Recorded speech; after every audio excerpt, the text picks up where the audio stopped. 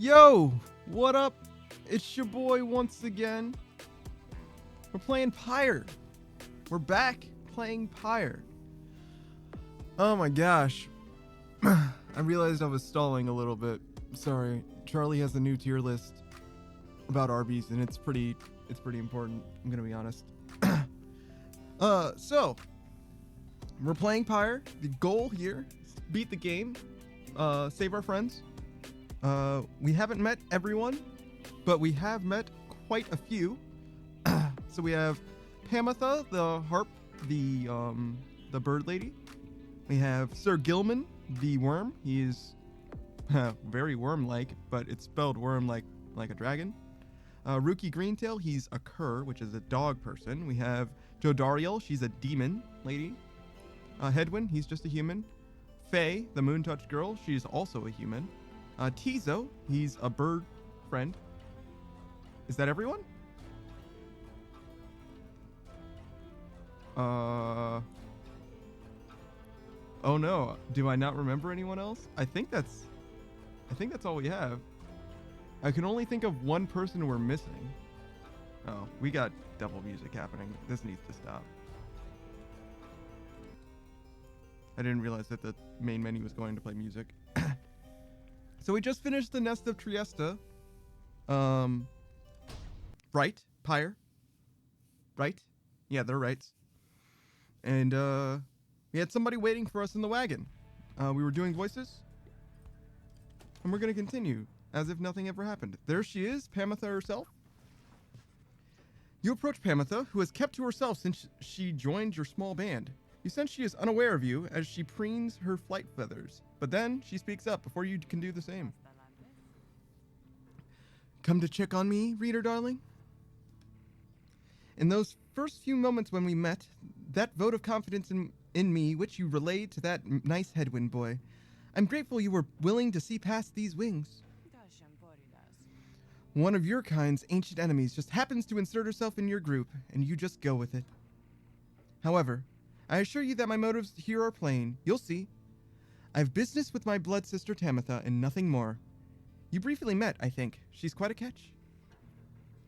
As to the little quibble between us, well, it's a long story in all in all. One that's frankly no one's business but hers and mine. Surely we'll run into her again, maybe not soon, but in time. And we have the rest of our long lives to wait. Anyway, happy to aid you in your quest, until such time, especially to the extent that it aids me in mine. A simple exchange. Until then, stay vigilant, darling. You needn't concern yourself with making small talk with someone like me, and besides, we harps have a saying, liars abound. She swoops away before you can respond. That's wild. Oh, and Pamatha's moonshine is here. Kept close at hand in the off chance of a good occasion, or a very bad one. Hedwin's off on his own. Ruki's digging outside. Tizo's tidying the wagon with Sir Gilman. Jodariel is foraging outside. And yeah, Faye is prancing about.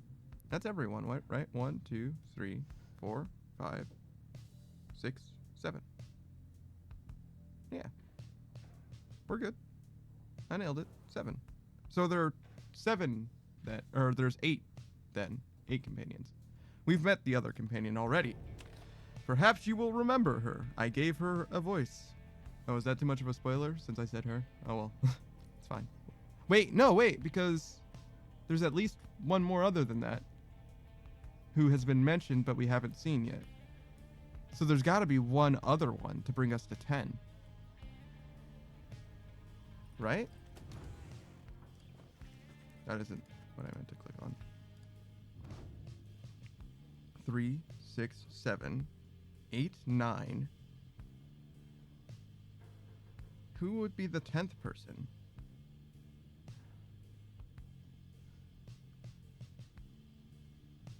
Who would be the 10th person? I'm so lost. Who did I completely forget in this game? And how did I let that happen? I guess we'll just have to continue for now. Oh wait, we have character character lore to read about. So we don't have any new astral signs or anything like that, but we can read their backstory, their little character profiles. We already read Headwinds and Jodariel's and Grookey Greentails, but we did not look at everyone else's. So Faye, the moon-touched girl, is the faithful drifter. She is a young vagabond girl with an odd manner and an unshakable sense of curiosity. I don't really care about her powers, but observations, that's interesting. She appears to be a vagabond who has wandered the downside for some time and has somehow managed to get by. Her simple and sincere demeanor suggests she likely was shunned in the Commonwealth and would have been considered a savage by the standards there. She seems unusually interested in the legends of the 8 scribes. Tizo, he's a venerable drive imp who seems to know the ins and outs of the Nightwing's Black Wagon. Imps are known for having superior appetites, but not for having much in the way of intellect. This particular imp defies all common understanding. It seems to be deeply connected to the Black Wagon of the Nightwings, and perhaps the Rights themselves. You and he quickly formed an understanding. And Sir Gilman, the Honor Seeker, he is a once proud knight of the Sea Dominion on a self-made quest to regain his honor. One of the outlandish worm knights of the Sea Dominion, he appears to have withstood many battles in the name of the Commonwealth, which employs many of his kind for its ongoing war against the High-Wing remnants. His exile seems to be self-imposed, though even he can only take so much abuse from his fellow knights. The Sea Dominion is a vast and war-torn undersea regime, home to untold numbers of amphibious worms. The worms clambered onto the Commonwealth shores in search of new wars. Interesting. So the Sea Dominion is simultaneously its own undersea regime and part of the Commonwealth. Huh. Well, alright then. But yeah, the High-Wing Remnants is a separate faction. And totally separate. Despite the Sea Dominion being ostensibly the same thing, just a different race. The Guilty Sister. This is Pamitha, of course. She's an outcast of the winged Highwind. Nope. I keep wanting to say Highwind, which I think is the name of a Final Fantasy ship. She's an outcast of the winged High-Wing remnants, the Commonwealth's hated enemies. If the Commonwealth fears anything at all, it is the harps of the High-Wing remnants. She's clearly one of them, many of whom have been exiled as prisoners of war. She seems to have an unusually uneasygoing attitude towards things, that you sense she is in pain or in a state of turmoil over something. Okay? So. Man, that 10th person is driving me crazy. Who else am I thinking of? Is there not a 10th? Is it really truly 9? It seems wrong. Alright, so we're going to the Sulphur Main, a precarious path leading towards the woods, because the lone minstrel cautions that the one path down the cliffs is rather treacherous. Okay? So he's leading us here, even though it's the only, or because it's the only path, despite being treacherous, it's still the only path. The wagon has hit a snag, descending the black crags. Its wheel is stuck. Jodariel is not pleased. First that blasted bird, now this. Though you lack Jodariel's raw strength, you join in as she attempts to dislodge the wagon. At last, with a roar and a heave, she forces the wagon back onto solid ground. May this sandalwood be worth all of the hassle.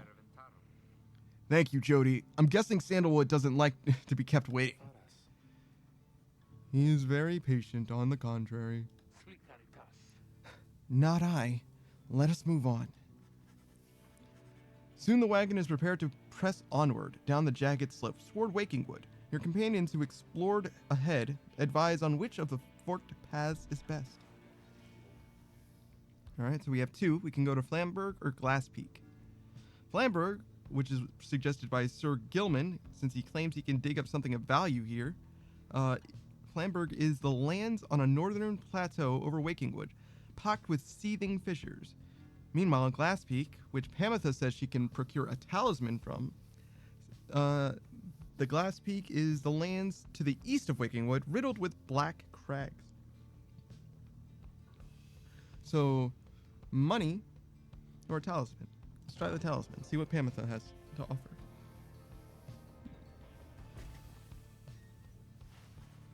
Having gone the route Pamitha recommended, she directs you toward a particular crag, no more conspicuous than any other. They clip your wings before they cast us down, you know? But just the same, we learn to flit around a bit. Just watch. Pamitha swoops up to a nearby peak and disappears behind it. She does not keep you waiting long and returns bearing an item of some sort. For you, reader darling, we high-wing remnants stash away such things for such occasions. A fairy spirit. After bearer banishes an adversary, spawn a moon drop, which briefly grants infinite stamina.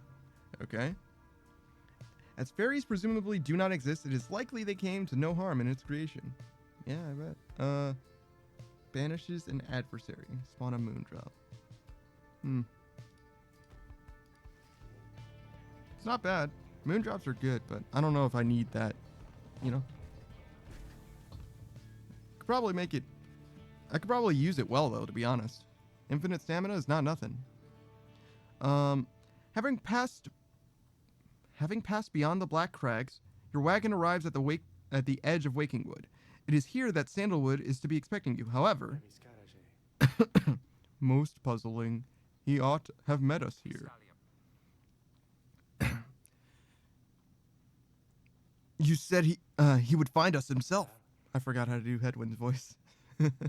It's not that different from my voice, which is especially funny. He was to find us at the edge of these woods. Oh my gosh, it's so very hard to switch between them. I'm out of practice. We supposed to keep waiting for him? He would desire for the stars to be our guide, as always. The rights beckon, and the rights take precedence above all else. Surely he shall find us yet. Then let's keep moving. How do we get through these woods? The lone minstrel notes two possible paths forward from this point, though cautions that the woods are difficult to navigate, and Sandalwood would have known the most expedient path. Okay, so we have two. Needlefield and Greymoor. Needlefield is a small clearing east of the Glade of Lugh, and the lone minstrel says his client Sandalwood studied the rites here, okay? And Greymoor contains the grandest trees in all of Wakingwood, and the lone minstrel says his client Sandalwood once resided here. I guess passing by his house might be prudent, right?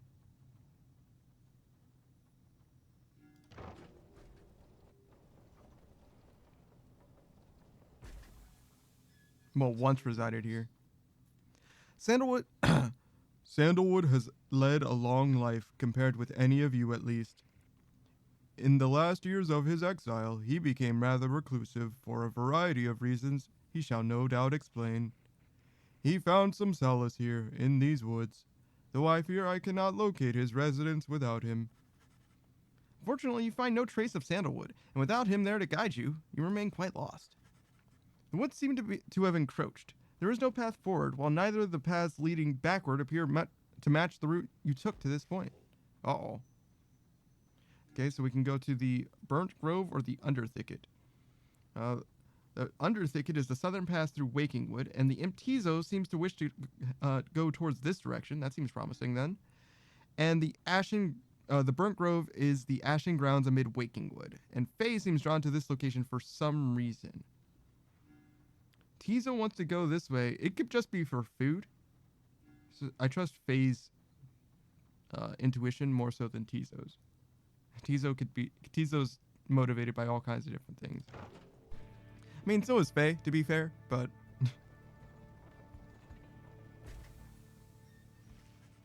the woods are so disorienting at this point that you decide to break for camp and survey the surroundings for any clues. I feel like that sentence is weird, but that's fine. Perhaps later there shall be time for you to pursue your vocations. All right. Oh, to be honored Crystal Extradarial. I just realized. I think, I can sense you out there somewhere. What is it that you want? Let's see what's on our mind first, actually. Let me ask you something, lovely reader. Have you any idea for how long I've been imprisoned here? 1,000 years?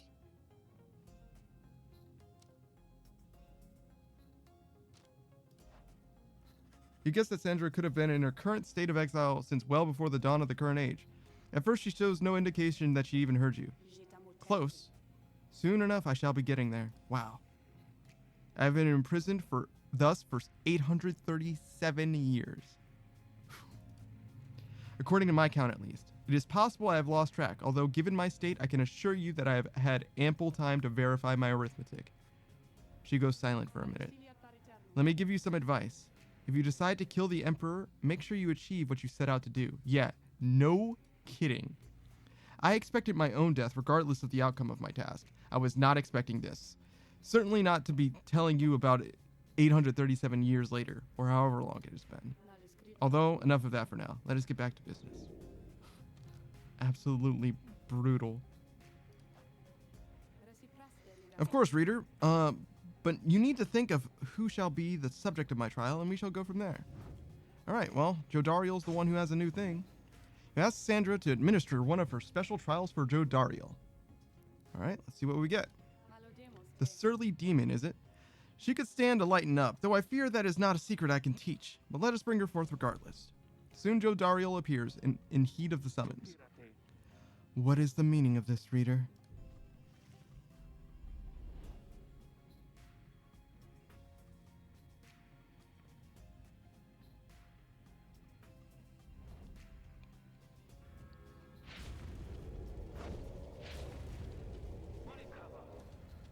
What is the meaning of this? Reader, where are the others? The apparition Sandra appears and loosens her mask. Sometimes Jodariel has an accent, I realize.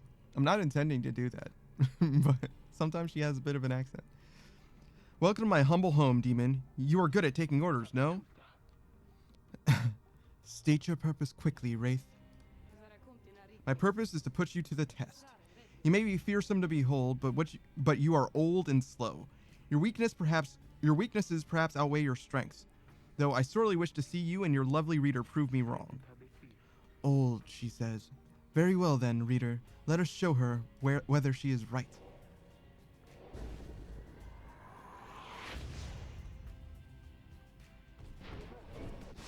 Oh, I beefed it. Yeah, I beefed it. Alright. No! I didn't intend to pick it up. That was a mistake.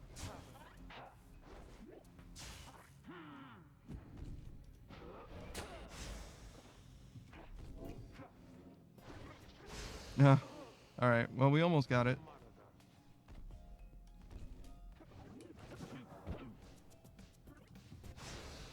Oh.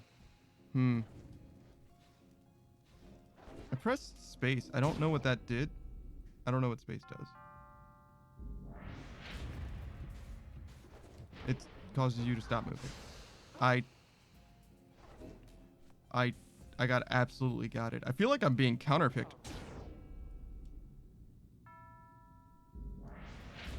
Okay.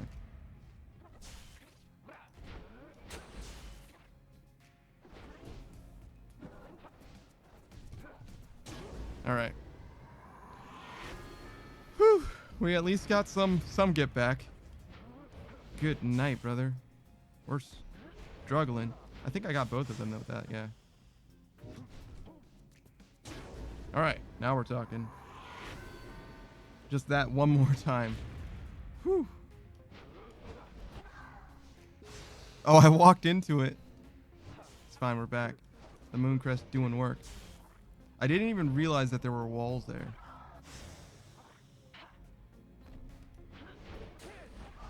Ooh. That was close.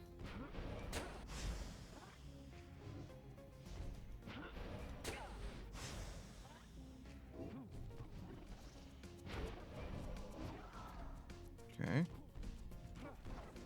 Oh no! I was very, very close, but not close enough.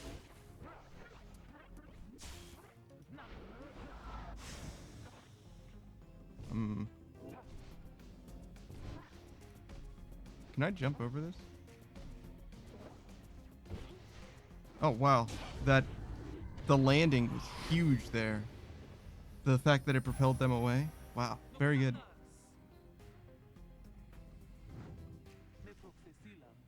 Are you satisfied now, Wraith? I am never satisfied, Demon. However, your performance was sufficient and you passed my test. Therefore, congratulations are in order to you and to your lovely reader. Now, farewell. All right. Nice little challenge.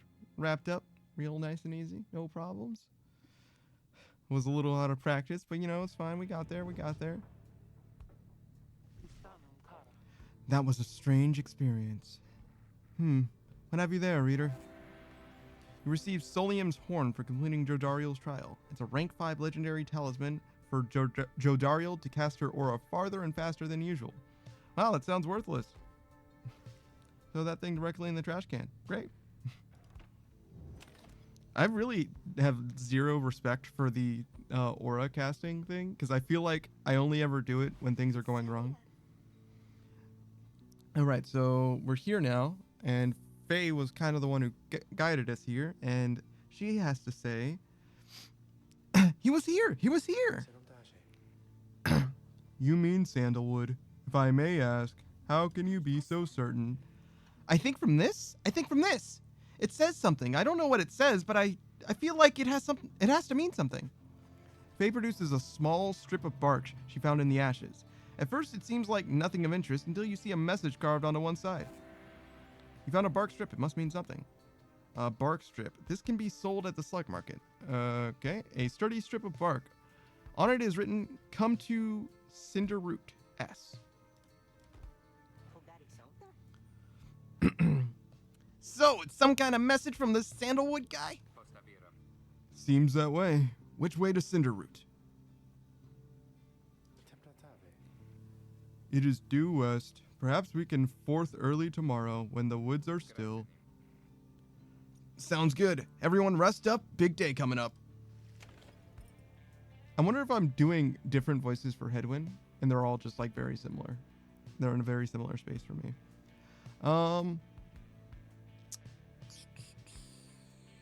So, I don't feel the need to give anybody experience. It's fine. There's plenty of game left. And studying in private could be good. The quickness is the probably the most important thing that I got, and I already did that. Forage for resources. I'm not so keen on that. We just got a resource that I intend to sell, which is effectively 80 gold. Alright, let's see what we can do. Presence. Increasing the size of your fellow exile's aura, or hope. Reduce banishment time. And this increases how much damage you deal to the adversary's pyre. These two seem like the most important. I mean, hope also can help, just simply don't lose, is how I view hope. You attain yourself... That's actually kind of accurate for just hope as a concept as well. You attain yourself to the... You attune yourself to the strange and mystic properties of the Book of Rites, embracing such as possible that which cannot be explained or truly known. Inspiration comes to you in a flash, whether from the book or from within, you cannot tell. Reader's influence, tenacity. Okay.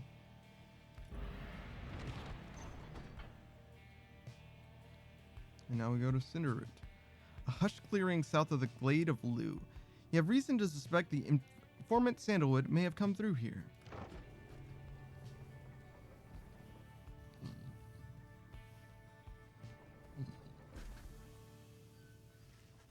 You arrive on the outskirts of Cinderroot, but once again, the informant Sandalwood is nowhere to be found. You sense the hopes of your companions waning as you search through the areas. As your search through the area yields nothing.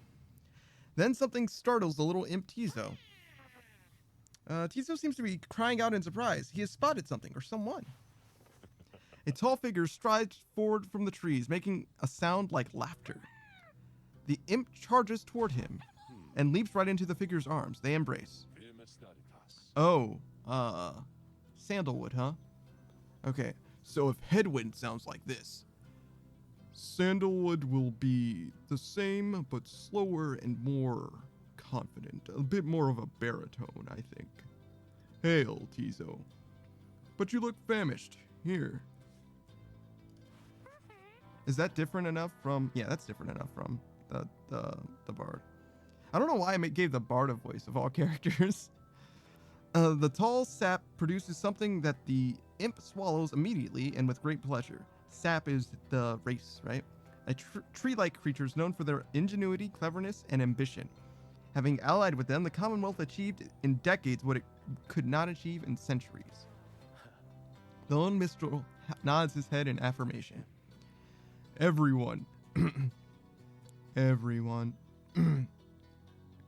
Everyone, I wish to introduce to you my client, Volfred Sandalwood.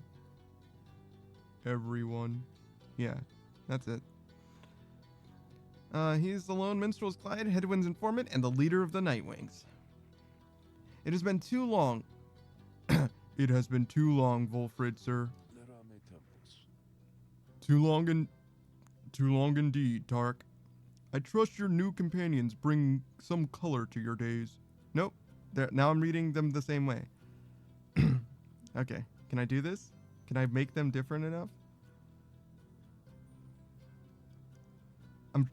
I'm reading him as the bard, Tarek, as if he's an Elcor.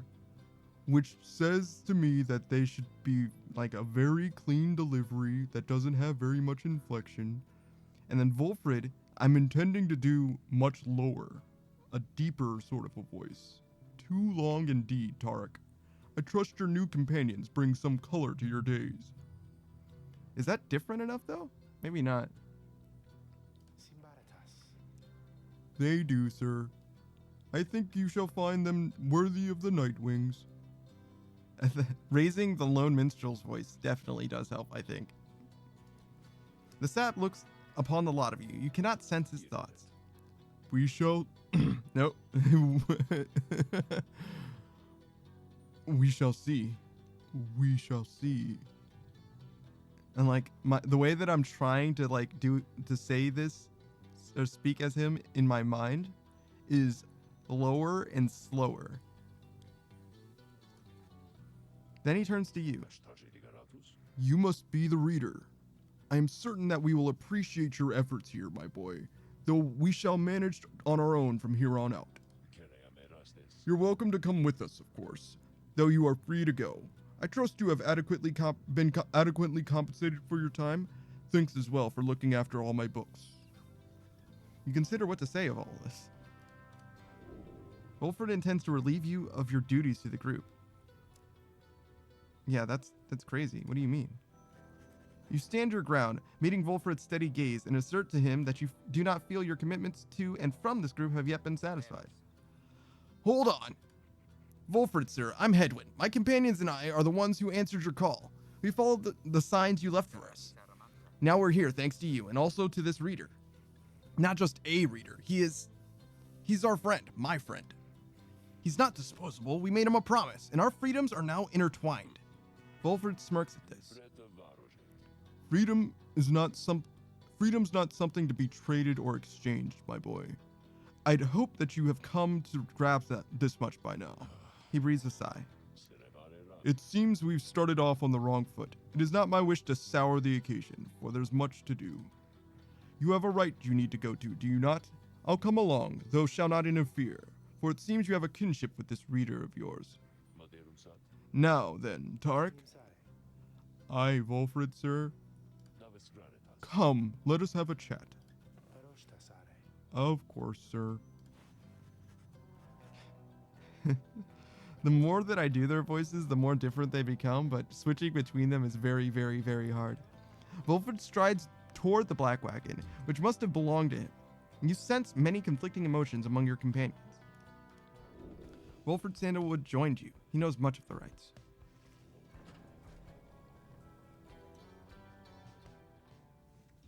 It's interesting that he came back and it's like commanding the space as much as he is, rather than being the new person in the room. It's very interesting. Your wagon cuts through a clearing to arrive at the Glade of Lu, where the stars directed you. Volfred nods his approval, but leaves everyone to their devices. and a page was revealed. The demon. Oh, hey, you guys, you know, I guess I didn't get the word out about this new franchise we just opened up just now. So, give you a great deal. Just tell your friends, okay? Oh, and, hey there, Mr. Sandalwood. Good to see you as well, Ron.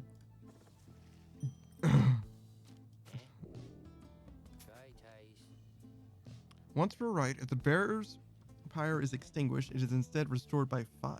Interesting.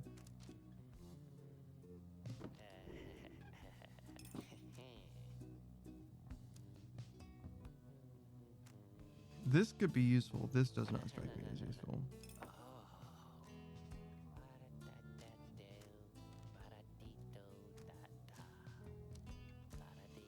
I think I'm just going to save this money, though. At the start of a rite, the bearer's pyre automatically gains +7. +2 hope, +2 presence.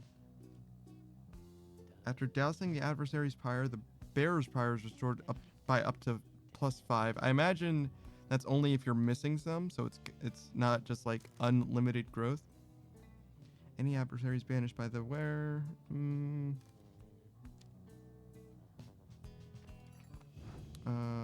This is maxed out, right? Yeah.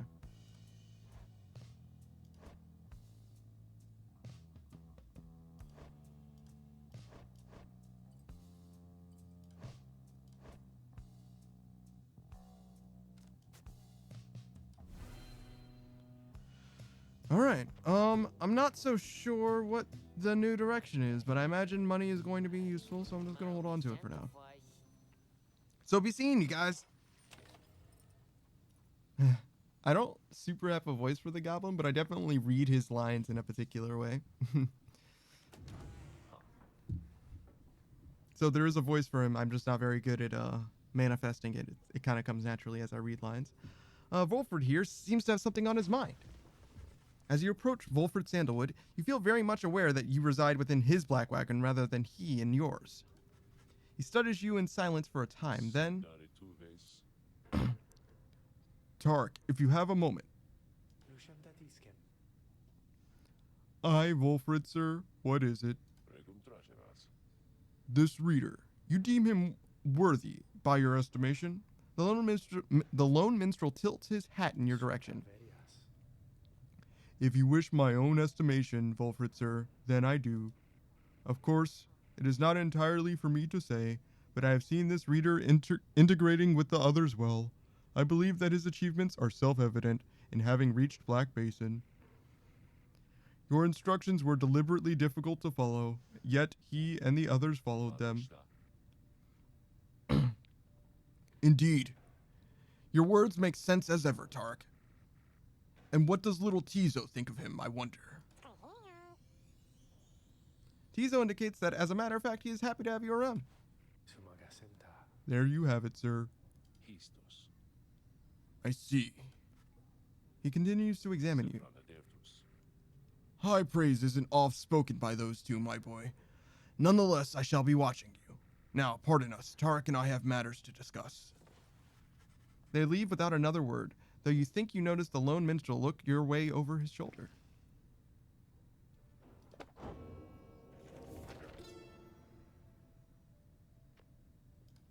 The demon. In the words of Gulathanian, the Master General. Emperor Mur. Scarcely could I recognize him when at last I found him. A half-starved animal, horns sprouted from his head, a bestial mirror of his blackened reputation. And I, a man who conquered countries, feared my emperor then in such a way as I have ever... Wait, no. And I, a man who conquered countries, feared my emperor then in such a way as I had never known. That makes way more sense. My charge had been to slay this man, but when I discovered him, he was already fighting for his life. The little imp, Haub, proved of little help against the Sisters of the Arch, whose entire lives were culminating in this instant. I was unable to watch. My heart ached with such pity for the man, and for the love I felt for him when I had served him, that I sprang to his defense. You can't kill him. I'm here to kill him. I don't see anything from, that's, like, obviously Volfred's. Maybe that'll show up later. Something over here, maybe. There's plenty of room though. There's plenty of places where something could go. And he's like part of the crew, but he's not like part of the roster, you know, yet. You and your fellow exiles arrived at the sacred site called Glade of Lu, and now look at the stars in the sky to signal the beginning of the next rite. Did I read this? The Glade of Lu is the great sap scholar, or says that the great sap scholar Luce Glorian here vanished the root titan, limbless Arazek. The woods about you bring a sense of tranquility you have not felt in some time. But then, you notice one of the trees move. It shuffles towards you and regards you with an exaggerated bow. Well, goodness, by the roots of Luce Glorian, it would appear the rumors are correct. The Nightwings have returned. Oh, but where are my manners? One moment. The sap claws at his mask with his wispy fingers. Much better. H. Manly Tinderstoff. At your service. Perhaps you've heard of me. He's a sycophant who seems certain he will land a position of high standing once he's free. My fellows and myself, you perhaps know us as the Chastity. The Chastity is a triumvirate bent on exploiting the rights to gain status in the Commonwealth. Of course, led by yours truly, H. Manly Tinderstoff. We soon shall stand against you in the rights. For now, I am just whiling away the time, making small talk. Now then, I have introduced myself, your turns. To whom am I speaking? Then in your mind's eye, you see Volfred and hear his voice. Manly Tinderstoff is not to be trusted. Reveal neither yourselves to him nor me. Well? Beneath her mask, Jodariel stares back at him in silence. You suspect Volfred's message may have reached every member of the group. Why now? How very rude indeed. Well, fine, ignore me, but you do so at your peril. At your peril. Anyhow, once this evening's rites commences, any moment now, then I'm afraid ignoring me won't be an option any longer. Oh, and now I do believe the sky is beginning to show. We'll have to chat again some other time. Now, come along. Manly bows again and heads and wanders off into a clearing as the stars begin to burn.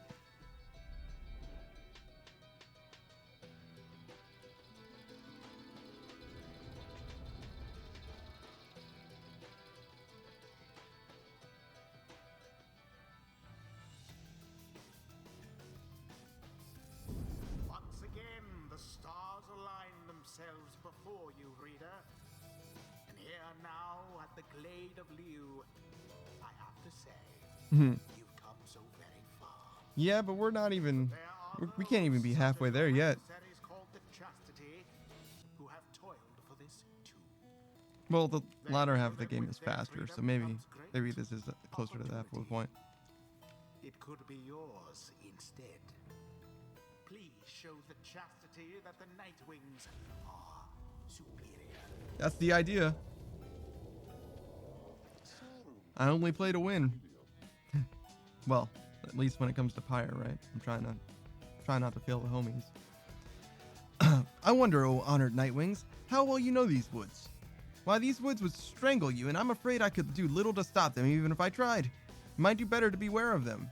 When Jodariel continues to ignore him, he grows upset. Why, you insolent!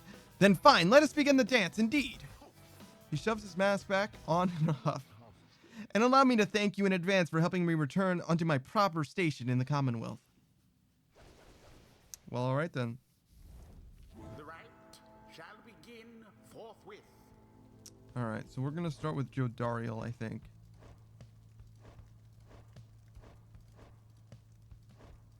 I guess my experience is a little bit lacking as far as like distribution goes. But if I'm trying to get the green experience, then my team has kind of been decided for me, no? I have 3 people? No, 4. I can bring Faye or Ruki and I think Faye makes a little bit more sense because she has a little bit less experience. And we'll bring Sir Gilman as well. Jodariel's like my main squeeze, if you will. She's kind of the main person that I'm used to using. Sir Gilman, There's a few people that are all like kind of the same as far as I'm concerned, as far as like relative speed, if that makes sense. I don't have a. Oh, I do. After the bear banishes an adversary, spawn a moon drop. I should probably be moving this stuff around, because it's obviously not going to help them. So his quickness is the highest. Oh, and we're bringing... So we'll increase his quickness, I guess. Actually, we'll do that. And then for her, yeah, now we're talking. So the idea is I'm increasing Gilman's speed percentage-wise because, you know, if he's got 8 meters of speed, 10% of that is almost a meter, 0.8 meters. Whereas if Faye only has 5.5 meters of speed, if you will, then increasing her quickness stat by 2 will give her 0.6, which is just a bit better than 10%. Right? So that's the idea. So yeah, I'm thinking I'm bringing Jodariel, Gilman, and Faye. Sir Gilman. Faye. Very well. I don't think I like that Manly very much because he keeps saying that we're rude, but I think we're nice. Are you quite ready, finally, Nightwings? May all those masks of yours ensure no harm should come to any of your lovely countenances. Now, come along, let us give the stars a show. I think I left the killing thing on Hedwyn. May I present you Humboldt Manley Jr., Manly sapling, which not only has a name, but bears a similar posture and likeness to him. Why, he is every bit my equal and is poised to guarantee the Tingerstoff line shall have a bright, bright future. He goes on and on about his sapling for a while. I have had more than enough of him. This night... I'm sorry. I have had more than enough of him. This night, now as ever, is in full accord with you on this, good Jodariel. Now isn't he just the most precious thing you've ever seen, The sapling is nothing but an extension of Manly. If he is banished, the sapling should cease to trouble you as well. Manly and his offspring hold no small... Banish Manly to get rid of the sapling. Okay. There are many who would Oh, welcome his that did return, not work, huh? though none so much as he himself. Glory to the night first of all. Yeah, I'm pretty sure I forgot to move Hedwyn's thing, but that's okay. We'll go without the money for now. I got plenty of money, right? Oh-ho, what is this? It seems the woods themselves are closing in on upon our little soiree. Oh, do be careful now. These grasping roots and vines, they may not hold you in such high esteem as I. Okay. Your adversary Manly is comfortable in this suffocating glade. Yet he longs now for the comfort of his Commonwealth estate. Perhaps such wealth or spectacularly done. All right. Sorry, narrator. I'm not really listening to what you have to say. Oh dear, the woods are closing in, uncomfortably close at that. Whatever shall we do? Perhaps if you stand aside a while, we could put an end to this that much sooner. All right.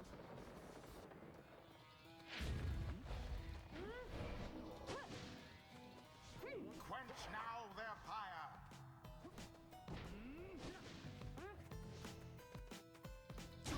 Glory All right. to the scribes. Say, have you noticed how it's feeling rather crowded out here? Almost as if the 100 Minds himself resents you being here. Yes, I think that's it. The 100 Minds, the third of the 8 scribes of the Book of Rites, known as the Wise or the Philosopher. Luce Glorian 100 Minds, huh? He is said to have fathomed every thought, and his wisdom flows through the river of his name. So cease with all this you're scurrying about with that damned orb, and let me handle this. All right.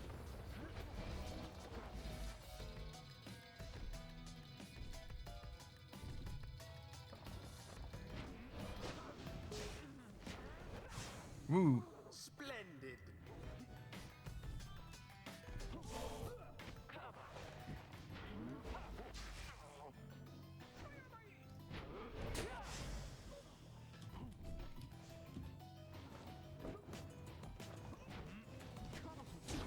Okay. On goes Sir Gilman into flame. All right, you Nightwings. I've had it up to here with you. Or perhaps I've simply had it up to here with all these encroaching plants, these miserable things. Either way, I don't appreciate how you're ignoring me. I'm not sure that you making those plants is hurting me as much as it's hurting you, I'm going to be honest.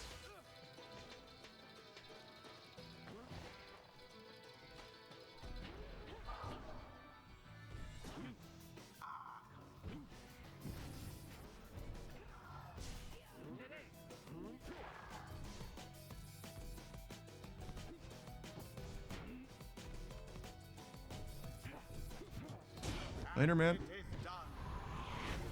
A little bit overkill, but you know. I guess the Nightwings did prevail. Trying to scoot and wiggle on over into their pyre. No problems, no problems. Thus end this night's proceedings. Good, that imbecile of Sap. So much talk in hot air. It's literally just breathier than normal. That's literally all I do for Joe Dariel. I knew we could prevail, though Mr. Tinderstoff there, I think he's really upset now. Well, my.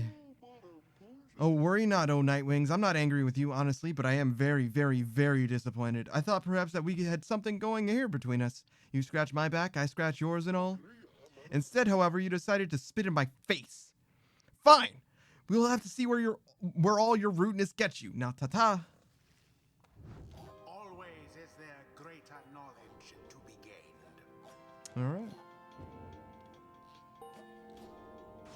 The moon Oh, just perfectly.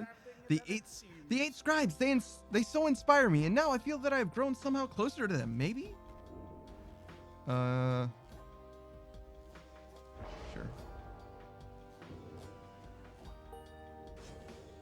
Desperate for honor, this Huzzah! Great wisdom clouds over this night's entire consciousness. Great wisdom clouds over is an interesting way of phrasing that. All right, and we have two trees here. We have the depths of the sea sojourner. Rights masteries enhancing a worm's carefree and unpredictable nature. The Underking traveled all across the sea and survived many perilous adventures. Or the tactics of the Underking. Rights mastery enhancing a worm's maneuvers inspired by their traditional undersea warfare. There is no limbless undersea faring warrior who has surpassed Underking oars, though his kind keeps trying. Avenging aid. After Silkelman banishes an adversary, one of his banished allies shall instantly return. Interesting. The Underking promised over time to seek justice for more than 3,000 of his fallen brethren. Quick draw. After using his slash, Silkelman can use it again to instantly return to his previous position. His armored scales flash like lightning underneath the sea, and his travails traveled just as quickly. Greater Cleave. Sir Gilman's slash banishes adversaries in a wider area of effect. That's something. The Underking Oars yet remains the most famous fencing master ever to hail from the Sea Dominion. And Vigorous Slash. After using his slash, Sir Gilman instantly recovers all his stamina. Huh. That could be useful. Come forth, ye cowards, for this knight is wont to trim over our population down a bit, oars to his enemies. So yeah, if you use this in conjunction with this, then when you slash, right, when you use quick draw, okay, so Sir Gilman's ability, when you use his slash, he basically jumps to the end of his little aura trail, right? So you start somewhere, you go to the end of you go a distance, and the trail will follow behind you like the game Snake for a while, but only up to a certain distance. If at any point you right click, you slash, which sends you back through your trail to the other end of it. With this ability, quick draw, you can use slash again to go right back to where you started, which would be useful in conjunction with Vigorous Slash, because after using Slash, Sir Gilman instantly recovers all his stamina. So if you sprint real good all the way to wherever you're trying to go, you run out of stamina, you can then slash, unslash, and then get all your stamina back instantly and be right where you started, is the way that I imagine that working. Now talking about this other tree, we have Sir Gilman, the Valiant Return. If Sir Gilman and all his allies are banished, he shall instantly return. That's also pretty useful. This one vow that, the one vow, one more time. All right. Reset. The one vow to the sea sojourner was unable to keep. The one vow the sea sojourner was unable to keep was his vow to one day return to the sea dominion. Oh, really? The Underking never returned, huh? While Sir Gilman's allies are banished, he moves faster than usual and temporarily has infinite stamina. The Underking was revered for having vanquished more Worm Knights than any other of his kind. I see. So Sir Gilman works better alone, interestingly. A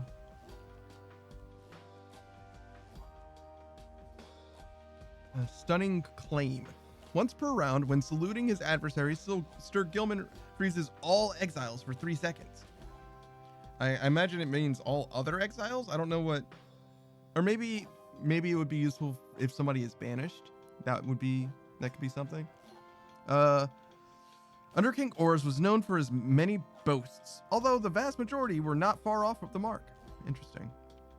And lastly, we have Seize Chance. For 10 seconds after banishing an adversary, Sir Gilman deals an additional 10 to the adversary's pyre.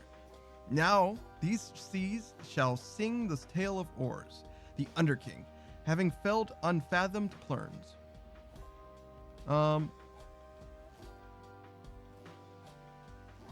I feel like these 3 abilities are the ones, so that's what I'm gonna do. The same ones that I described earlier. Until the stars align. That was well done, my boy. I'm beginning to see why your companions vouched for you. Don't let it go to your head, of course.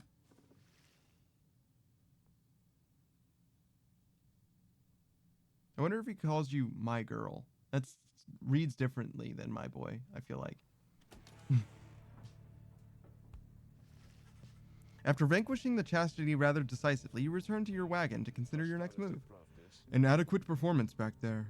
We literally didn't get scored on at all. How much better what do you want from me, man? Adequate? Adequate? Yes, adequate. For the next part of our plan. Now, go have your reader there consult the stars. See where they take you next. I'll give you a hint. It's further north. It's going to be high up. Did this knight hear you say high up? And it's going to be cold. We'll see. Come on, friend. Let's take a look outside then. That plan Wolford mentioned. I just want you to know, I don't know what he means. We're here because we're going to be free again. We won't be living out our days as exiles. That's the only plan as far as I'm concerned. But there's always a catch, right? We'll see what Wolford has to say. Anyway, I'll leave you to it. No matter what, we're getting closer, thanks to you. One more look towards the heavens.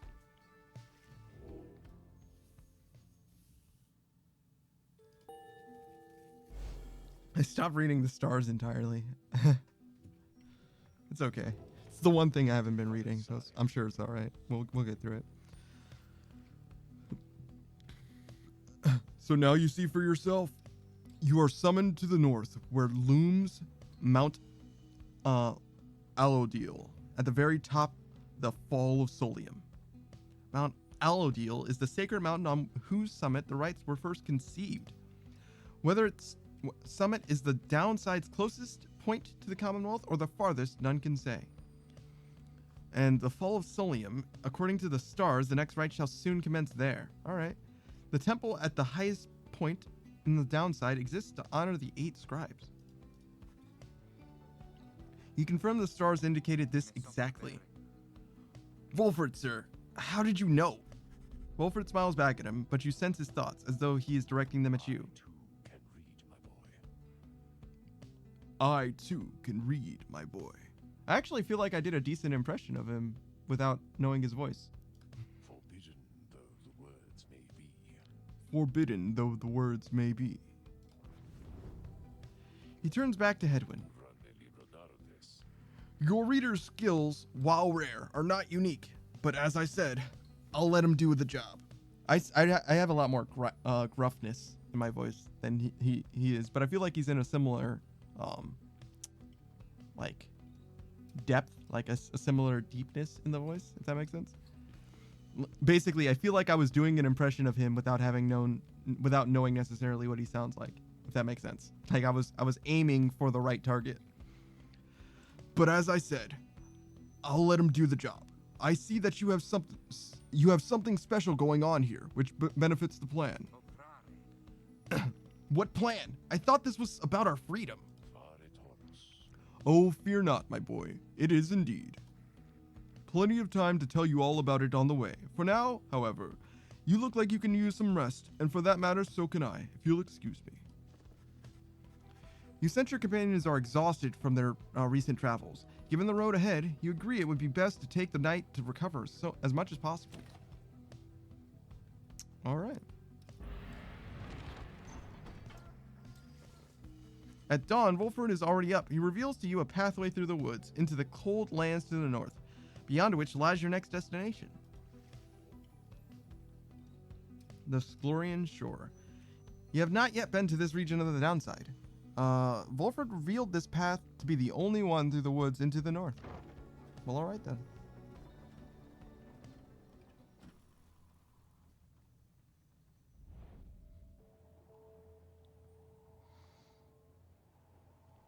And from the forest to the icy north.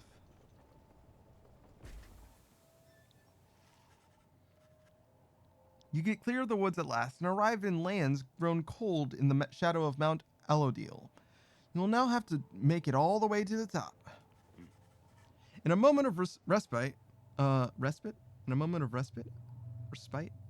think it's read both ways depending on the context, weirdly enough. Or maybe it's like American English versus British English. But anyways, Wolford calls everyone together to discuss matters pertaining to the rites and the plan to which he alluded. You banded together with a common faith that freedom from the downside is not impossible, am I correct? But let me ask you something. What does freedom even mean to you?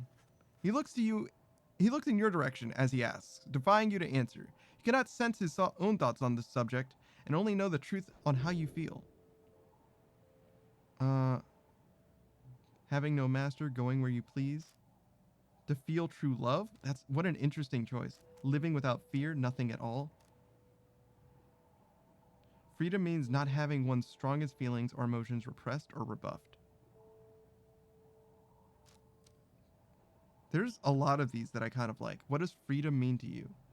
Doing what you want is definitely, in some capacity, freedom, but we're not incapable of doing what we want, for the most part, in the downside. Achieving inner peace doesn't strike me as freedom, if that makes sense. Like, you've had freedom if you've achieved inner peace, perhaps, but it's not... It's kind of like the wrong way around, I feel like.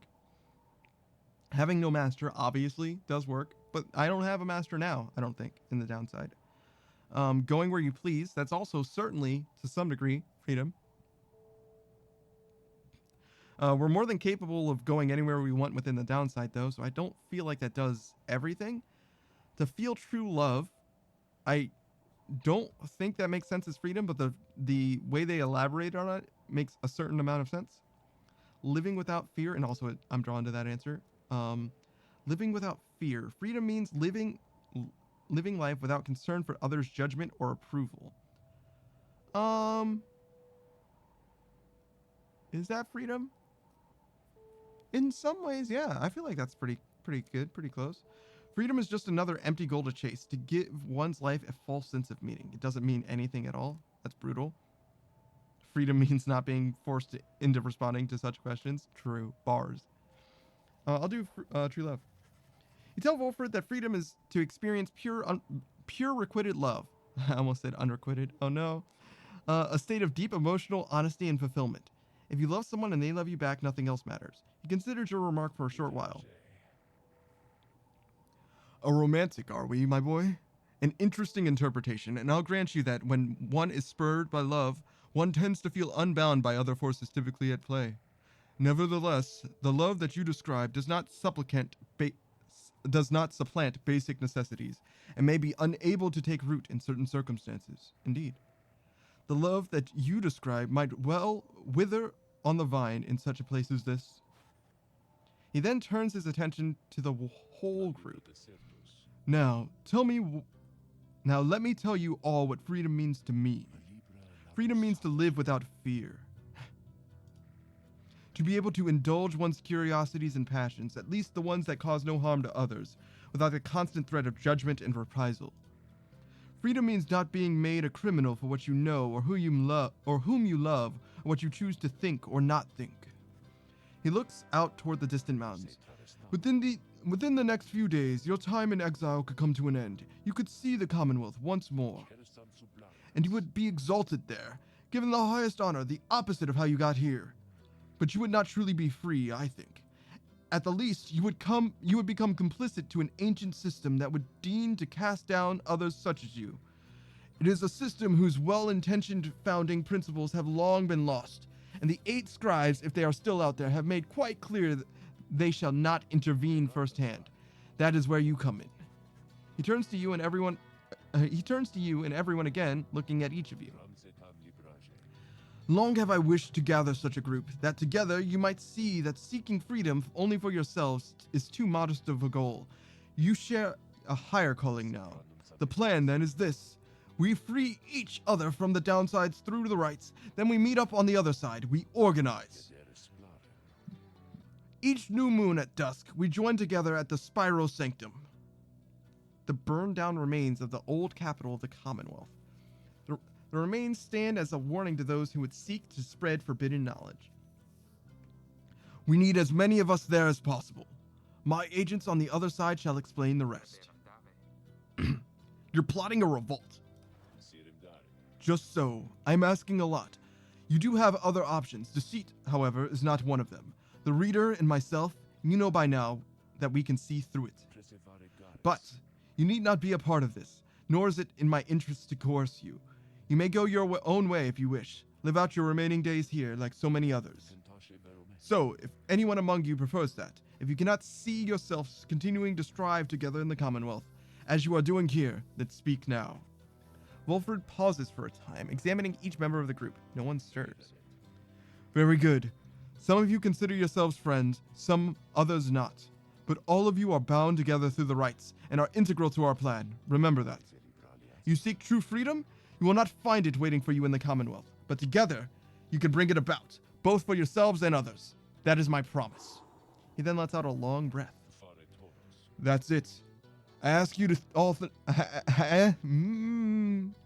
gotta take your time, brother. You gotta let yourself feel the vibes and don't rush out the words. That's all. It's right there. It's not going anywhere. We can be here as long as we need to be.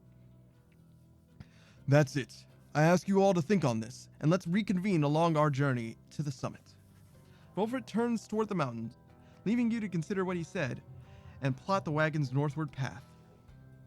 I definitely am glad that I didn't choose the option that he went with, because I felt like I would have been doing the thing that I remember him saying, even if I didn't like actively remember it, if that makes sense. So yeah, I did the one that appealed to me the most instead. The Mur Pass is a pathway leading north to the sacred mountain. Wolfert indicates this is the only way to reach the base of Mount Aladiel. Hiccup.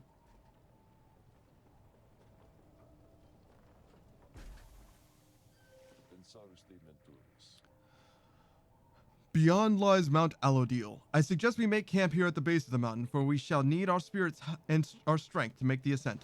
I expected him to say high. I was trying to say our spirits and our strength high, but neither of those were necessary. All right, Wolfred, what's up? There you are, my boy.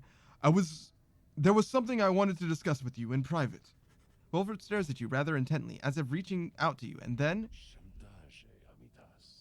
You do know what it means to be a reader. Those such as we are not limited to reading pages from a book. Though your ability in this sense, Your ability in this I sense. There it is. Though your ability in this I sense is nascent still. Mere flashes, uncontrollable. I see, as well, now that they haven't told you yet. You're friends, and that explains a lot. They haven't told you readers such as you cannot go free. I had wondered why you would insist on pressing onward with this group in light of this. The answer, then, was plain. You simply did not know, or fully realize. They did not deceive you, by the way. There is no reason they would know themselves other than Tarek, who shall not influence your thinking in such matters. Rather, I had expected, when at first we met, that you already knew the truth of this from having read the passages in the Book of Rites, which states it plain. Only those who shall conduct the rites firsthand shall walk the path toward enlightenment, and become eligible to regain their freedom. Perhaps you have not gotten to that part yet. Yeah, I indeed did not. Wolfert breaks free from you, and looks at you again. He then speaks to you as normal. It is plain that you are not in adequate condition to conduct the rites, and this group values you as a reader. I wish only to ensure you understand what you are getting into here. Despite whatever hopes and dreams and promises might have been shared, I do not think the rites can help you to return, if that is what you had in mind. So, once again, I invite you to depart, and I will see to it that you are compensated. Do not misunderstand. If it is your wish to remain, then you are welcome here. But this journey we are on, it has no guarantees, not for you, not for any one of us. Do you understand? Wolfert indicates that readers such as you cannot go free through the rites. Say you understand. You have learned in life to keep your expectations low and tempered.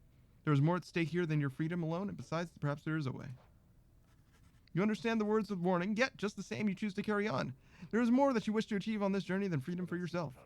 I admire that, my boy. Then very well. Know that we have much at stake here in this, anyway. Much more than just a shot at going back to the Commonwealth, which cast us down here to begin with. It sounds like you intend to stick around. Then we'll have lots more time to chat as we ascend the sacred mountain in the coming days. Until then. He strides out of the wagon then, leaving you with your thoughts. All right. Once more you have returned to me. What is it, reader? What's going on? How are you doing? How very kind of you to visit me again like this, so lovely reader. For I was just standing about in the blackness of the void, thinking it would be most pleasant if something were to happen for a change. There was a long period of time that this incarceration of mine failed utterly to do anything but bring me peace of mind, not much of a punishment. I invite you to imagine an upbringing among the Sisters of the Arch. The Sisters of the Arch, an ancient band of killers trained almost from birth to carry out their missions without fail. All the sisters needed was a name and a sum of 500 sol up front. Living on the outskirts of civilization, your days all full of training which could kill you or just cripple you for life. How do you suppose I lost my sight? Interesting. Through glorious battle with the scribes or in a careless sparring session with my master? But I've not forgotten enough just yet. In any case, at first I welcomed the prospect of not having to struggle every moment to survive. But in less than 2 centuries, why, I started to grow terribly bored. It did not help at all that the Nightwings of the early days were the stodgiest lot you could imagine, obsessed with obeying the book as strictly as they could. Some of them started to remind me of myself, I think, when I was young. Such idiots, the lot of them. But what was I saying? I'm sorry. But what am I saying, lovely leader? Lovely leader? No, I am the leader, kind of, but I am the reader in this case. I shall not bore you with further such matters. I would not have bored myself to death back then, if only I could die. Or I would have bored myself to death back then, actually, is what she said. Like so many other things, I think mortality is something oft taken for granted, until it is taken away. So given your mortality, let's say that we get back to business here. Alright. I shall gladly oblige my reader. Who is it that is lucky this time? Of course, Hedwyn. You asked Sandra to administer one of her special trials for Hedwyn. Oh, you must mean that nomad boy. So innocent, that one. I should have a look at what to do with him. Then, let us bring him forth. So Hedwyn appears in heed of the summons. Hey, my friend, what's going on?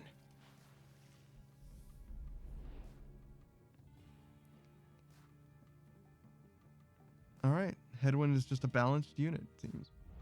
The Mario of this game.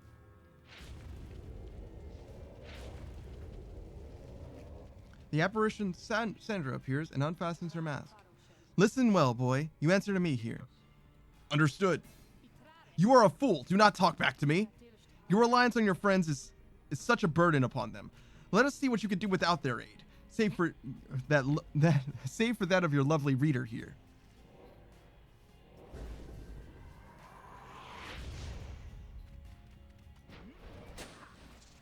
Oh, there's a wall there.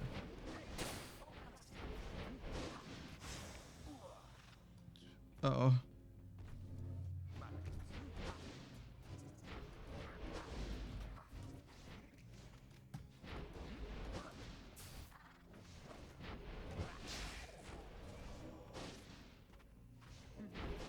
No! He got me. He caught me lacking. No! All right. All right. All right. We can do this. We can do this. No! I had so much sprint. I just had greed. I wanted to save it. Whoa, whoa, whoa, whoa, whoa, whoa. Close, but not close enough, brother. You gotta be quicker than that. All right. Oh no, I walked right into it. Oh my gosh. All right. I can do this. I can do this.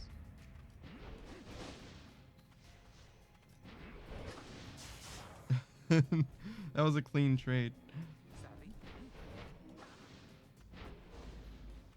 Okay.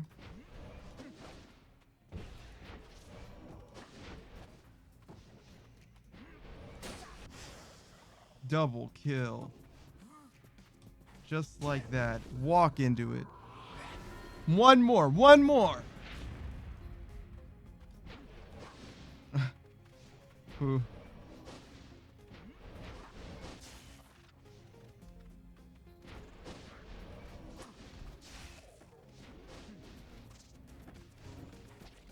Got him. Just like that. A little bit close, but not even close, baby. Headwind. All right. We did it. It seems you did indeed, boy. Your performance was sufficient and you passed my test. Thus, congratulations are in order to you and to your lovely reader. Now, farewell.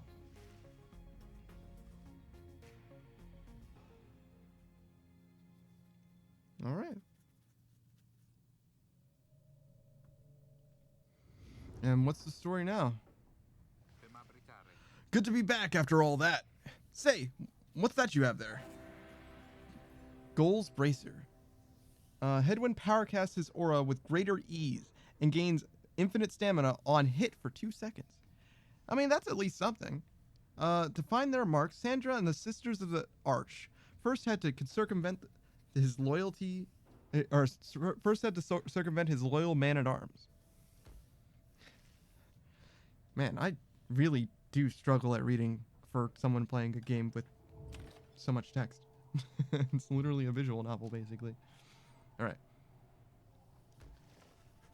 Earlier, Volfred called for a group meeting, presumably to reveal his plan in more detail. Instead, he reveals some bad news. Hey, wait, what are you saying? What I'm saying, my boy, is that while you can indeed get yourself out of here, it can't be all of you at once. We are on our way back one by one, or not at all. But I swore that we'd go free together.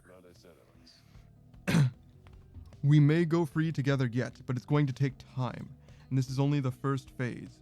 You, Headwind, and the others exchange glances. Let me make this plainer for you still. Here is how the coming days are going to unfold. First, we're going to ascend Mount Aladil. Then, there to the north. You may not think this wagon's fit for it, though rest assured it's made the journey many times. Next, we'll pass through Scribe's Gate. Scribe's Gate it is said that the scribes themselves keep watch over Scribe's Gate. The judgment of the scribes determine who can cross and who is sent the fast way down. Ooh. Only the worthy pass through there, as your reader could attest, if he did not merely skim that chapter of the book. Afterwards, we'll reach the Fall of Solium and meet our adversaries in the rites. There are to be Tempers, led by Demon Ignarius. You'll know him when you see him. Tempers. a mighty triumvirate that has been the closest rival of the Nightwings, led by the demon Ignarius. And then Ignarius, of course, he's the notorious demon leader of one of the most feared triumvirates of the Rights. Both you and they shall choose someone from your respective ranks. Then, once one of the triumvirate prevails, there's somebody will be whisked home to the Commonwealth. Whisked home to the Commonwealth? Precisely. Once returned, our somebody is taken in, clothed, and fully pardoned. The Commonwealth knows about all this? The same Commonwealth that says a sentence into exile is forever and freedom from the downside is impossible? Many of these details the scribes themselves wish to be kept secret. Former exiles and the leaders of the Commonwealth alike have good incentive to protect those secrets well. So then that's it. We climb the mountain, someone goes back, and everyone else stays? For most of those participating in the rites, yes, that's it. But I like your connotation, and indeed for us, that isn't it at all. If one of us returns, it shall be just a step along our path. However, let's let that sit for now. Gather your strength. We'll talk again on our way up. Wolfert leaves the rest of you to consider what he said. You have time now for your vocations. At dawn, you shall begin your ascent of Mount Allodiel. Well, let's keep studying.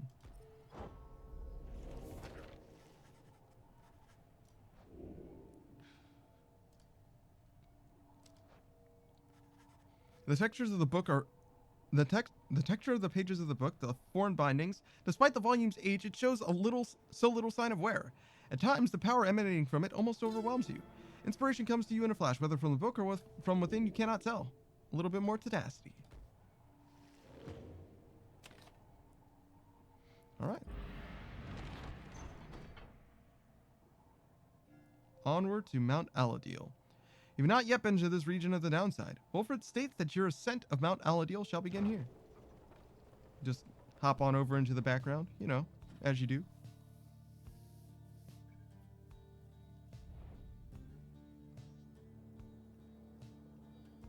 Alright, we even got a giant demon statue and a scribe statue. It looks like Hedwyn's raiments, the human stuff. I said scribe statue as if the raiments have anything to do with the scribes necessarily, like as far as physical representations. I do get that impression though, that like they're modeled after themselves, but I actually don't know that, right? Here before you lies Mount Allodiel, stretching far beyond your line of sight. Somewhere upon this mountain lies the only place from which you can escape the downside. Your companions gather round again before Wolfred, who stands tall as ever. Whether from the cold air or the subject now at hand, you sense a tension in the air. Now then, you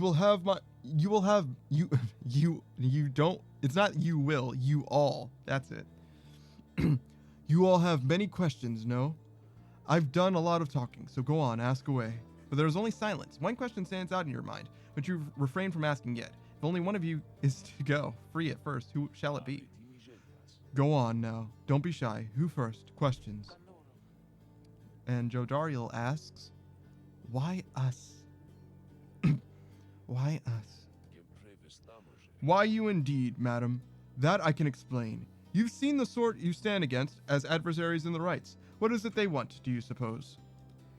They want their freedom back, of course. They'll settle for it on the Commonwealth's own terms. They'll gain their freedom and some cushy new responsibilities. Perhaps they'll have a hand in sending still more exiles here to join us. Think on it. The Commonwealth rose from the ashes of a fallen empire thanks to the efforts of the first exiles who escaped this place via the rights. It is the Commonwealth's first and proudest tradition to honor those ones who live to redeem their transgressions. They have a certain wisdom, do they not? But as for you, I have been looking for a certain set of dispositions for a good length of time.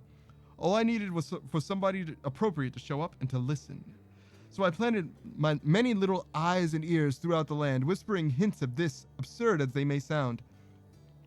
Took someone with a certain faith and creativity to go for it. That someone proved to be Hedwyn over there. He was tasked with seeking 2 trustworthy allies, an old buried wagon and a reader. He was invited to bring others for the ride, all different sorts. Gather enough help and he and his friends could be free. Long story, but you know much of the rest. So then why you? Because I've reason to believe you're not the sort to play right back into the Commonwealth's old hand. The rights, as you have seen, are quite exclusive. You are imposters in this little party. You could be the ones to break it up. Now then, more questions. Your head is beginning to spin. You can excuse yourself or keep listening. Keep listening, yeah. Volford's explanations are a lot to take in, though you feel compelled to absorb as much of what he's willing to tell you at this point. He prompts for further questions when Jodariel raises her voice again. Hold on, you mistook my meaning. I understand your plan. Still, I wish to know, why us? Why are we, among others, chosen for this liberation rite? The liberation rite. On a blooded moon at the fall of Solium, an exile from the prevailing triumvirate shall go free. The anointed champion then shall plunge into the shimmer pool and return in glory. Ah, I see. Well, but that is simple, really, madam. You are chosen, you are qualified, I should say, because, as the expression goes, 'tis what the scribes ordain. Though, in this case, the expression is quite literally true. When the 8 created the rites, each one of them anointed certain other exiles to participate on their behalf, exiles who showed some promise of redemption. The triumvirates they formed have stood the test of time, replenishing their numbers as their individuals moved on or passed on. You've met them as they are today, the accusers, the withdrawn, and so on. The 8 scribes also formed a special group, against which all the others would be judged. That group they call the Nightwings. You bear their books, wear their masks and raiments. You need but show up to the rites, you see. The others erstwhile jockey for position for a chance to take you on. Yeah, well, what if we don't? What if we don't show up? Then you would deny yourself a chance at freedom, and deny it also to your adversaries. Victory means nothing in a common rite then. Participation is all that matters? Not so, madam. Only the enlightened may regain their freedom. While failure can be an excellent teacher, the scribes do favor the victor.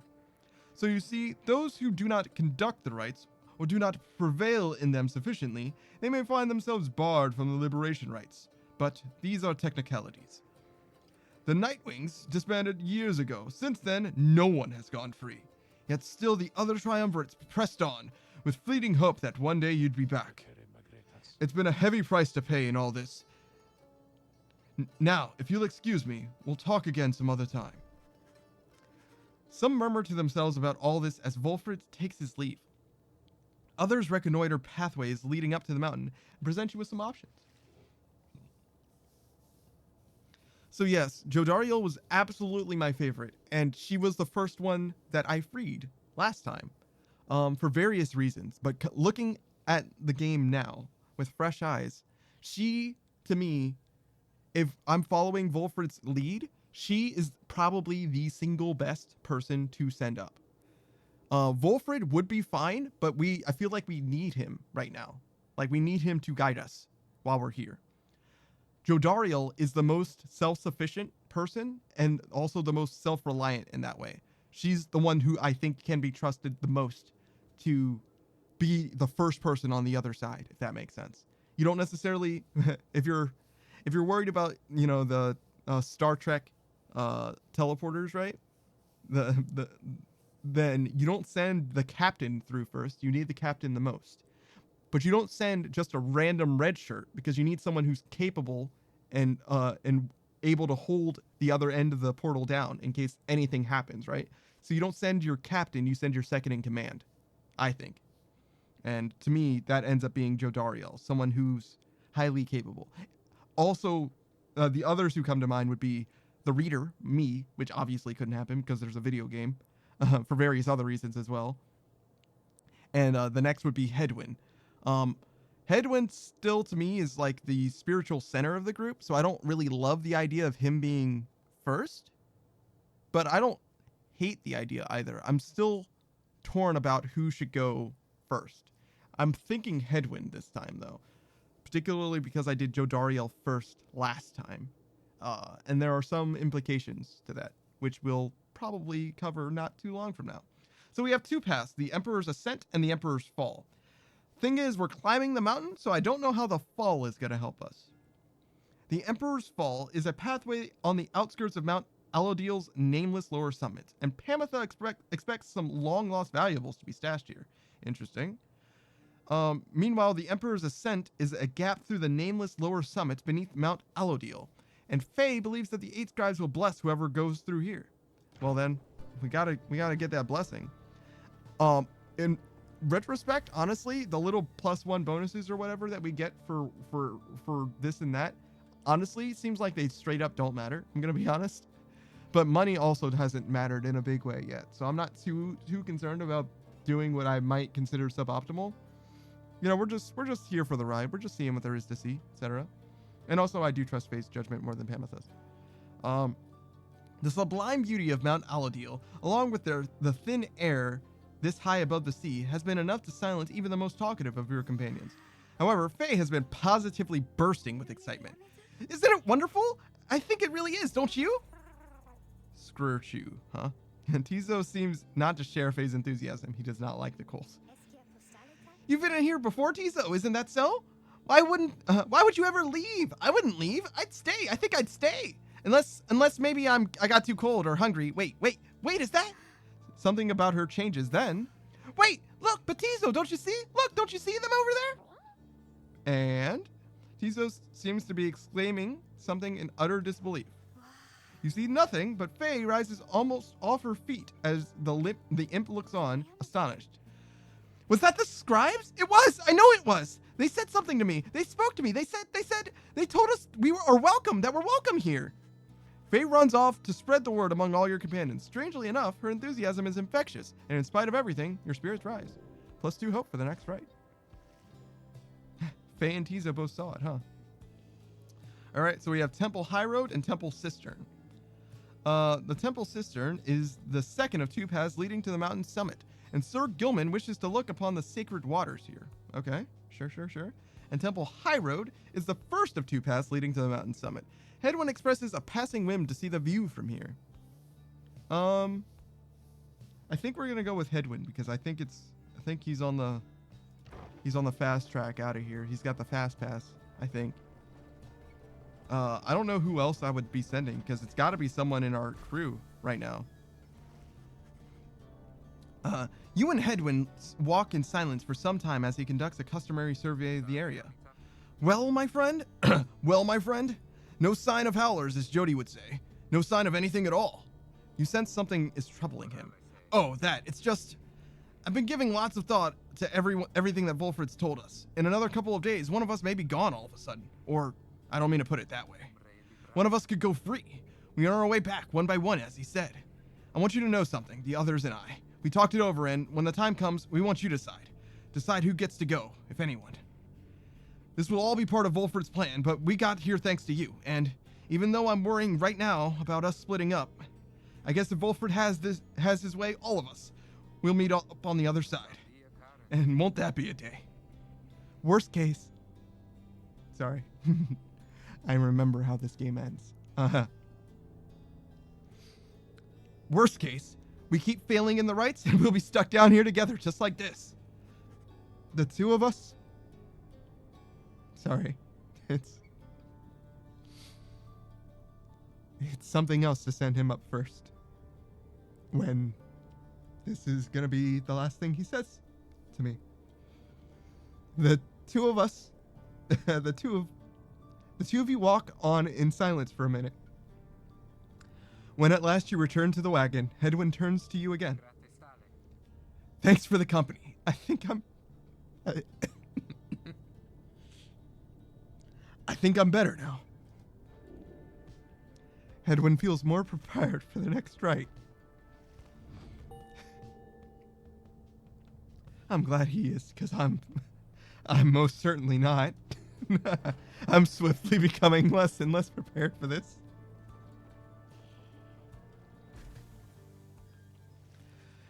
Alright, here we are. You and your companions gather at Scribe's Gate, where the single narrow trail to the summit narrows even more and falls under an archway carved of stone.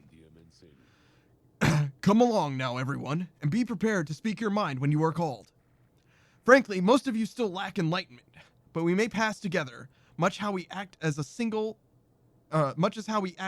with a single heart and mind during the rites. Well then, lead on, Tarek. Please. Please, follow me.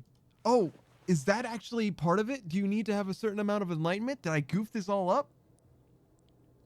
Removing his hat, the lone minstrel approaches the gate. You and the others follow. When the last of your companions nears the arch, you notice someone standing high above, who then appears before you. She eyes the lone minstrel first. Is that you, Tark? It is. Greetings, Celeste. Celeste, the gate guardian. She watches over the scribe's gate and seems to be connected to the lone minstrel and the rites. And how was your rest? Too long, Celeste. It seems your work has piled up in the meantime.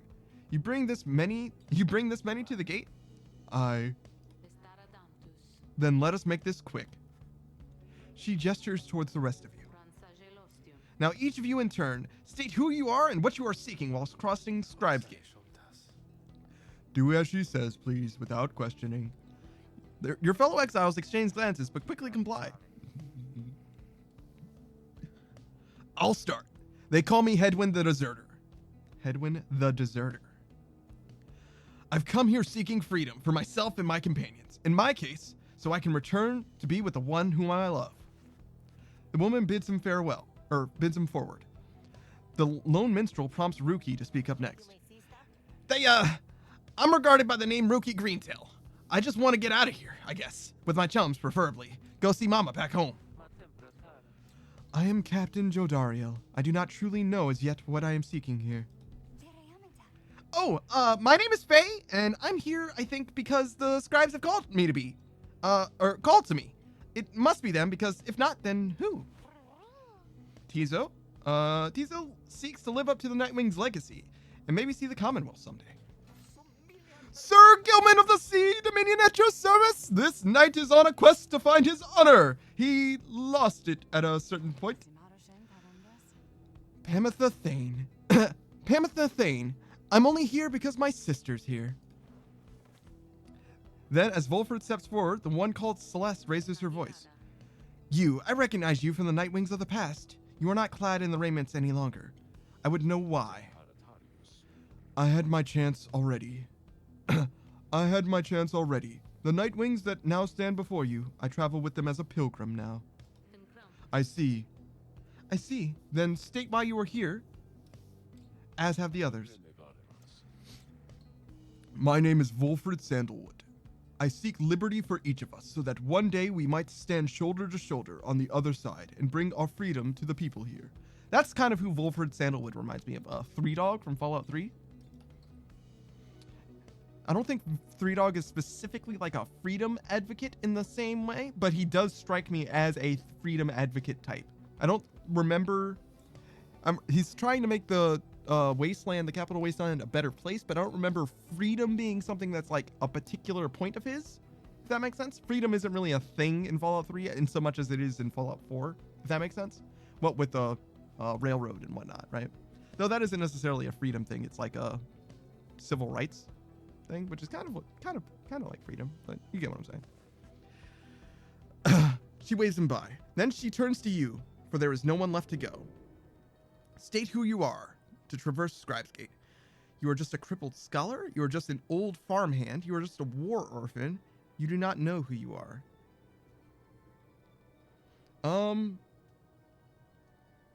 Is there more information?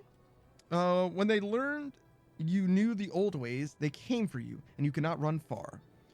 Your youth is gone, but your thirst for knowledge earns you a trip to the downside nonetheless. Years of strife between the Commonwealth and the Highwing remnants afflicted you since birth. And lastly, you do not know you are. Try as you might, you cannot make out the details of what life was like in the Commonwealth. None of these options appeal to me. They all appear before me, but none of them appeal to me particularly. You do not know who you are is fine. I'm going to go with the crippled scholar. It's probably the most accurate, I suppose. You have always sought to understand the world around you. That knowledge proved dangerous in the Commonwealth, but now it has brought you to this point. The one called Celeste continues to examine you, expecting you to add to your response. State also what you truly seek to traverse Scribe's Gate. You want true freedom, you want to help your friends, you want revenge, and you want to see what happens. I definitely want to help my friends. The companions you have met here, who have helped you to survive, and to find kinship in the downside. Your priority is to ensure that they achieve their goals. And that is all you wish for now. The woman regards you for a time, then nods once and waves all of you by. The 8 scribes bid the Nightwings welcome. Go forth with glory. And Tarek? Aye, Celeste. Be on your way as well. The lone minstrel bows his head and puts his hat back on. He does not look back at her. All right.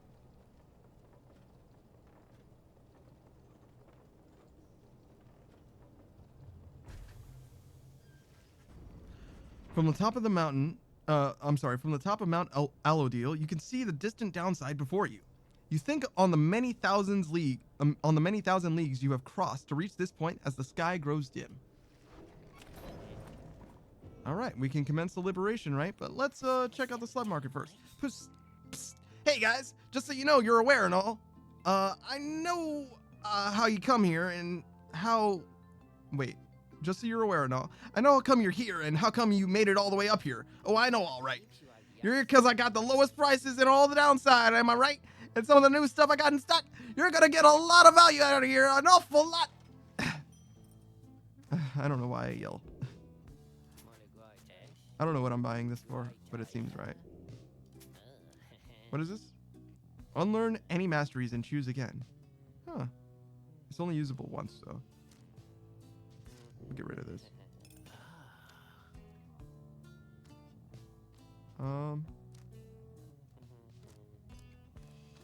Alright. Someone has it. You?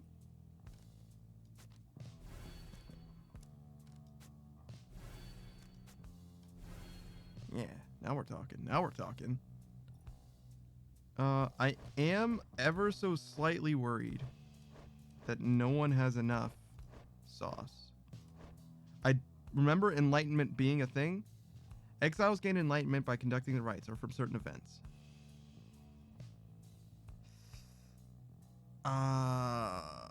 I wonder if that matters. If so, I feel like they should have been. She's way too big. I feel like I should have been more forewarned about that. He does have the second most enlightenment out of the squad, though. So yeah, we'll definitely bring Hedwyn. We're probably gonna bring not Jodariel though. So Ruki and Tizo? Sure. Sure. Oh, should I be moving stuff around?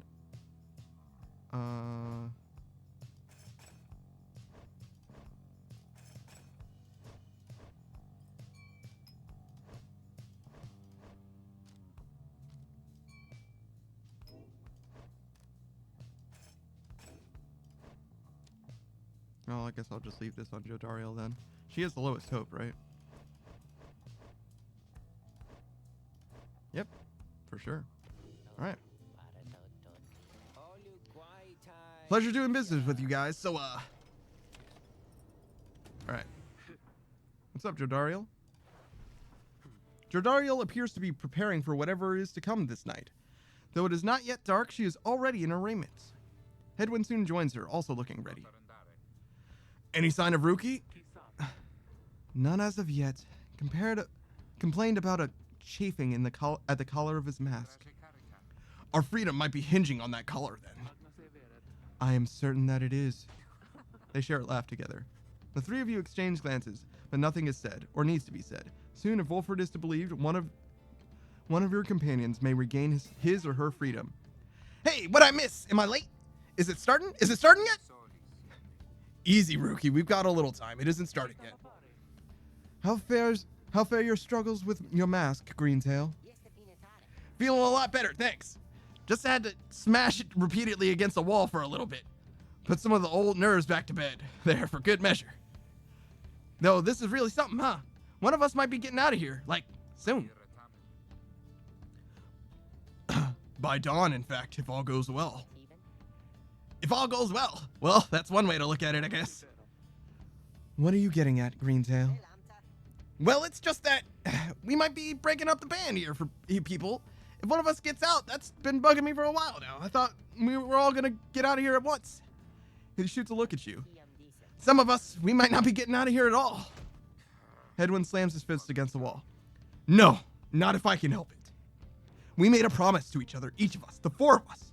We're all getting out of here. I care about the others too, I do. But we've been here from the start. I want you to know, my promise is to you. And I believe you'll do the same for me. So it's like this. If any one of us gets out, great. But it's just a start. We're going to do whatever it takes there, on the other side, to make it so the rest of us can get back too. What, you think you're gonna build a bridge down here if we ask nice or something? I don't know what it's going to take. I just know we have to try. Jodariel turns to you. Reader, we shall find a way. She nods to reassure you and to reassure herself. Ruki nods his head in turn, and Hedwyn's gaze never once falters. Well, my friends, I think it's just about time. Let's go. And one by one they turn towards the door. The fall of Solium awaits. A vital step in your quest for freedom, yet you feel in your heart that it shall only be the first. Your three companions each gain +1 hope for the liberation rite. We have a new thing, the River Frost, a keepsake from the Solian shore, or the Sclorian shore, probably. So cold it can burn the skin, but keeps the wagon cool and food fresher longer. Nice. All right, what do we have here? The mercy shown in the words of Galathian, the Master General. The imp Haub and I, we helped to save my emperor. And when the danger did subside, my emperor Solium Mur, he said something to me, which shook me to the essence of my being. He said, "You gave your freedom, Master Galathanian, so that I may yet have mine. You too, now, are an exile of the downside. In all the days which I have left, I never could repay the mercy you have shown me. So if I cannot do so in this life, then I shall do it in the next. We crossed the land together, and together with the imp, we gained the company of those who saw in him what I did." That was a weird way to try and read.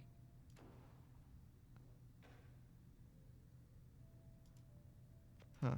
Oh, wait. Oh, can I turn the pages here? Maybe I can.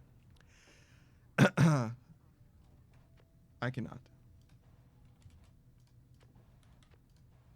Okay. I was going to read everything, but there isn't anything to read because Sandra's status is laughing to herself. What brings you to me this time, my dear reader? What's so funny? This place where you currently reside, it must be Mount Alodil, is it not? This was where those blasted scribes decided what to do with me. I had already failed in my mission to eliminate the demon Solium Mur. I did not anticipate his retinue, you see. They took me and some of my beyonders alive, although I do not expect to see account of that in their good book. Whether it was for mercy or for spite, I never became certain. They probably presumed that my expulsion for eternity would eventually have taught me some respect for them, but no, not yet. Not yet. Well, I do not mean that really. The scribes did spare my life, and were it not for that, I would never have been thusly trapped, to then enjoy your company, O lovely reader. Now, having met my quota of blaspheming for the time, I think it best that we resume the normal sort of business between us, if there is any to speak of. And good hunting at the precipice. May you soon rid the downside of some useless idiot. She really likes us, I think. Go forth and show your adversaries what you have learned. All right. Here we go. Is everyone prepared, Hedwyn? Yeah, though several of us have another question that's been troubling us. You need but ask. You said that one of us is going to return to the Commonwealth if we defeat the Tempers and the Rights this night. What happens if we fail? Hedwyn, my boy, don't you see? The path to freedom and the path to enlightenment are one and the same. Do you intend to stray from the path? No. then you have nothing to fear. But let me be much more upfront with you. Should you be defeated by the Tempers this night, then one of them shall end up going free instead of one of you. It is as simple as that. What then is to be done? The very same as if we achieve victory. We await our next such opportunity and make the most of it. Tonight, our plan is set in motion. We are united in our cause. We shall look as ever toward the stars for guidance and seize upon our future chances just as they arise. The plan. Wolfred's ambitious plot to spark a revolution in the Commonwealth as peacefully as possible. The plan's current probability of success? Just 22%. We shall stand together, shoulder to shoulder, as the scribes themselves once stood. Wolfred Sandalwood. So look up, my boy, and set aside your doubts. It is time to take great strides along the path.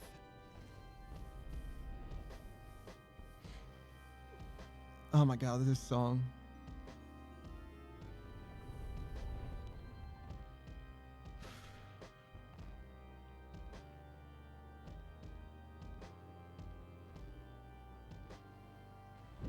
Many years have passed since last All right. Nightwings gained the summit of the sacred mountain and stood Look at 'em all. Hall of Solium. These scribes. You are The to be 8 scribes, I commended for suppose. your guidance, 3, reader, 6, 8, indeed. but only if you can prevail in this liberation rite. Here you stand to gain much more than some enlightenment. Indeed. Your adversaries are none other than the Tempers. I trust they need no introduction. I feel like you're going to introduce them anyway.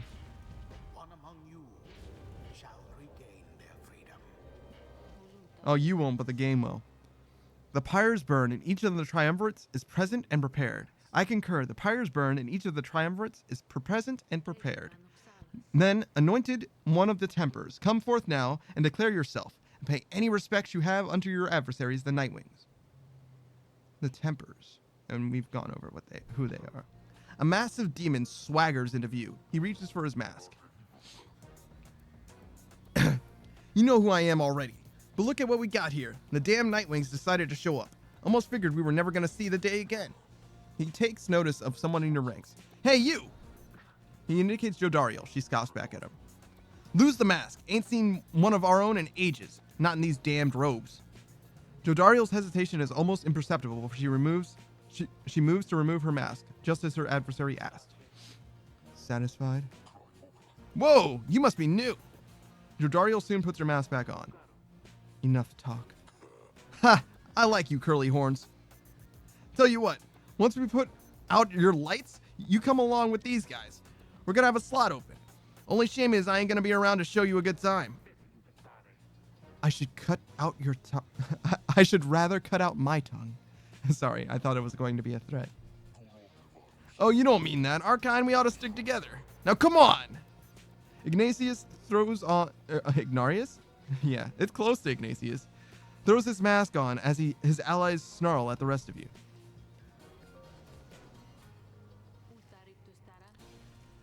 Have the Nightwings reached a decision on whose behalf they shall conduct this rite? The lone minstrel gets your attention in his subtle way. Reader, this is it. Oh, I misread his other line, I forgot. The first companion whom you choose shall be anointed to go free this very night if you prevail. The other two in the triumvirate shall lend their aid. As you may know, only the most enlightened in the rites are eligible to go free. Not all among you may be ready yet. Alright. Now, Nightwings, I would have your decision. Who most deserves their Okay, freedom? so we do have people, we are allowed to choose, which is good. Because I was definitely concerned. So you need to be at least level 3. Okay. Woo, woo. I was definitely concerned. I didn't think you needed to be level 5, but all right. What is this? Interact or press T to show your adversaries. Oh. Oh, has this been here the whole time? Wow, look at this. You can see their stuff. Well, all right then. And he's got stuff. Huh. Huh. Wow, I never noticed that before now. All right. Headwind. All right, Hedwin. It's up to you, man. I if you insist. Then the gate guardian looks upon you and your adversaries. Very well. Then, under the watch of the 8 scribes, here are the stakes of this eve's liberation rite. Should the Nightwings prevail, the one called Hedwyn the Deserter shall be liberated. Should the Templars prevail, the exiled Ignarius shall go free instead. She then turns to you. Now, who among the Nightwings shall complete your triumvirate, to strive alongside Hedwyn the Deserter, and to see his return to glory? Who shall strive for him? I still think we're gonna do Rookie Greentail and Tizo, right? Just for the experience mostly. I'm still farming experience, even though this is the game. No, sure, no pressure, right, chum?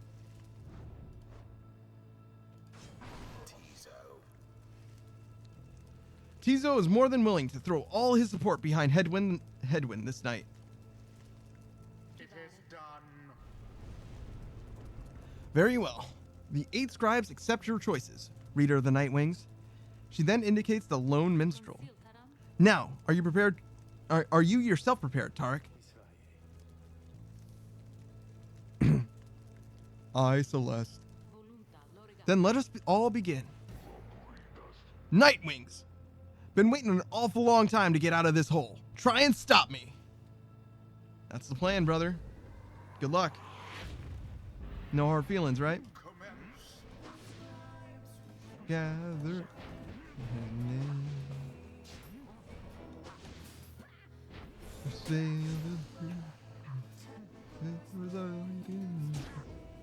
Yes! An extra 30 points, but it won't matter, brother.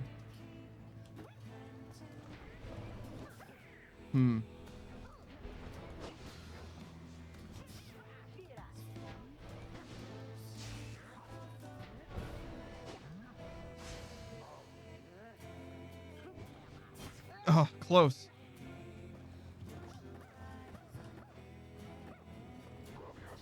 Oh, that's awkward.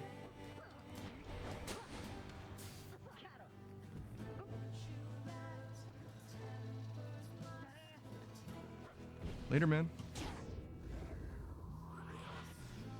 All right, basically an even game.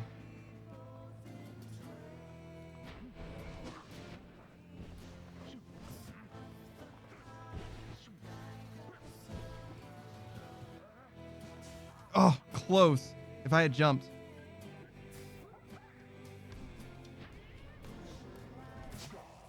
That didn't... I keep forgetting what Tizo's power is. So it was like, I guess I'm here now. Why will they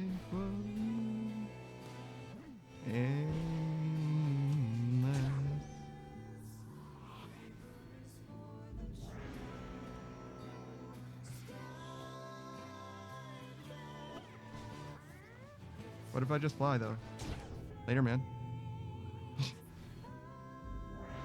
Get absolutely dunked on, brother.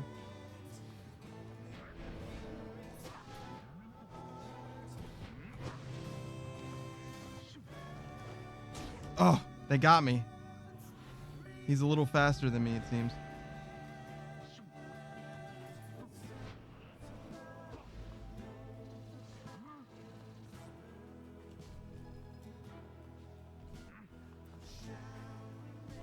All right. Later, man. You jumped the wrong way. You good-for-nothing Nightwings. Skip out on us for years and then show up all of a sudden like you're gonna let somebody out for once. But now we gotta work for it, I guess. Damn it. I used to be the best at this. At this, at least, you know? Or at least, at this at least. But now, the pressure's getting to me. I can't believe it's getting to me. Ah, Moira. I doubt you'd even recognize me anyway. Come on, Nightwings. Let's keep this up.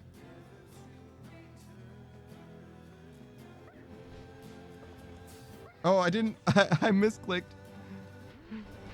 I meant to hit W, but instead I hit E. And that doesn't do anything to help me in this situation. Oh, no! I got dunked on! I got absolutely dunked on. It's okay.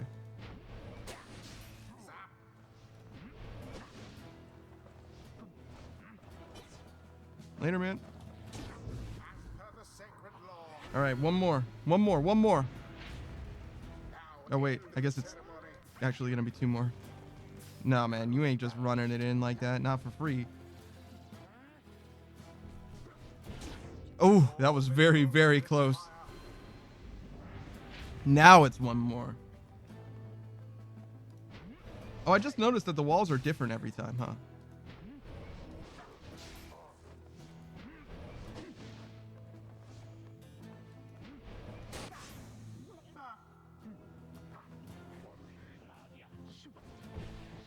Later, man. And there it is, at last. Yeah, man. That's all it takes. The Night Wings proved their worth. An outcome which left little room for doubt. Yeah. Pretty decisive victory, I'll say. Thus ends the liberation rite. Okay. And thus, the scribes have chosen. The exile appointed by the Night Wings shall be free. Later, man. Absolved of all misdeeds, return to glory in the Commonwealth. His adversary and all others shall remain to carry out their rightful sentences. Gah, what a joke. We should have had this. You should have had this. Got all rusty. You've been waiting so damn long. Damn it. Nightwings! Be seeing you around, I guess. And next time, you ain't gonna be so lucky.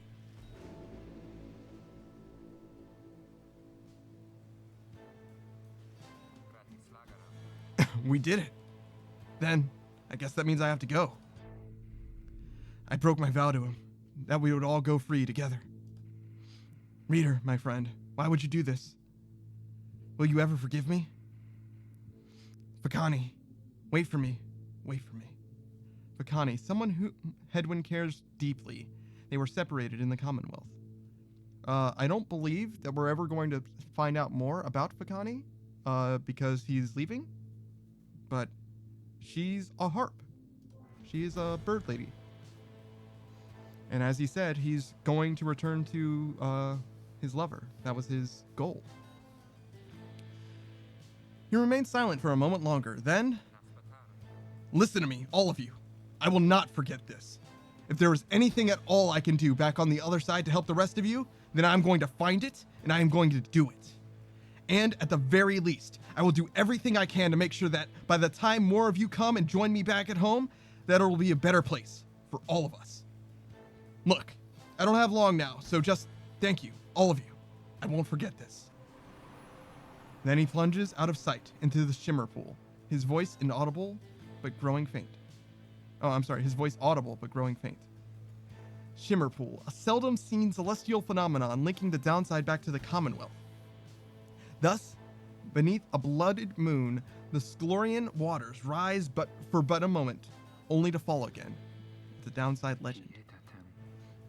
It's happening. Goodbye, my friends. Reader, everyone, goodbye, until we see each other. Hedwyn earned back his freedom. Godspeed, Hedwyn. The 8 scribes are ever merciful. By their grace, the cycle of the rites may soon commence again.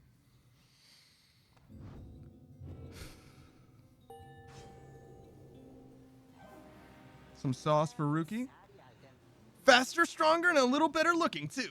I mean, is there anything I can't handle? All right. Yeah, obviously we gotta make his sprint better. A little bit of bonus sauce for Faye. Some juice for Tizo. Tizo, he says... Tizo just had a flash of inspiration about his role in the rites, and as part of the Nightwings. All right.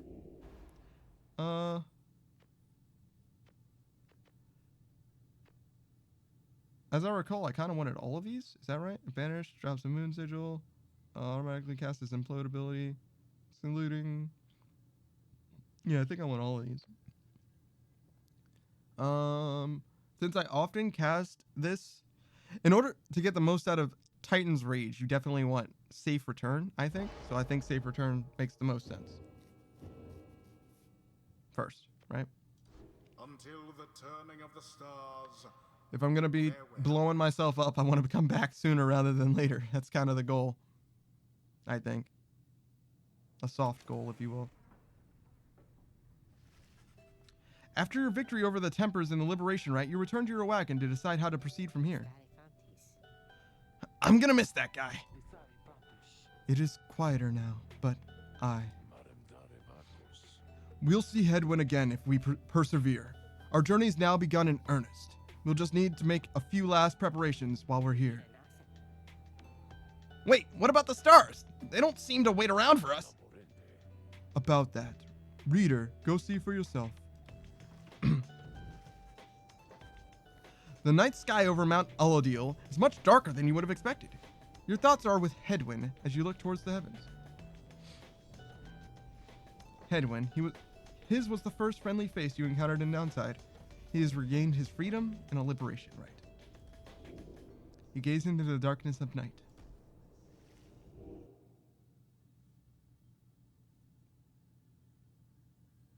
Hello? Hello? Is anybody there? Hello? You searched the sky in vain. No stars are shining now. The stars revealed nothing, did they not? You confirm his suspicions. It's as the book foretells. This is the chance we need to make ready for what lies ahead. There's a haven south of here we'll travel to at dawn. And when the stars decide to shine for us again, we'll be ready. Mark my words. A little bit of a cooldown between liberation rites, you know. Following Hedwyn's liberation, you find Wolfred smoking his pipe, his eyes averted. He looks up and smiles as you approach. Hello, my boy. Excellent work back there. Thank you for your perseverance. Though, I was just reflecting on how very fortunate I've been in all this. Not just me, but really all of us who had a chance to stand with Hedwyn here. Ours is admittedly a somewhat desperate plan. It was vital to me, should the Nightwings rise again, that it be under proper care and guidance. I was just thinking how well Hedwyn served in that capacity. Whatever is to be the outcome of all this, no doubt his presence shall be missed. My agents and I, we were unsure of him at first. A common boy like that, completely unacquainted with the rites. But, in the end, I felt he was worth a shot. Someone like him, sincere, determined, with loyal friends and desperate to go home. Those qualities spoke volumes. Then he falls silent for a time. I have every faith that he shall strive on our behalf now in the Commonwealth, and it is my hope that he yet finds the one he sought. You and Wolfred speak little more of Hedwyn for now. You are left wondering what shall become of him in the Commonwealth.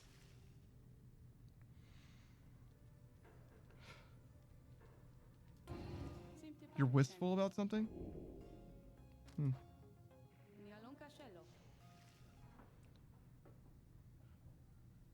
Hedwyn's cooking tins. What passes for cooking supplies here. Hedwyn used to do most of the cooking, but now, Hedwyn's status liberated.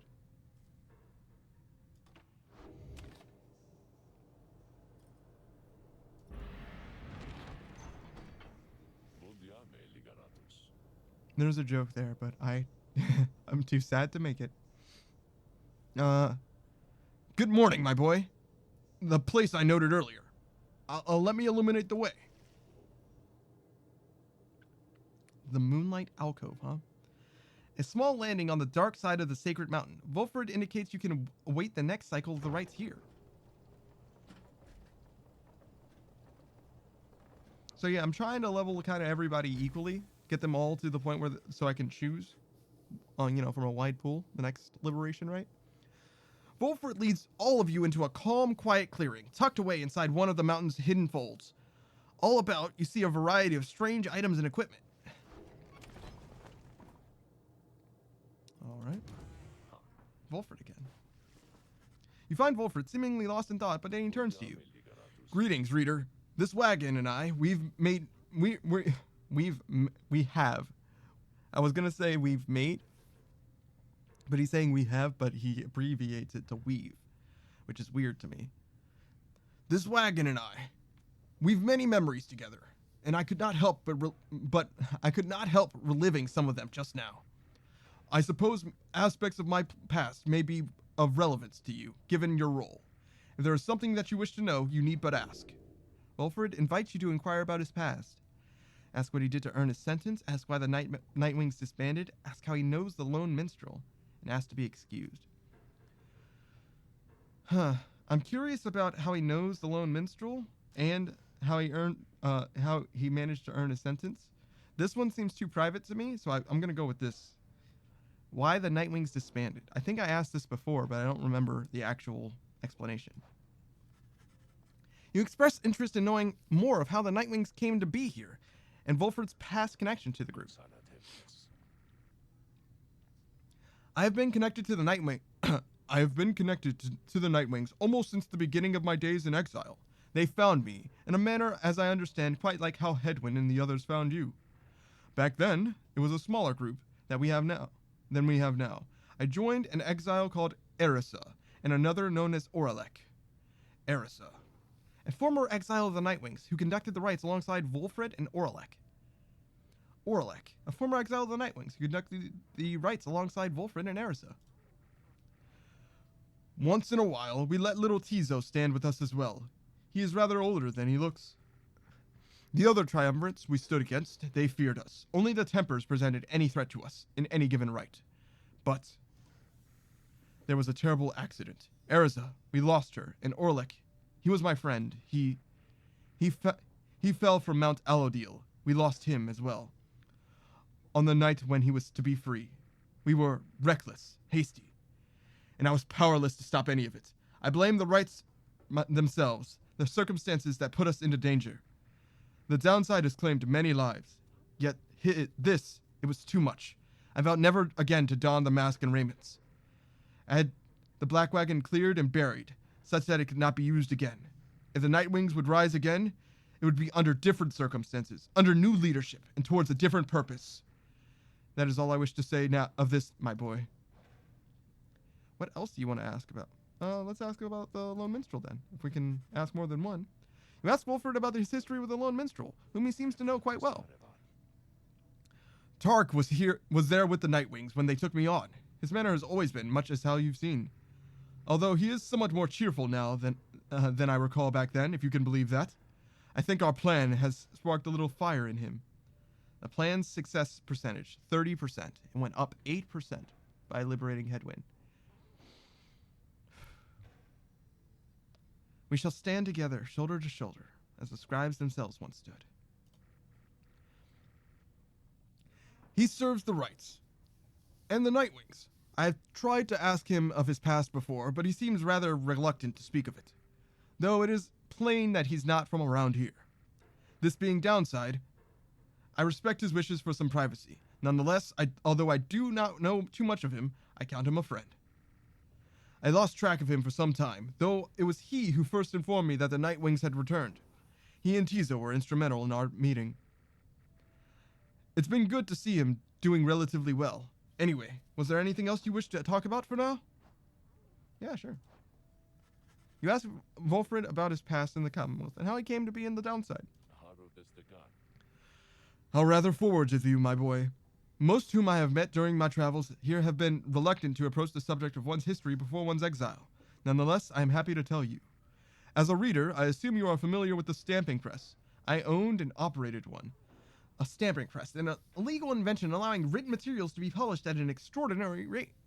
In 617 AS, the Commonwealth was under siege from within as anti-theocratic propaganda quickly spread. I took issue with the Commonwealth, the ban on literacy, the interminable wars against the high-wing remnants. I spread the truth about I spread the truth about it all with my machine, under pseudonym, of course. Still, I knew I was putting myself at risk, and sure enough, my stamping press was eventually discovered and burned to the ground. I, however, managed to elude capture for a while, but not for long enough. Here, in the downside, I chanced upon the Nightwings, who were searching for a reader. In that respect, my past, I think, is similar to yours. Anyway, that is the long and the short of it. Now then, was there anything else? Oh, yeah, no, that's it. You thank Wolfert for his time. and bid him a good rest of the afternoon. Likewise to you, reader. Be well. All right.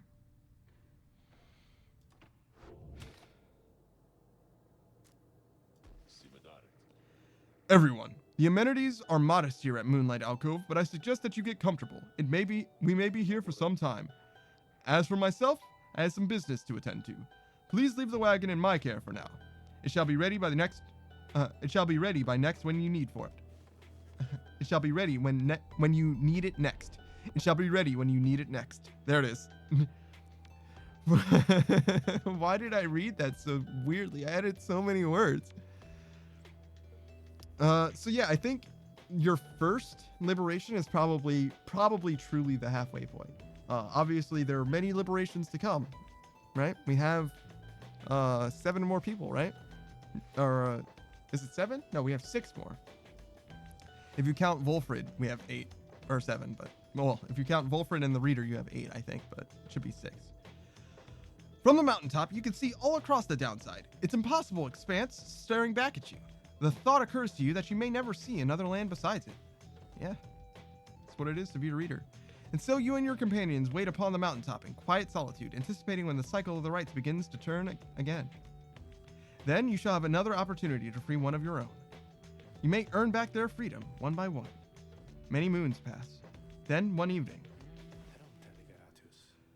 May I have a moment, reader? The lone minstrel finds you poring over the Book of Rites, as has been your leaning through your stay at this abode. Begging your pardon, but there is something you may wish to seek. Please follow me. You follow him into the cold night. Look forth, reader, sir. The stars shine like you have never seen. Once more, the path towards salvation is revealed. But now something is different. The stars shine once more. However, whoa. There's several.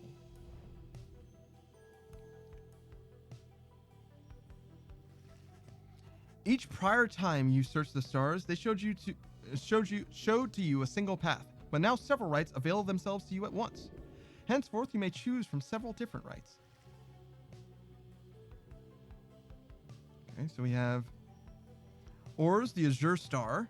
The Azure Star burns brightly over the hulk of Ors. Dalbert is already on his way.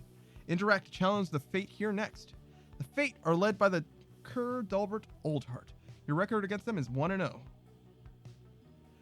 Jomir, the Dusk Star. The Dusk Star burns bright over the spring of Jomir. Old Mealdy is already on her way. Interact to challenge the Withdrawn here next. The Withdrawn are led by the Crone Witch Oud Mealdy is what I'm guessing. Your record against them is 1-0. And lastly, we have Goal, the South Star. The South Star burns bright over the ridge of Goal. Sir Deluge is already on his way. And the Pyre Hearts are led by the worm Sir Deluge. Deluge, probably. Your record against them is 1-0. Well, she's the spookiest. So let's go beat some bad guys.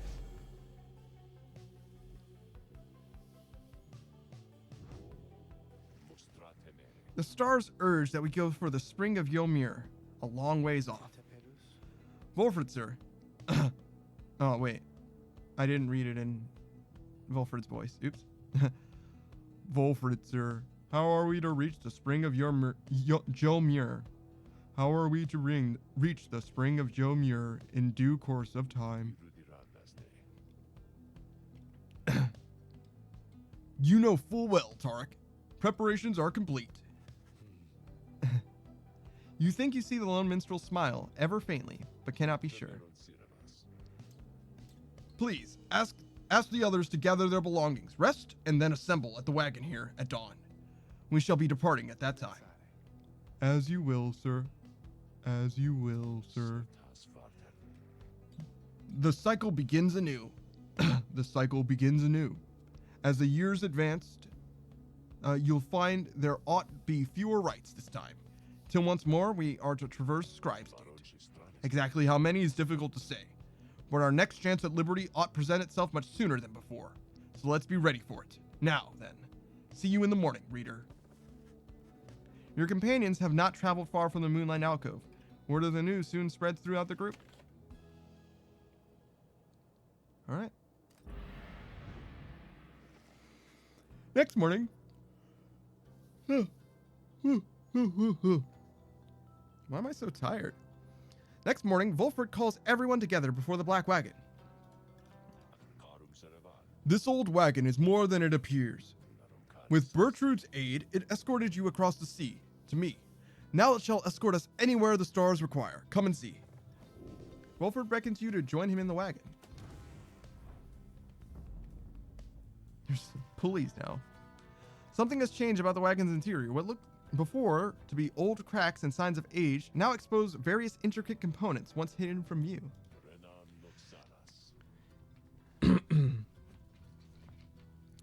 You are the Nightwings. You should travel in their customary way. He turns to you, indicating levers and devices marked with symbols from the book. Now, reader, whenever you're ready, you may take us up. I'll show you how. And everyone else, hang on to something. Press W to take off. Press and hold W to take off. After having soared into the sky, the black wagon remains aloft somehow. Impossible. By the Underking! Never thought I'd soar like this again. The Nightwings sail the skies again, wheresoever the stars may call for them. There is one catch. The downside provides few locales suitable for landing. Though, we should be able to find at least a couple landing places near to where we're going. We'll then make way by land or sea toward our destination. Now, without further ado, let us proceed. The Black Wagon can fly. Seek landing near the spring of Jomir. All right. We're scooting, moving, grooving.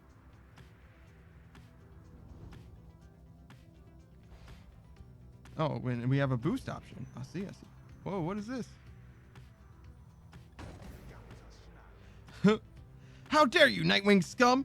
You blasted fools, you cannot intimidate the accusers. We shall face you soon enough in the forthcoming right. But first, we have another pack of fools whom we must vanquish shortly. Until then, stay out of our way.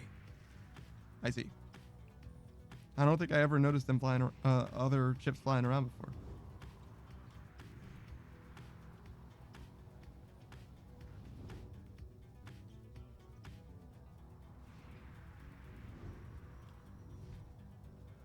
Is this?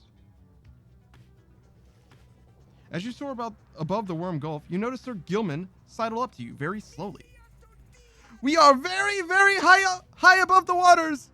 If this knight is not mistaken, this knight's brethren lurk beneath the surface there in numbers untold. Fortunately, if we were to crash into the surface now, then this knight, why, he would receive a watery burial in the custom of his kind. Interesting. So there's like little interactions to be had. I never noticed those before either. I wonder if I just missed them all. Below, amid the desolation of flagging hands, you see Big Bertrude, from which you first embarked by sea. You wonder how its venerable proprietor is faring. I am certain that Big Bertrude must have left a strong impression on you all. She is not easy to forget. I've known her since before my exile, or hers. She's been here a long time. I've sent my agents to repay her for assisting you, and to send her our regards. The old wagon must have been in need of some repairs.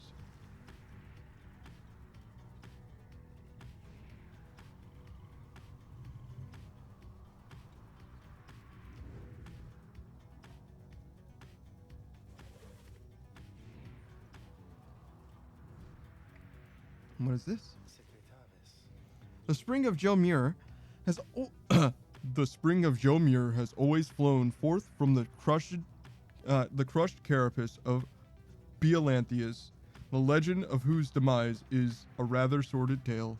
Perhaps you have already read it in the book. Not all believe the book exists, of course, nor the greater titans, nor the rights. I have encountered exiles believing that this titan perished quite by accident, rather than by a cunning trap laid for it by Jomir Manymane. They took the titan for a common beast. Perhaps the stars shine down upon out-of-the-way locales such as this one to ensure that they alone shall witness the proceedings.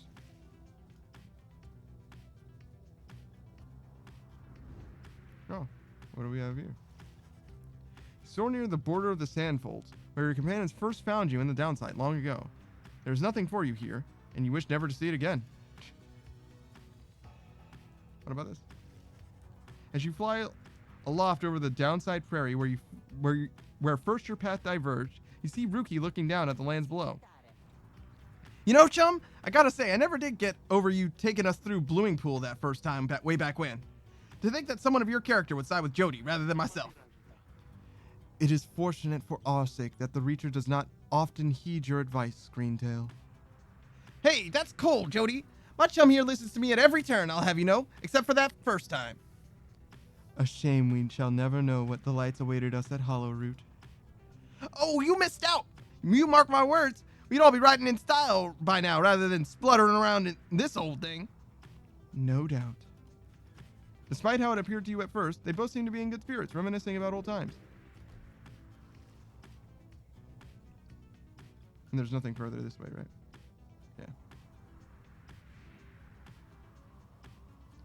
I mean, now I feel like I should be checking for any other interaction points, since they have such little interesting fun things that I think I totally missed the first time through. I'm not sure, but it sure seems that I missed them.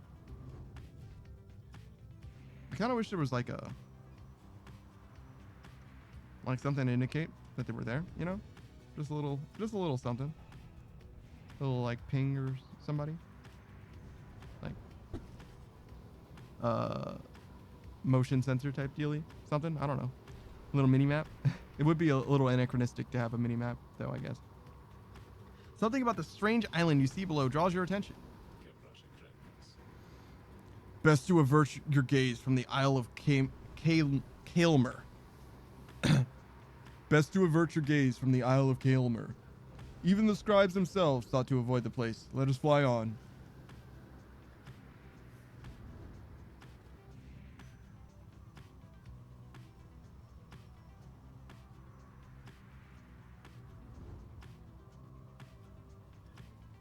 All right.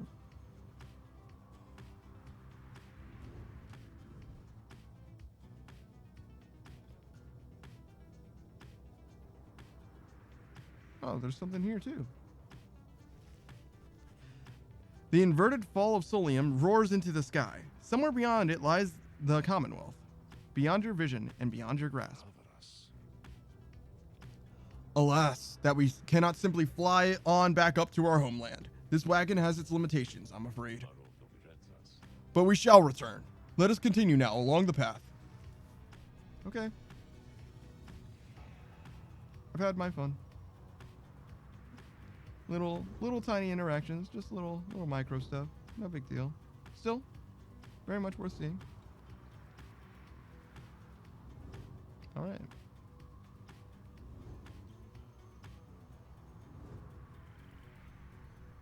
Yeah, this map is gigantic. So I can choose between these two, huh? We can go to Gluehive, the north route across the Jomir Valley, passes the remains of the Hive Titan. Faye expressed an interest in exploring the pools along this route. Or we can go with Tizo, who's saying we should land in Fall Flat. The south route across the Jomir Valley is riddled with barren rock and bone. Tizo seems enthusiastic about the prospect of taking this route. We'll go with Faye.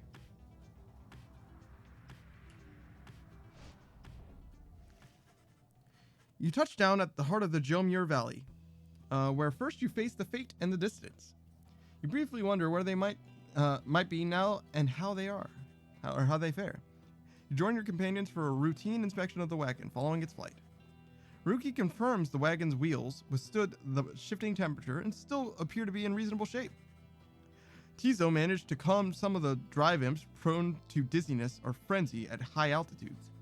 Other than that, everything checks out, and the rest of the crew go through the flight without complaint. You now have a little time before having to set forth by land. Oh my gosh. There's just so many things. All right, we got the Waking Wood Wisps. The wisps inside provide a scarce bit of light when it is needed, all for a low monthly fee. A keepsake from the Black Basin. Can I not look at this? I guess not.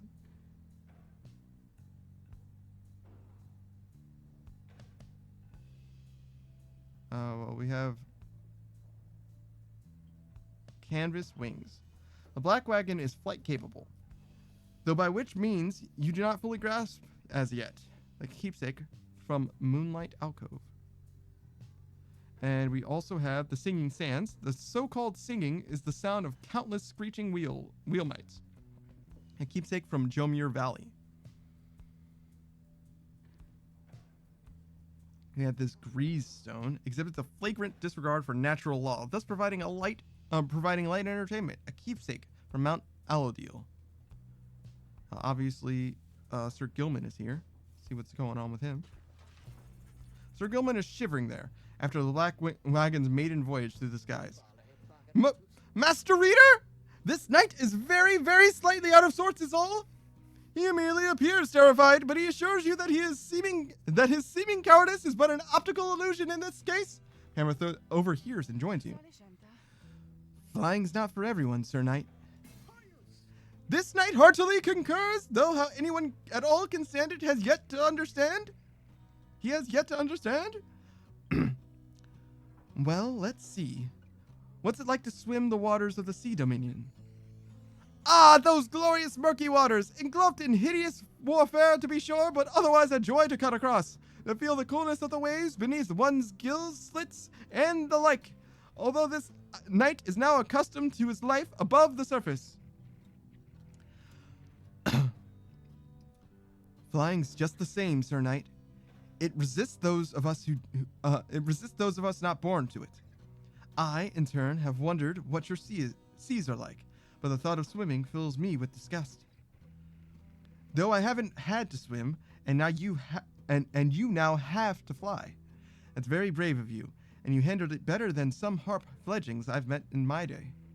You'll get used to it.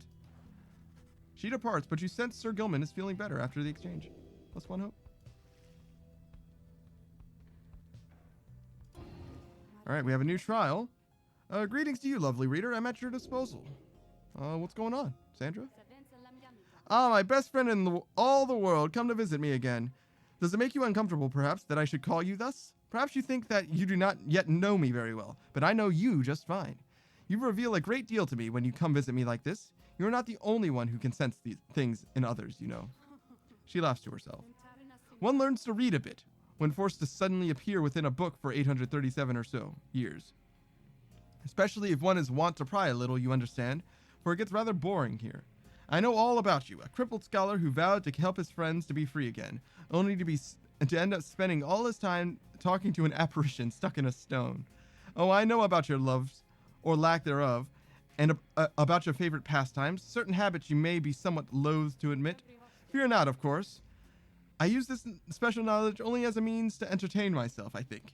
And if you don't like it, why, just keep your distance, like so many of your predecessors. As for the other Beyonders, they are as race to me, as I must seem to all those idiots with whom you consort. I cannot confide as easily in my own kind as I am able to confide in you. But I suppose that I have said too much. Thank you as ever for the visit. You have given me a lot to think about, more than you know. She laughs again softly. Spooky. It's Faye, right? It is the least I can do in exchange for your company. You need but point me to the one you have in mind. All right, Faye. See what you've got. Yeah, no, that's fine. You asked Sandra to administer one of her special trials for Faye. I must admit, I do sense something from that one. I once had a wild heart myself, quite like her own. We shall see if there is more to her than that. Let us bring her forth. Soon Faye arrives, in heat of the summons. The scribes! I think that if I listen carefully, that I can hear them calling out to me.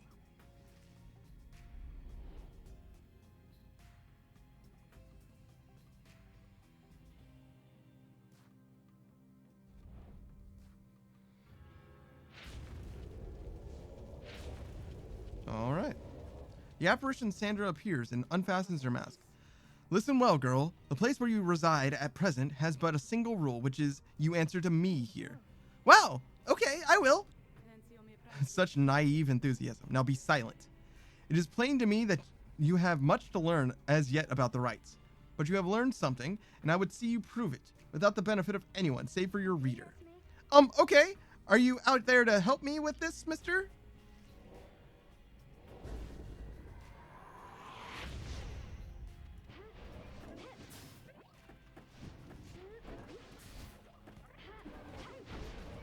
Oh.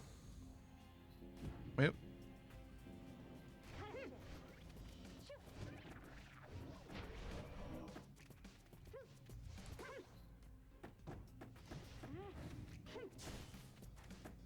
Oh no.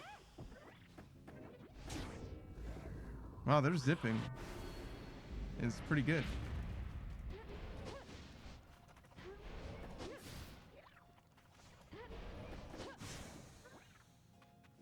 Not good enough.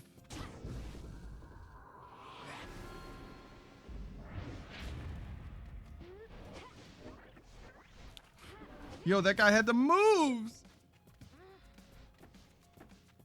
Uh-oh. Yeah, it's very, very hard to just close.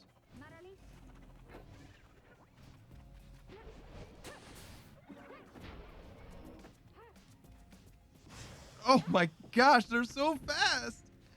The zip, man, the zip. Oh no! Oh, he baited me. He baited me by throwing the thing at me. I didn't think he'd do it. I caught that? What? No, stop. They're so fast. How do you beat these guys? They're the fastest kids alive. They're they be zipping, bro. They got their movement. They're too powerful. I can't compete with this. All right.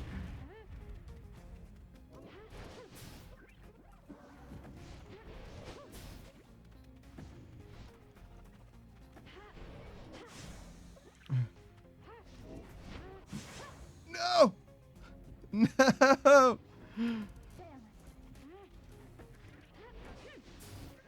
Stop it. No. No. No. I think I just need to use the leap more instead of the sprint. I think that's part of the answer. No. They're too smart. They're too smart. They throw it at me and I catch it and then I die.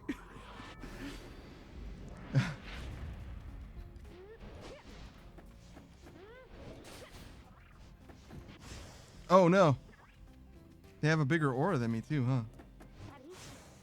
But not when they're holding the ball. Oh well, that's unfortunate for you.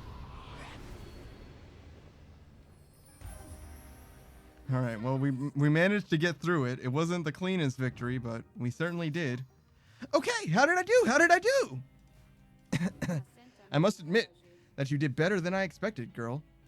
You have passed this trial of yours. Some congratulations are in order, to you and also to your lovely reader. Now for farewell. All right, let's see what we have now.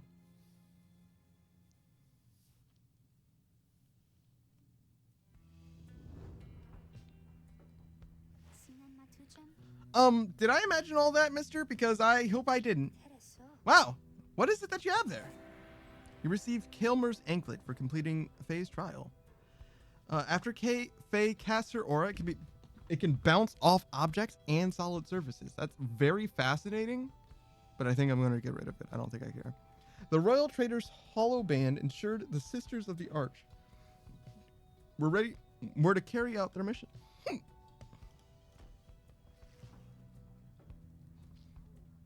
I feel like I got like 3 whole things in this book.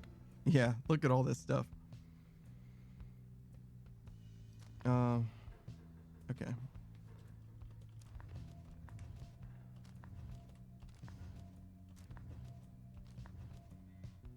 Pretty sure we read this. I was unable to watch. My heart ached with such pity for the man, for the love I felt for him when I had severed him, and when I had served him, that I sprang to his defense. Right. Yeah, so they're working together, and they're exchanging. Okay, so yeah, we're ready for this one. Okay. So now we have living in exile, in the words of Jomir Manymane, the Alpha Chief. Once I, too, roamed free. I remember well those days in which I was called Chief. I traveled all the world over on my 4 good paws, and I was well adored. I wanted to grow stronger. Here at last I have. I shall not mince my words. This place shall either harden you or kill you. It shall haunt you with old memories. You share the exile's plight. My charge is to alleviate the sting of it for you a little bit, and to prolong your stay, but only for as long as needed. Your charge is to return. We call this place the downside for a reason, but in time, here you can learn to eat, to seek out shelter, and to find a certain beauty in unlikely places. And there is no second page here. We have the Forsaken Lands. In the words of Molten Millith, the Wild Witch. Years upon long years we spent distilling life essence from many things, which all once writhed under the auspices of their mortality, which we ourselves cut short. In this we have no regrets, for we learned much, and so we think did they. We earned the title Witch, and were forced to flee into the downside. Here we encountered Solium Mur, and soon we gained an understanding of each other. He bade us circumnavigate these lands and catalog our findings. We felt a strong desire to expose the secrets of this land. He wished to yield benefit to those who followed in our wake. Indulge us both then. All right, we have the Ymir Valley, in the words of Molten Millith, the Wild Witch again. The downside prairie first appears serene. It is not. The soil there accommodates only the region's brutish native vines and overbrush. The most likely food sources prove poisonous. Thus, we journeyed further north. The climate there grew fouler to my senses, though the cur Jomir found it amenable. This sprawling valley, pocked with the long evaporated lakes, gives evidence to the monstrosities which roam this land. We found the region's western edge to be more pleasant, on the whole. Therein we found some sources of fresh water, whereas over to the east we found the edge of the land's most hideous decay. Mount Elodiel, in the words again of Molten Millith. Gaining the summit of the sacred Mount Elodiel involved no small amount of sacrifice and sorcery in varying proportion. The mountain was sacred before the scribes did stuff with it? Interesting. The mountain's energies were palpable. The sensation that we felt indescribable. The lands we stood upon were closer to the stars than to the world we knew. It was upon the highest point in all downside that we first made efforts to concoct this tome, which you now read. It was there that we were stricken with a vision of the cycle of the rites and felt together for the first a sense of freedom unlike any we experienced before. But that is a subject which our comrade shall illuminate in greater detail. All right, we have book 4. This is in the words of Luce Glorian, 100 Minds the Scholar. Do you feel a kinship with the stars? You owe everything to them, perhaps. One day, even your freedom. I chased the stars across the rivers of my genealogy. Until they led me here. I demanded they explain to me the paradox of knowledge. For how is it that something can be shared, but still contained within ourselves in its entirety? The stars did not respond, but set me on a quest. I sought the 9 landmarks, which they revealed to me, so that someday I would reveal their mysteries to you. These landmarks, emissaries of the stars, are 9 lenses through which we see the land, and see ourselves in a new light. The Book of Rites, again from the words of Luce Glorian. Much can be said about the Sisters of the Arch, whom we banished to the great beyond for deeds irredeemable. Suffice it that the details of their banishment are written in this book. The sisters in the book became inseparable, not unlike the stars, their light and the infinite darkness that engulfs them. The stars communicate to us and you in turn. The words within this book are but an edifice, a simple surface. Look past the text to the hidden meaning, to the hidden power. The stars above, as they are not mere lights, these are not mere words. If you chant upon the sisters of the arch within their prison here, give them our thanks. Yeah, sure. The 9 triumvirates. In the words of Haub, the swallow, the accursed. At first I found it much too difficult to read, much less write, even to grasp the quill. But the horned one, Muir, implored me. He said this is the greatest gift that he could give me in return. In return for what? I asked. In return for his life, he said. But I did not save your life, I said. You did, he said. We thought about this still. Mur is stubborn, more than I. Now, herein, and by his leave, I chronicle the 9 triumvirates. For I am of this land, unlike the rest, who wish to leave. Interesting. So there's the 9 triumvirates, but 8 scribes, because the 8 of them intended to return home, but Haub never intended to. Fascinating, fascinating.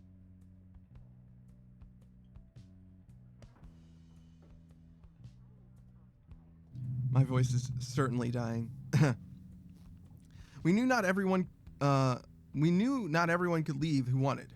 Seldom would the opportunity arise. Thus did we organize those striving for the chance into 9 sets of 3.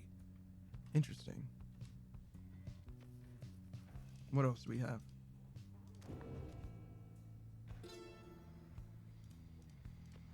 All right. In the word of Triesta Tithys, the Blessed Born, we, the 8, assembled here to get together in the downside, and we gave our freedom so that we may yet have yours. Oh, I'm sorry. We gave our freedom so that you may yet have yours. It is an exchange we have not lightly made.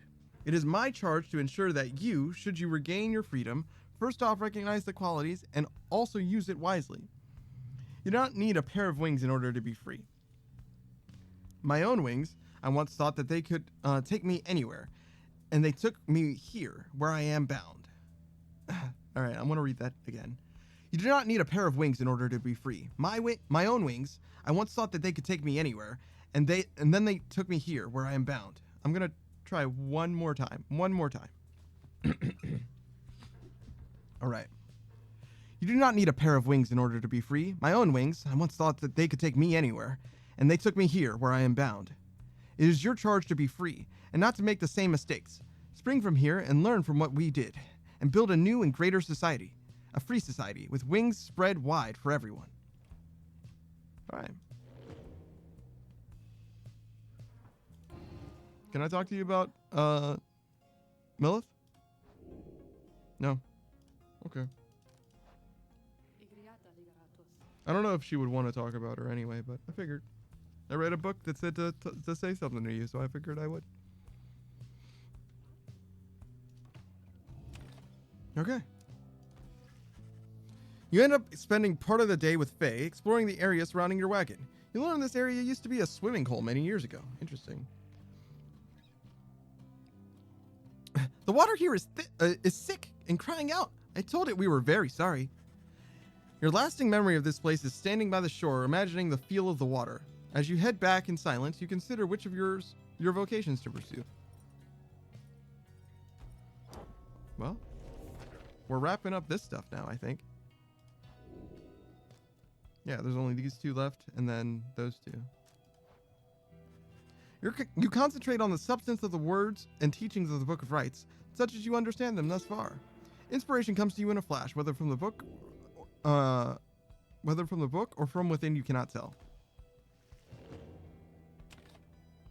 All right.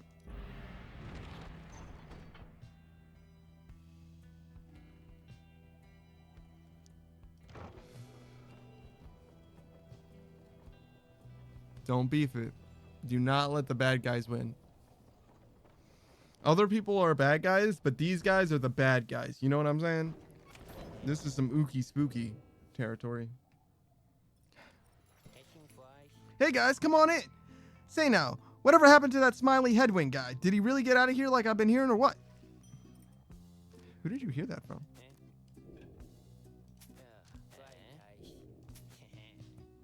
A twilight shard. When flinging the orb into the adversary's pyre, the bearer deals bonus damage, a fractured part of the celestial orb, which somehow retains some of the star's designs. Interesting.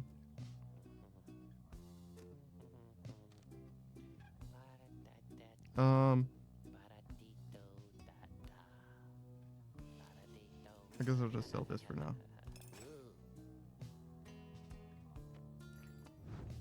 I'll worry about that stuff later. Oh wait, no, I can improve this.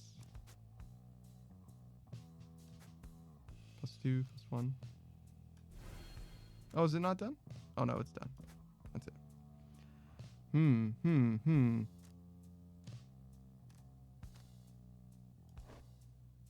I guess I can do this.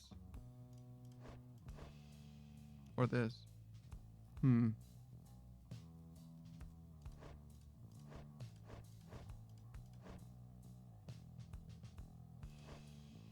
guess this is better. I mean, I can also just wait. Yeah, there's no rush, right? Maybe we'll get something else good. See you guys again sometime, okay? Wait. See you guys again soon, maybe, okay? Because I gotta say, you are my favorite customer I had all week. What's up, Faye? Faye seems to be talking to the Black Wagon's walls again. Though this time, something seems to have come over her. Little brother, what is wrong with me? What is wrong with me? What is wrong with me? You are unsure whether to check in with her or leave her be. Faye is acting rather odd, even for her. Wait and listen? Faye would not be here if she lacked the capacity to work through her own problems.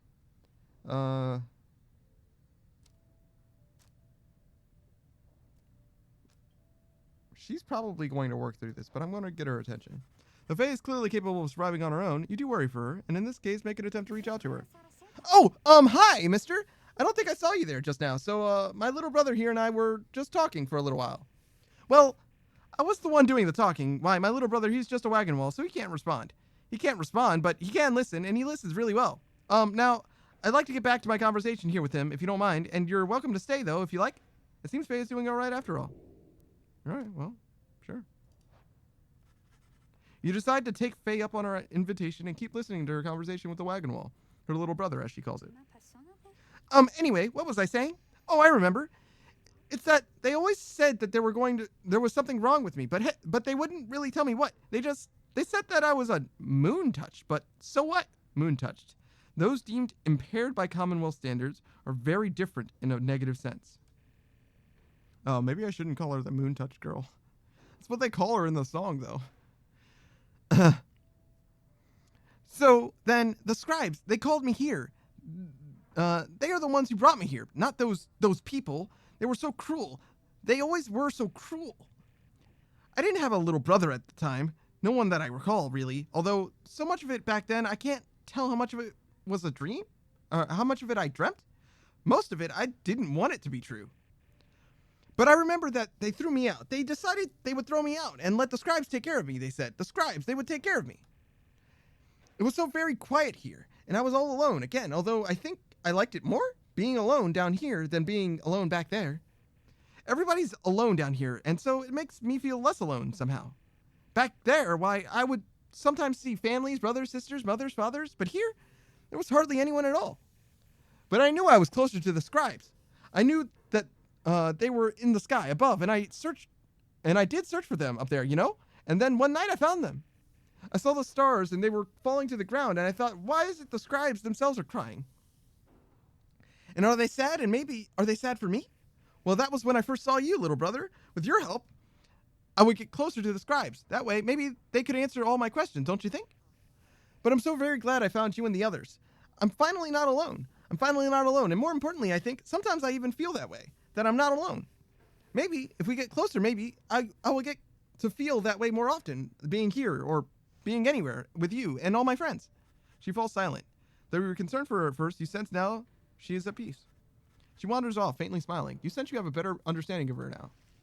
Yeah, no, she was fine. She was talking it through, you know? She's good.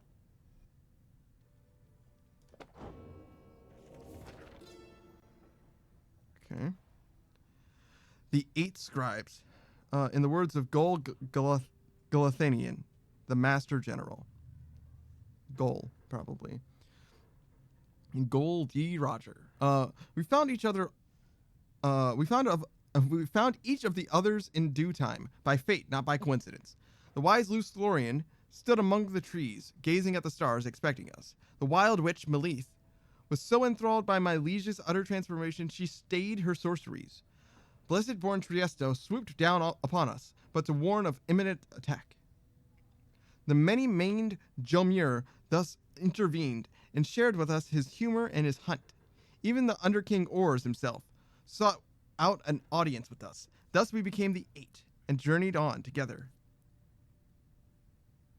1, 2, 3, 4, 5. And it was Gol, 6, the king, the former king, 7. And I suppose what's the guy who was conniving, right? He's not talking about help.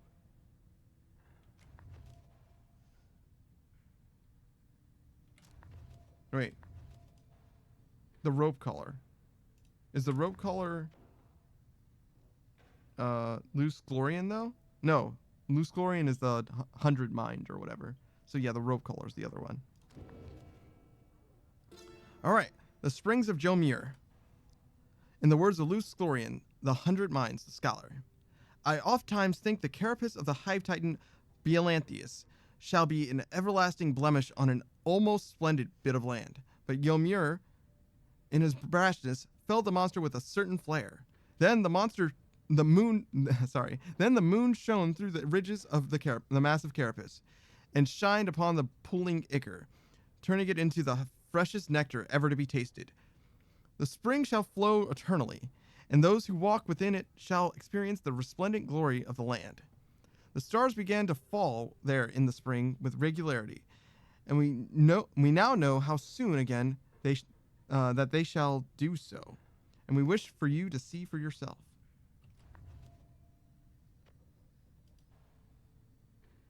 The Book of Rites. Much can be said about the Sisters of Arch, whom we banished to the greater beyond for deeds irredeemable. Suffice it that the details of their banishment are written in this book. The sisters in the book became inseparable, not unlike the stars, their light, and the infinite darkness that engulfs them. Wait, yeah, no, we've read this before. I see, so I'm unlocking some text out of order based on where I happen to be, and since I'm near there, I got that text, I guess. Alright. Let's go ahead to the right, I guess. Though the now familiar surroundings of the Spring of Jomur made preparations faster than before, the stars are already aflame by the time you and the others are gathered. At last. Well, Rookie, I have every faith in your ability in this. Sure, yeah, whatever you say there, chum. Now, let's watch the fireworks up there. I always like this part. You wish them all good fortune in turn. Little else is said, and together you watch the celestial harmony in calm and in silence and wait for the withdrawn.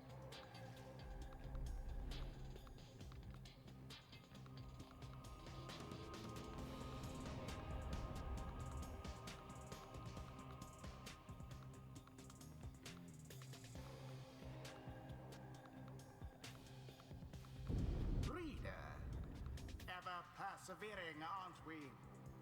Well then, rejoice, because the cycle of the rites begins anew. All right.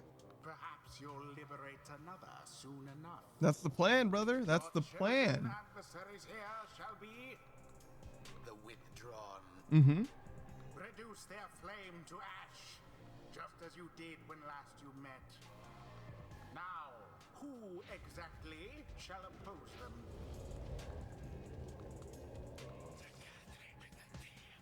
Previous time. Yet stuffed our Pyre's flame prevailed. This time, all for Isak. No matter the result, and no matter the cost. The withdrawn. Let us show them what the Nightwings can do.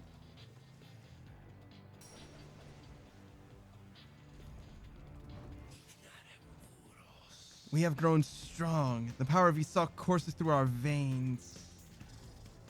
You sense Udmildi speaks the truth. The withdrawn are more capable than before. Each time you face a triumvirate, they gain talisman and masteries.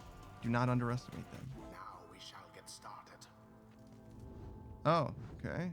So maybe this wasn't here before. Wow. That's brutal. Looks like they get the same abilities as us, basically, though.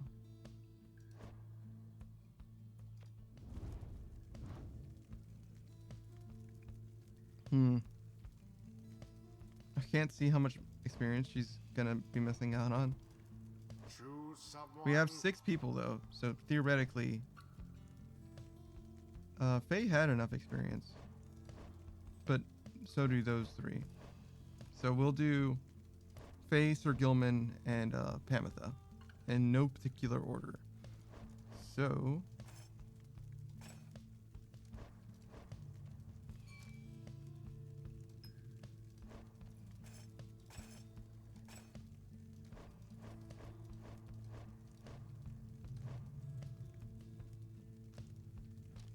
Well, this is the fastest guy.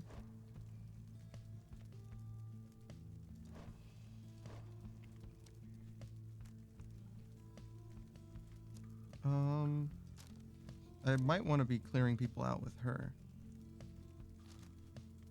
And Faye will give quickness to.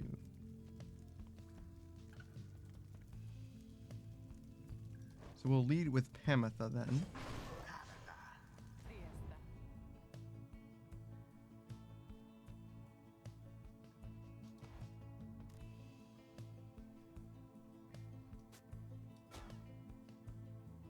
I don't know why it gave me this guidance, but okay.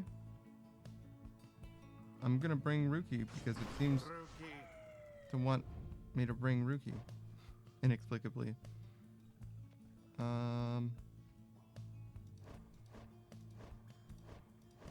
He's definitely most in need of experience.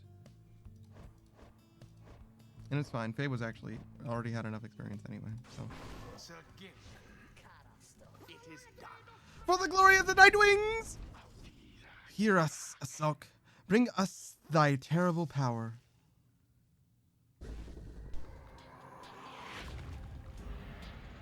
Begin. Now go. Oh, well, that didn't work.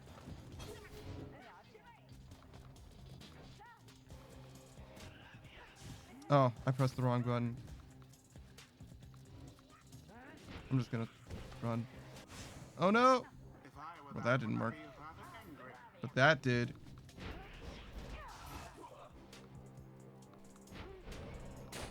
I welcome you to try. Later, man. You fool. There goes Yeah, the you can't get me like witch that, bro. I'm invulnerable when I'm tackling, don't you know? Oh no, a trade. Can't catch me, I'm too fast. The Nightwings assert I'm the fastest kid alive. Yeah, baby, woo! Not good enough, Gary, not good enough.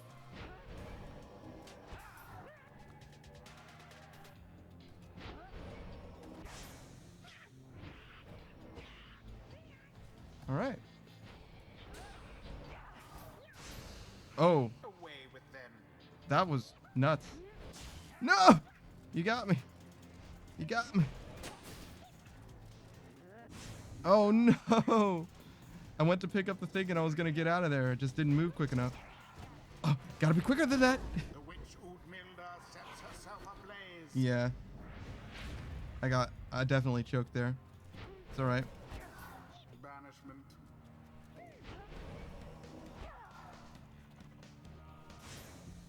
Yeah, can't get me like that.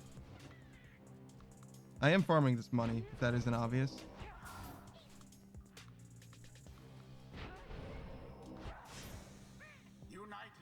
in banishment.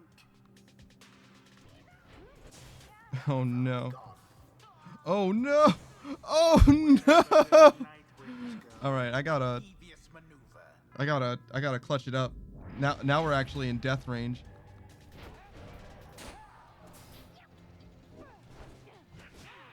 Oh no.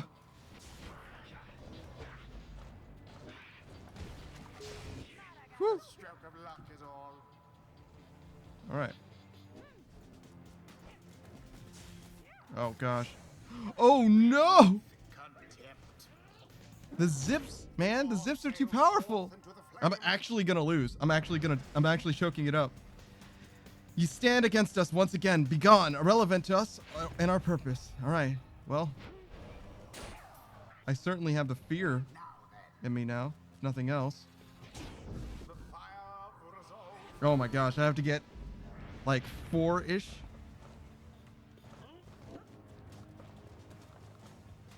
Okay. Oh no!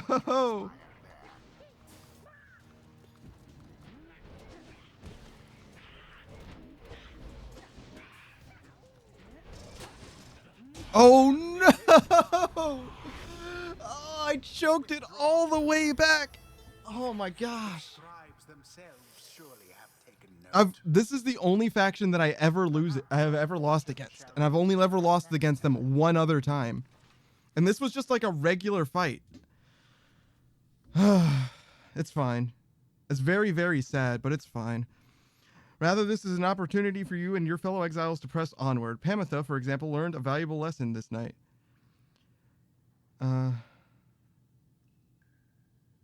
Awarded only this one time. Okay. So too has Ruki, not in spite of his setback with the withdrawn, but because of it.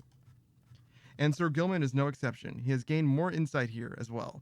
Your fellow exiles all shall gain enlightenment and learn and grow from what has transpired.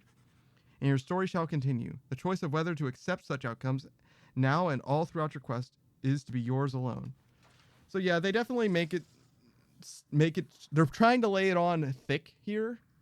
Basically, they're trying to avoid the problem that stealth games have where like if you fail during a stealth encounter, usually as like from a player's perspective, if you will, usually the results of you failing at all, like literally any amount of failure, is so great that it makes more sense for you to start back from before you failed and then just continue and reset the timeline Undertale style or something like that, right? In this game, as you have seen several times and you are seeing now, they are trying very hard to emphasize like it's okay to lose. Do not reset.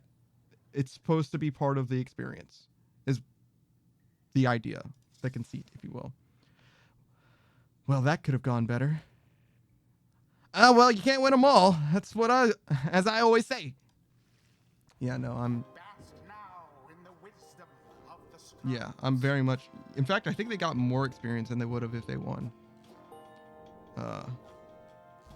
But yeah, I'm not thrilled, personally. The exiled Pamitha perhaps can learn the errors of her kind. Well, Tamitha, soon I'll be catching up with you at this, whether you like it or not. Okay. So we have the wings of the matriarch. When Triesta Tithys led her people by to the mountains, they began to train themselves in new ways to survive. That is contrasted by the waves of the High Wing. The High Wings were nearly destroyed after Saint Triesta left them. Those who remained grew strong. So when flying, Pamitha moves faster than usual. That's something. Pamitha can use her dash ability in rapid succession and for less stamina. That's something for sure. After saluting her adversaries, Pamitha instantly switches places with her nearest ally. That's weird. Pamitha permanently gains +8 quickness, making her move much faster. Now we're talking. For 5 seconds after banishing an adversary, Pamitha moves 30% faster than usual. Oh, I haven't been reading the sub notes. There were none who could outpace the matriarch Triesta Tithys as she soared across the skies. as honed swiftness of wing was necessary to survive upon the mountains where Trieste made her home. The High Wing remnants bonded together, sisters one and all, and in their solidarity survived the age. Then I shall find this fallen emperor, for if I should recover him, then we may yet have peace. Trieste. Okay, and often did the matriarch assuage her sisters' rising anger and compel them not to war upon the wingless. Are all of the harps girls? I guess so, huh? I never noticed that. When casting her aura, Pamitha can trigger an aura burst that banishes nearby adversaries. Trieste Tithys helped to purge the downside of a number of the greater titans, which ravaged across the land. An aura burst that banishes nearby adversaries. Interesting. If Pamitha is banished while Winged Fury's effect is active, she returns twice as quickly as usual. Okay. Many of her sisters pursued Trieste to the downside, but eventually they all concluded that the saint was gone. Natural superiority. Pamitha permanently gains 4 to quickness, presence, and hope, making her better all around. Okay. Pamitha... Our wings indicate our station in this world, and yet we owe the world our very being. So yeah, it's this definitely this tree for me. Definitely about movement options. Oh man, I'm pretty disappointed in myself. I definitely spent a lot of this messing around, especially considering it was for money that I'm like not even really planning on spending, which is so stupid. You return to the wagon, and after you and your fellow exiles fail to prevail over the withdrawn, and find Wolfritz waiting for you there. An unfortunate result back there, my boy. But let us focus on the bigger picture now. I've something that I wish to share with you if you have a moment. We have discussed our plan. 31% success rate for some reason now. Of which we're all a part. I have a means of measuring our progress toward the goal of it. I'd like you to take a look at it. First, let's determine where the rights may take us next. Okay. Look forth. I expect you shall see again several shining stars, where once you saw but one. Gaze into the darkness of the night. Okay. We have goal, Millith, and oars. Several shining stars, a trick of the eye or the will of the scribes, who can say? I too once gained this newfound vision many years ago, following my first liberation rite, and I believe only we of the Nightwings have this gift. I realize that in choosing whom the Nightwings confront in each rite, we in turn influence which triumvirate we face when the time comes for someone to set us free, or to be set free. The object I'd invite you to use contains further detail. Henceforth, you may use Wolfrit's planner to see your current progress. An object that shows the relative standings between the 9 triumvirates in the rites. Whichever triumvirate curries the most favor shall confront the Nightwings for a chance of freedom. Using Wolfrit's planner, you may assess your progress towards your ultimate goal, as well as check the current standings in your adversaries. Wolfrit shall keep this information up to date for the remainder of your quest. You may look over it now or any time in the back wagon or while searching the stars.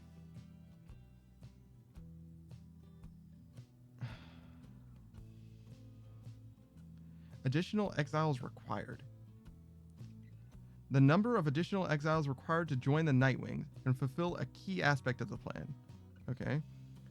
Liberations rights. Rights till next liberation. Okay. Additional notes. Latest thoughts about the progress of the plan and the current status of requests. Adim, the 6th of 9th moon, 8:37 AS. At long last, the plan is well underway. The cycle of the rites turns quickly for the time. We soon should have another stab upon the fall of Solium. VS. Ours is the triumvirate against all which are judged. 8 and 1. So the essence and withdrawn are real close to each other at the moment.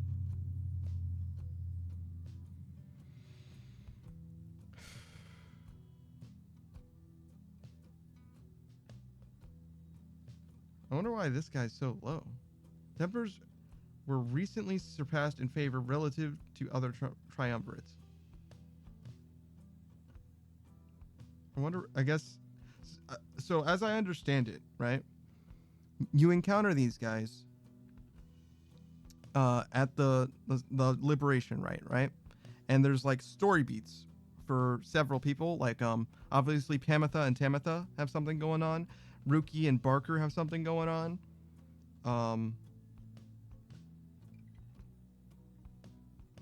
Those are the main ones, I guess. Faye and these guys a little bit, I guess. Sir Gilman and Sir Deluge. Most of these others don't seem to like have anything super, and I guess I'm not sure why the Tempers are at 0, except that we encountered them there before. Maybe that's just it. They can't be in the liberation rite twice in a row. But yeah. So mostly what I can do here, if I go here and beat them, then it'll make it much more likely that I encounter. If I go here, it's going to either be Milith, or I'm sorry, it's either going to be Tamitha, or it's going to be Udmildi at the liberation rite. Basically guaranteed. Because if I win here, it's probably going to be Udmildi. If I lose here, it's at that point, I guess, a 50-50 between them because they're so close to each other. I'm real sad about losing. I'm gonna be honest.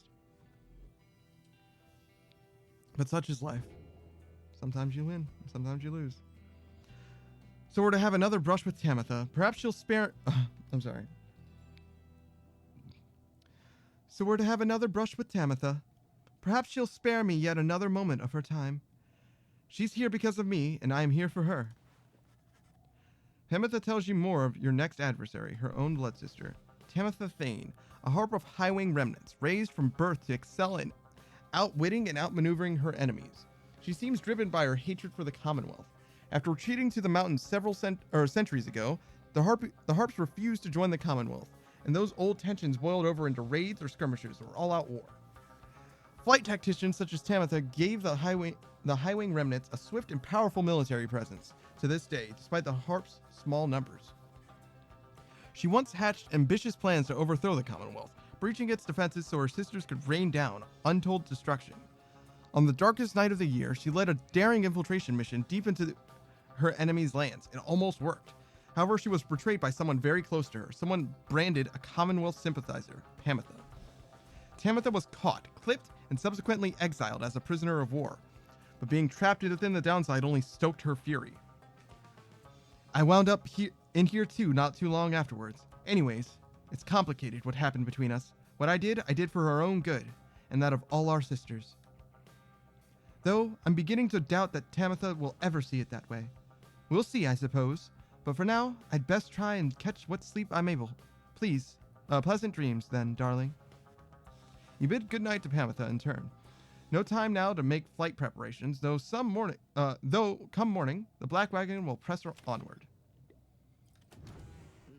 Alright, what's up, Sir Gilman? You find Sir Gilman searching intently for something or other, his eyes shut tight, his brow furrowed in deep concentration. He acknowledges your presence in the most minimal way possible and continues scanning the environment.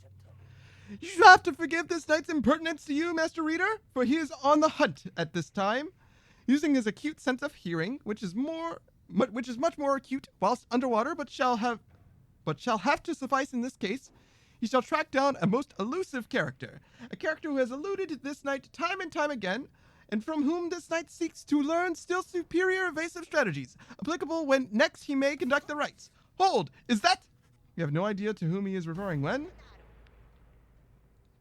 Stick it up, worm! You're caught out! Could have wrung your neck just now, you know? Oh! that was very painful. This knight has failed again!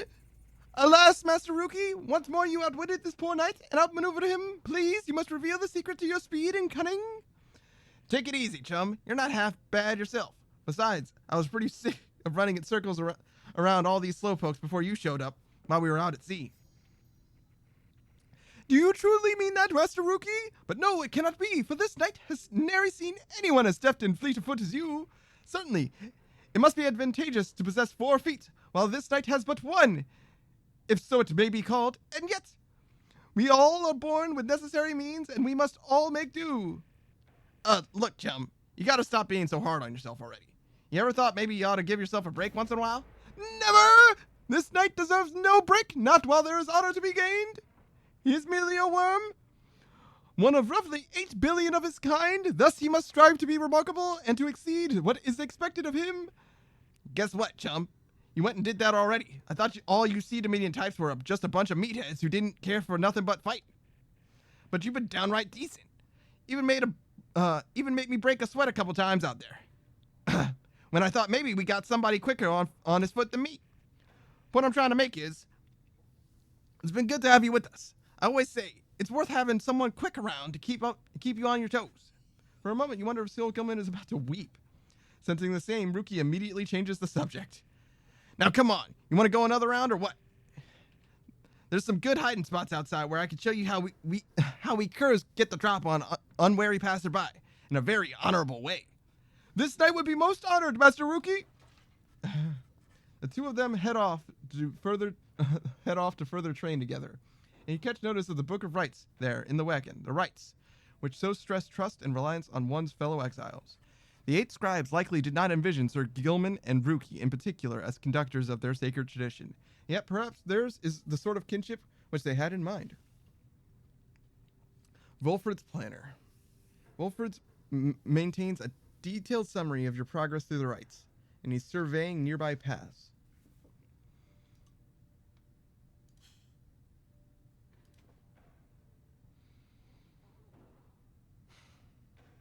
What is this?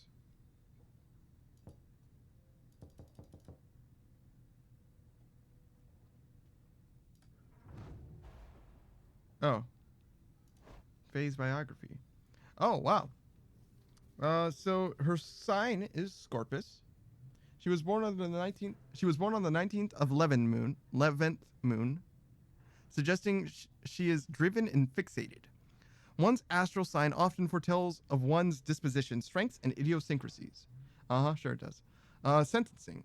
Crime vagrancy. She failed to meet basic cognitive standards and had no place or family in the Commonwealth. As mercy guides our hand, we spare your lives, but rid ourselves of you from the sentencing company. Motive? None.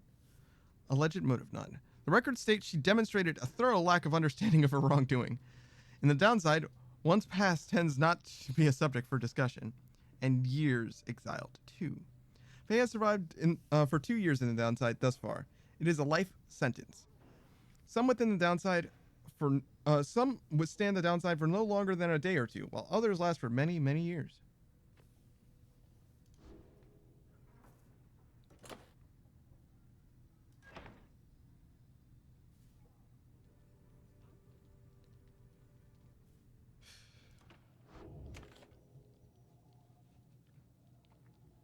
All right.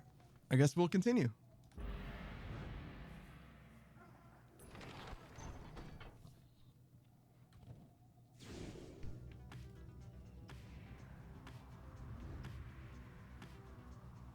I wonder if there's going to be new events.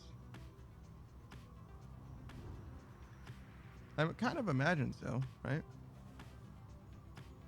If they're going to have events here, right? Then there should be new ones as you progress through the story. Maybe not all the time, but like maybe once per liberation. Oh, look, there's something. A gloom hangs thick above the pit of Millith and all around it. You are brave to seek your adversaries here again, reader. Many in the downside believe it to be nothing other than a foul den. Then take the tales of Isolk Astralborn to be mythology. Oh, I'm sorry. They take. Embellished through retelling over time, you have met others, such as Witch Udmildi, who believe otherwise. Although whichever their beliefs, I know of none who would go near the place unless the stars demanded it. Thus shall your coming right against the essence take place in complete secrecy, as always the rights have.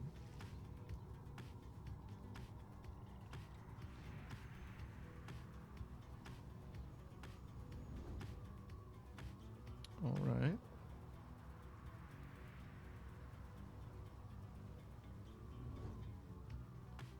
cruising, moving. I wonder if I'm on tilt. I don't think so. Excuse me. I wonder if part of interacting with like the other triumvirs is crashing into them, or if that's just like a one-off thing, you know? Kind of go either way.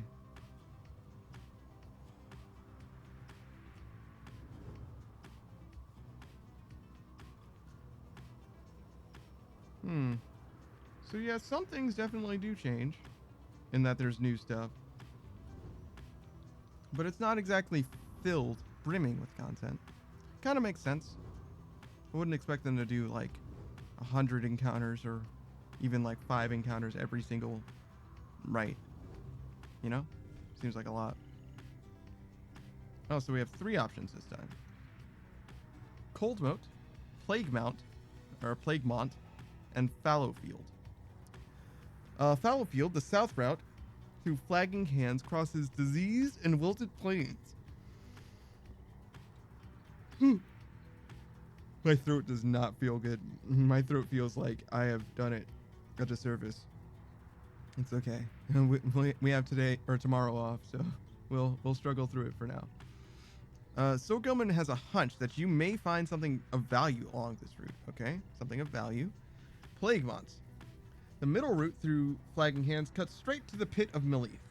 Rookie believes this is the fastest route. You should have time to pursue your vocations. Okay, that's something. And Cold Moat. The north route through the Flagging Hands crosses a mass grave. The lone minstrel knows of a morbid yet potentially lucrative task. A morbid but potentially lucrative task. That sounds like a mini game. Something of value. So like a trinket, money, and maybe a mini game. And vocations. Well, being that we lost, I feel like the vocation makes the most sense. It's kind of an assurance, if you will. You return to the dismal region known as Flagging Hands. Straight away, you sense an air of dread, yet cling to the hope that you can make your stay as brief as possible. You and your fellow exiles have time to yourselves before the day is done. Nonetheless, the dismal environs soon take their toll on everyone.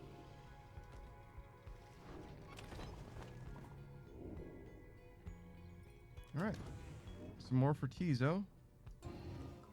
Why, hello, my lovely reader. What might I do for you? What's up? You know, my lovely reader, I must admit that I did not expect you, your little followers, to be quite so receptive to instructions as thus far they have proved. I know not whether they owe it all to you or have somewhat more to them than I was first inclined to think. In any case, however, I am pleased that they are not entirely disgraceful. I like to keep my expectations well in check, seeing as I have been thus expelled until the end of time. So it is pleasant when those expectations are exceeded every now and then. Although I cannot quite recall when last that was. But the best part of all this are those brief times in which you visit me in my domain. I know you cannot for long. This damned crystal in which I am enthralled shall see to that. Though, as you have perhaps surmised, whenever it decides that one of your little friends is worthwhile enough, why, I can offer them a trial, and likewise I can offer you a chat. Sometimes I think, as you achieve those trials of mine, perhaps it does something to trim the length of my eternal banishment. Eternity being what it is, however, perhaps not. Still, if the trophies of those blasted scribes are worth something to you, then all you need is to brave my trials, and that they can be yours. And perhaps there's good in it for me as well. Then something changes in her as she changes the subject. I've likely said too much. I am not to influence you in your use of the Beyonder crystal. It is not there to be tampered with by anyone, including me. Forget what I said. Very well. Let us consider who among those idiots is worth my time. Worth my limitless time. Alright, Tizo. I dare think I remember something of that imp. He certainly stood out from all his ilk, although that really isn't saying much. Well, let's bring him forth. Tizo soon appears in heat of the summons. Tizo seems to be prepared for whatever lies ahead.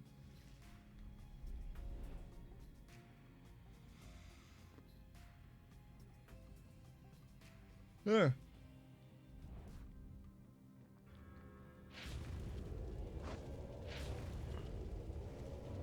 The apparition Sandra appears and unfastens her mask. Listen well, imp. You answer to me here. Tizo indicates his understanding and is prepared to begin Sandra's trial. You know the formalities, of course. Show me, then, what have you learned from thus far about the rites. Here in this trial, it shall be just you, my beyonders, and your lovely reader. Let's see how you fare. She's much more respectful to Tizo.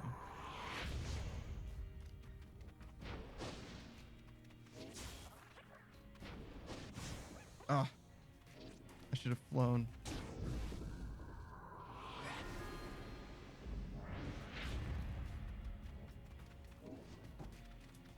Oh, I have so many jumps.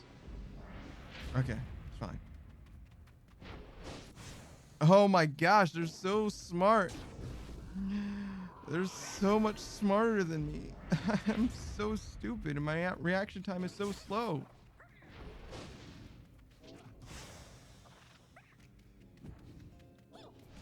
All right.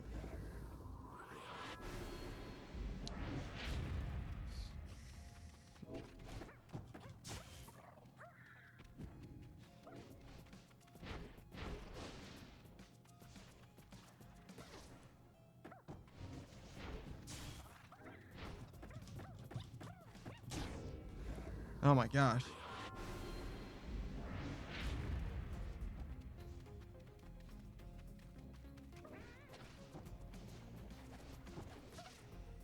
Uh-oh. Got him. Got him. I wish I could say that that was planned. It was most certainly not.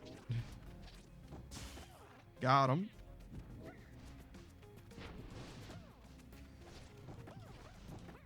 Got him. Just like that. We pulled through. We got absolutely dunked on at first, but we did come through the other side. It's okay. Okay. Tizo is excited to have completed Sandra's challenge and awaits her approval. A worthwhile effort, imp. Your performance was sufficient and you have passed my test. Your predecessor may well have approved. Thus, congratulations are in order to you and to your lovely reader. Now, farewell.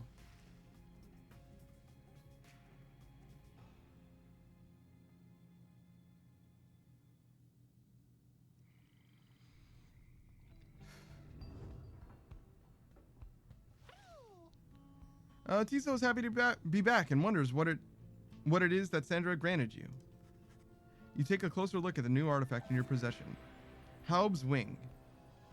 Tizo's flutter and zip abilities cause less damage than usual. Yep, that's perfect. Certainly something that I can actually use. Just like that.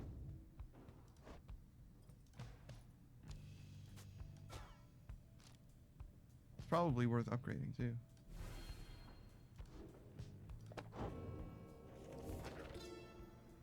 All right, what are we looking at here? The flagging cans. In the words of Molten Melith, the Wild Witch, beyond the valley lies the flagging cans, which could be called a swamp, if an entire sea could merely be a lake. Soon after our arrival, several of us fell into a dark despair. Such were the environs. I found it rather fascinating, though. It held aspects reminiscent of the southern bogs we dwelt in as a tad. We grew accustomed to the dampness of the air, and grew to savor certain twigs and beetles. It can be said that the flagging hands are an acquired taste, recommendable only for those of our same bent, or perhaps the downside's native imps. The sea surrounded the environs on three sides, appearing insurmountable at first.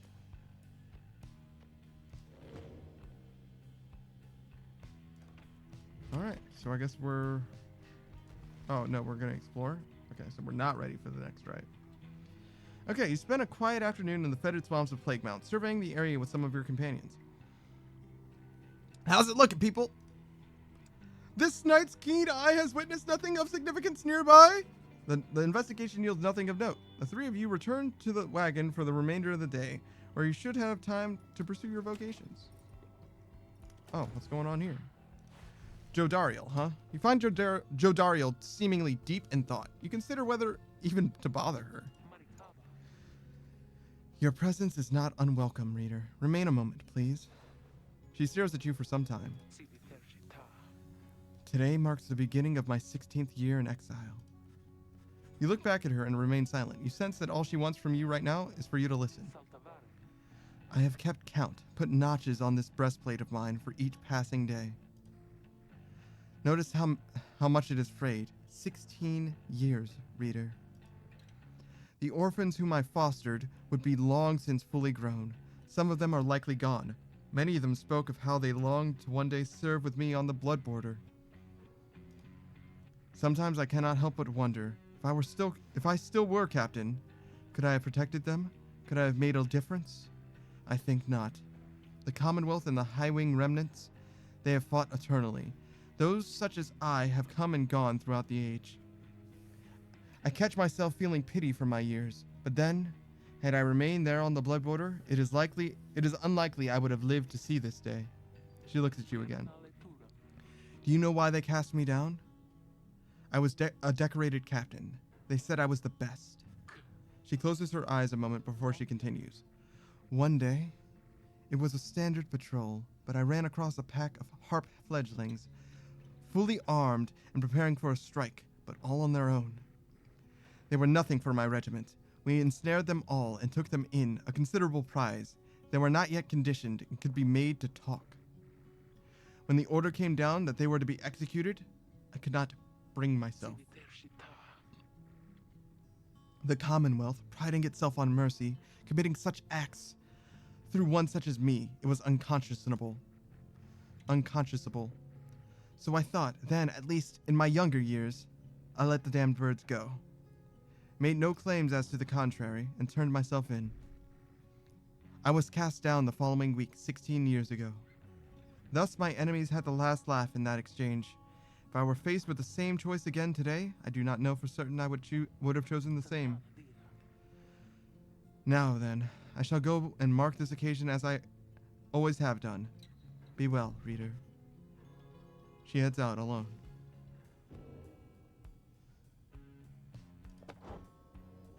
I guess I know her birthday now too, huh? Yeah, she's a Capriist. She was born on the 23rd of 12th moon, suggesting she is ambitious but also discontented. One's astral sign often foretells of one's disposition, strengths, and idiosyncrasies. Her crime is insubordination. She disobeyed a direct order to execute enemy combatants of the High Wing remnants. As mercy guides our hand, we spare your lives, but rid ourselves of you. From the Sentencing Company. Oh, those are always the same, huh? Yeah.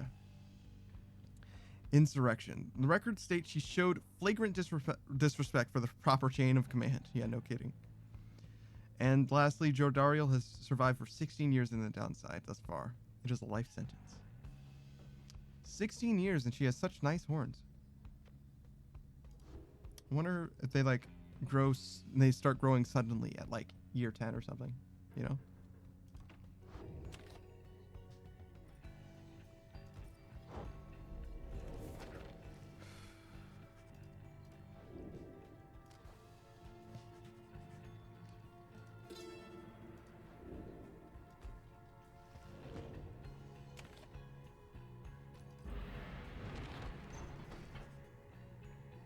Being here in the flagging hands continues to sap most everyone's spirits, minus one hope.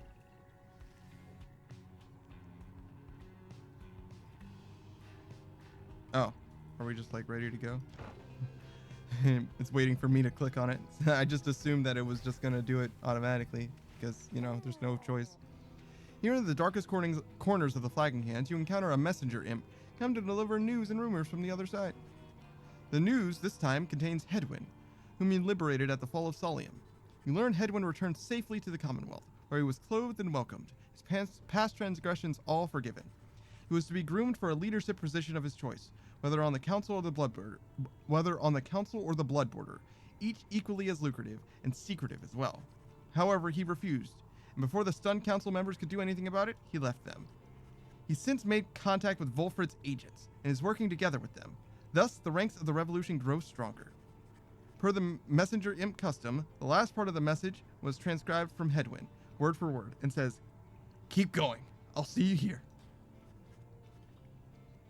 You thank the messenger imp for relaying this information. Soon your companions are all abuzz about it. I always thought Hedwyn was looking for someone out there back home. Do you think he found her? Yeah, that's how it's done, Headwind. Right behind you, chum. A glorious example of Headwind sets for all of us. Wonder if he'll ever find the one he fell for. Tizo is happy to hear Headwind as well back in the Commonwealth. He did it. News of Headwind's liberation fills you and your fellow exiles with newfound resolve. +1 hope to counteract that last -1. See what we can do. 2 new pages. Hey guys, how long has it been since last I told you you're my favorite customers? Because I just wanted to remind you it's definitely true, okay? So come on in, I guess.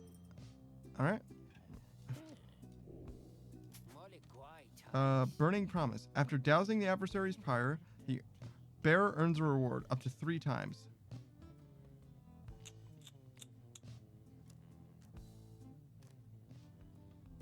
That's pretty good.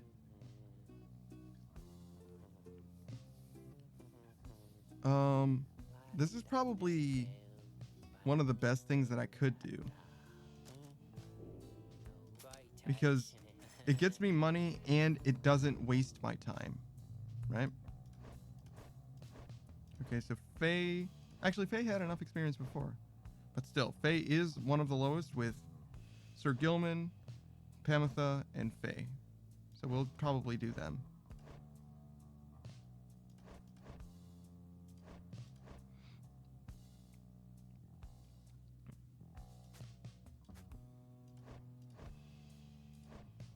That's fine. Sir Gilman, Pamitha, and Faye. I guess I'll give her... Right. Then maybe this? I can knock people out with Faye, right? Or it's really running and scoring, huh? So... realistically, then this can go here, and this goes here. So the idea is open with all 3 of these, and then feel out the rest of the match. If I need to score and just win, because he gives 15 each, right? So that'll be 45, which leaves 55. And then either of them... Oh, and it's probably... And it wouldn't be continuously him scoring. It would be him, someone else, then him, then someone else. So that's 45 plus 40, which is 85, which leaves 15 left. So at that point, I can then choose to farm this if I wanted to. Okay, that's probably how I should have been doing it all along anyway. But yeah, it's fine. No time like the present. Okay. So that's what we'll do for that. I don't need this. I have so much money and I don't plan on buying anything. Like any of this stuff. There's new stuff though sometimes, so. Oh, you guys really are my favorite customers, you know? Downside travelers as well. Man, the pages just keep on coming. What is this? Why is it acting funny? The flagging fungus occasionally produces foul-tasting mushrooms that are strangely satisfying to pluck from it. A keepsake from the flagging hands. Okay. Tick.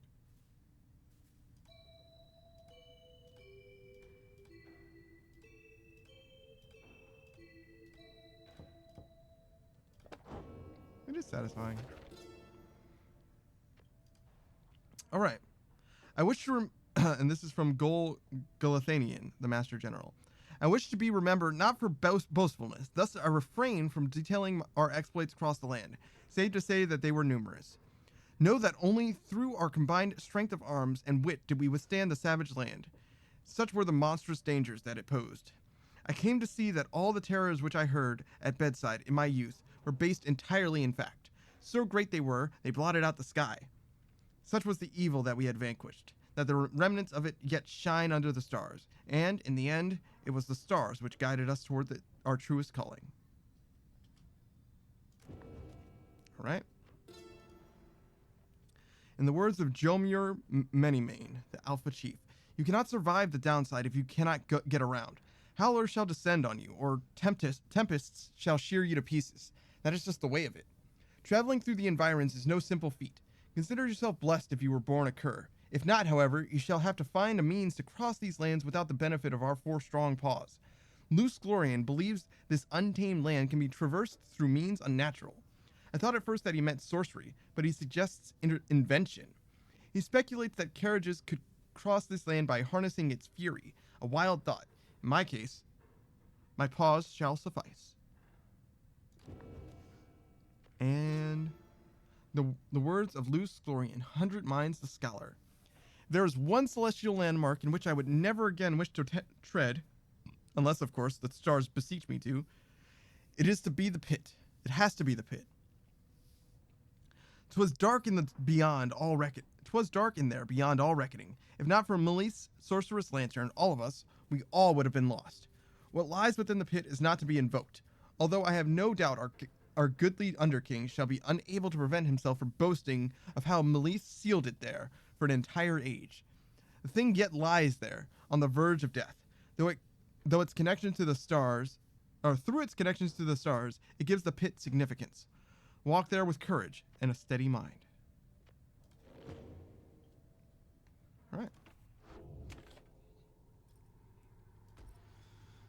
All right, against Tamitha.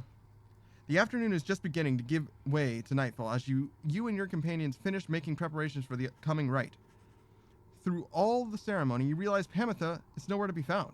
The last anybody saw of her was shortly after the Black Wagon came to rest here at the pit of Melith. She returns just as you begin to plan a search for her. Sorry to have you worried there, reader darling. Just getting a little antsy is all. Had to go and spread my wings a bit and shake away the nerves. I feel like she should have like a southern accent or something. What with the darlings? She is holding something back. Don't you go in my head. I'm telling you the truth. I'm telling you the truth, damn it. Damn you, reader. Get out! Get out! Get out! Anyhow, it looks as if the show's about to start. I shall be in the field with the others. As Tamitha departs, you see she is right, as the stars above begin to shine. You know she is about to face her sister Tamitha once again. You accept that it is a very private matter between them.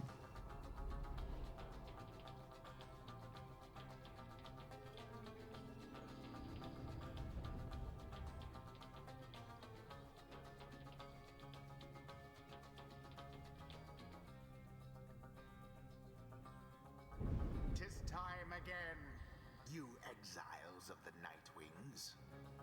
The 8 scribes summon you to the pit of Melith.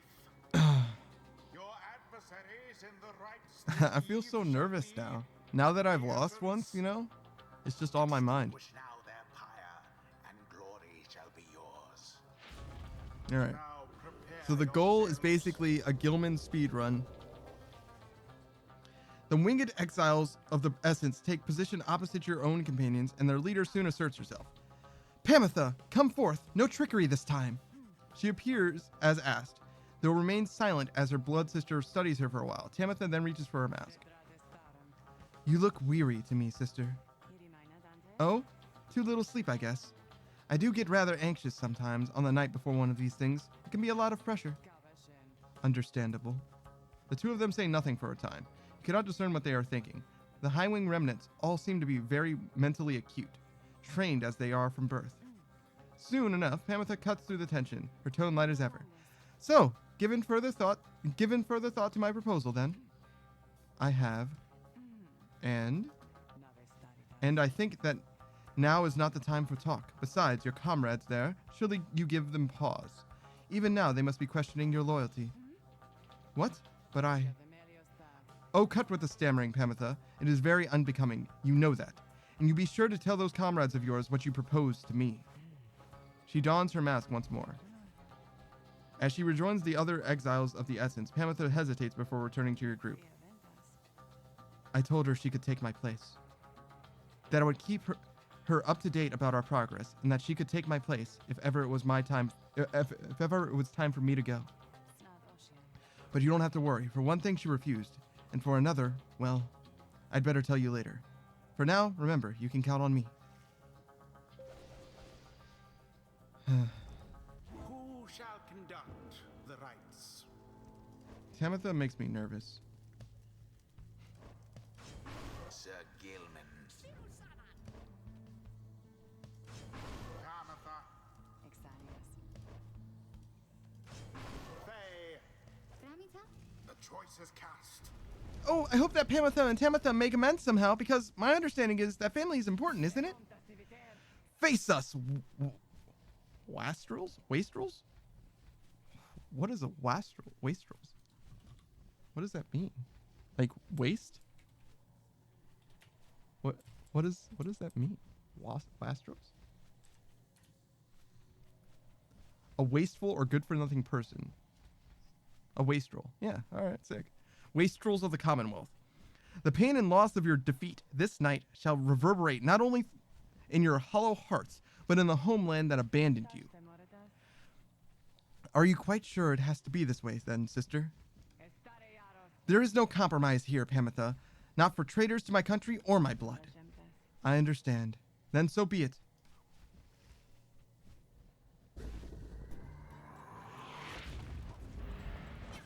Oh. Commence. That's it.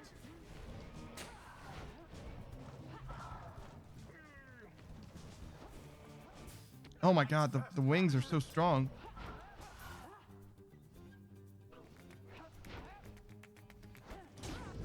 Ah. Best laid plans do oft go awry. Okay. Yeah, so when they blasted me away, I wasn't really prepared for that. You seem so distracted, Pamitha.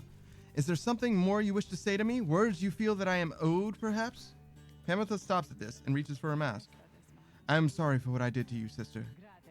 For what you did to me? Your apology rings as hollow as your plumage. You might rehearse it further upon every last survivor of the High Wing remnants. Now, no more talk. Such hatred spewing constantly from Tamitha, yet here in exile, she is not but talk. Bask in the purifying. All right.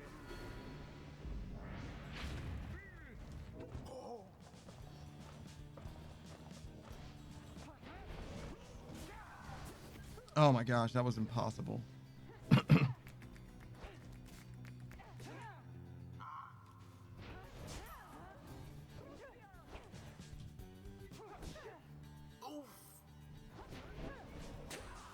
Oh.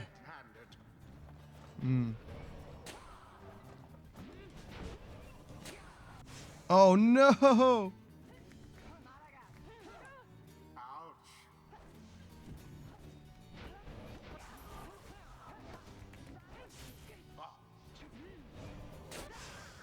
Oh my gosh. So long.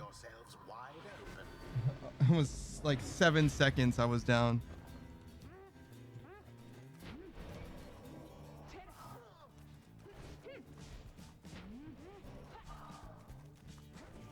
Oh my, it's so cruel, man. It's so messed up. Oh no, I misclicked. No, I pressed W and then space for no reason. I'm so sad. I'm glad I didn't turn the difficulty up because I'm clearly struggling with this game. Whether for no reason or not, like, I'm clearly, truly struggling.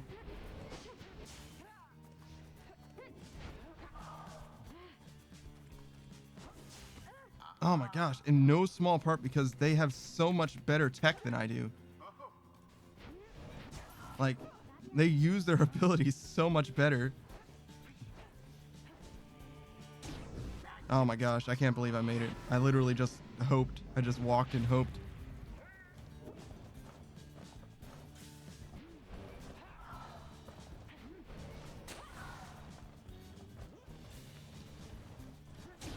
All right. Whew. Each pyre now burns no more brightly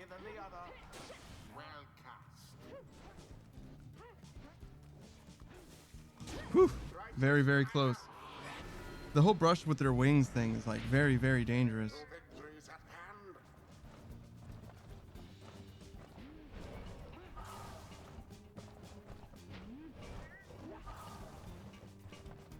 Whew. Absolution. All right. Now we just need to wrap this up.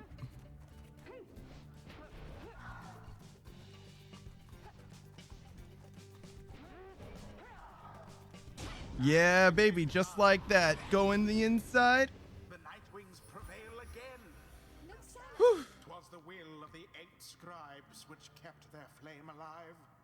Though I suppose it doesn't really make a difference if we win or lose these, huh? Let's end this night's proceedings. Well, you get more enlightenment if you win, that's for sure. The one loss doesn't matter, but any losses after that, I think, are technically burdensome. You win, Blood Sister. You win. I don't suppose that means you'll reconsider. You know I cannot. You are always obstinate, but in that regard, all others which count for anything, you are inferior to me. You are always obstinate, but in that regard, in all others which count for anything, you are inferior to me. Remember that. What you offered is meaningless to me. I shall free myself without your help, or that of anyone. Now then, farewell. Wait, what of your comrades, the Essence? You must need them at least. Mincing my words, as ever, Pemetha. Know that I do love you, in a way. Is that what you wish to hear? But my purpose is plain, and you stand in its way. You are a fool to think my freedom is my goal. My freedom is a means towards an end, the likes of which you never would abide. Do you think you could sway me from my purpose, Pamitha? Pamitha remained silent for a time. No. I think you will struggle to destroy the Commonwealth, no matter what it takes. No matter if, in doing so, you are destroyed instead. Just so. So then, you understand me after all. Pamitha does not turn to watch her blood sister depart. There is much to learn from this experience. I'm not sure what the direction in that line means. When it says Pamitha does not turn to watch her sister depart, is it saying that she stays looking so that she can see her sister leave, or that she does not turn so that she can't see her sister leave? Pamitha does not turn to see her sister depart. You see what I'm saying? It could be read both ways. She does not turn in order to see her sister depart, or she does not turn so she cannot see her sister depart. And then Sir Gilman, of course. So grateful! So grateful is this knight for such a glorious occasion that he is giving strong consideration to performing here and now the forbidden dance of the Sea Dominion! All right. Yeah, let's do this one. If only Nice. wings could speed us on toward greater All in all, understanding. having to unlearn everything I've learned is going somewhat faster than expected. That didn't really sound like her. All in all, having to unlearn everything I've learned is going faster than expected. Yeah, sure, that's close.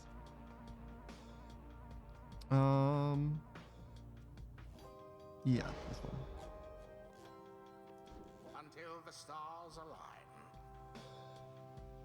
Check Volford's planner to see how you and all the other competing triumvirates are faring in the rights.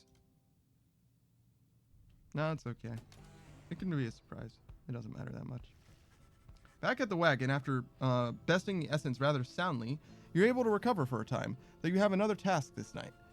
Time again to seek out where the right shall take you next by searching for the answer in the waning starlight. The stars yet shine for you, revealing various paths forward.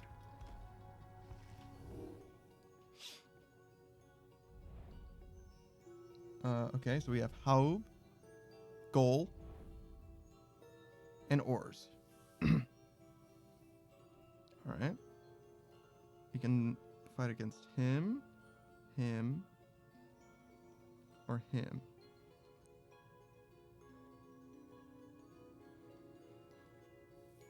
Let's see what this guy has to say. He had very little to say before in any meaningful capacity. Didn't feel like there was very much character interaction. Ah, so we soon shall square against Lendl the liar and the accusers. Him I know all too well. Perhaps you notice that he doesn't like us very much. He then tells you what he knows about your next adversary, Lendl the liar.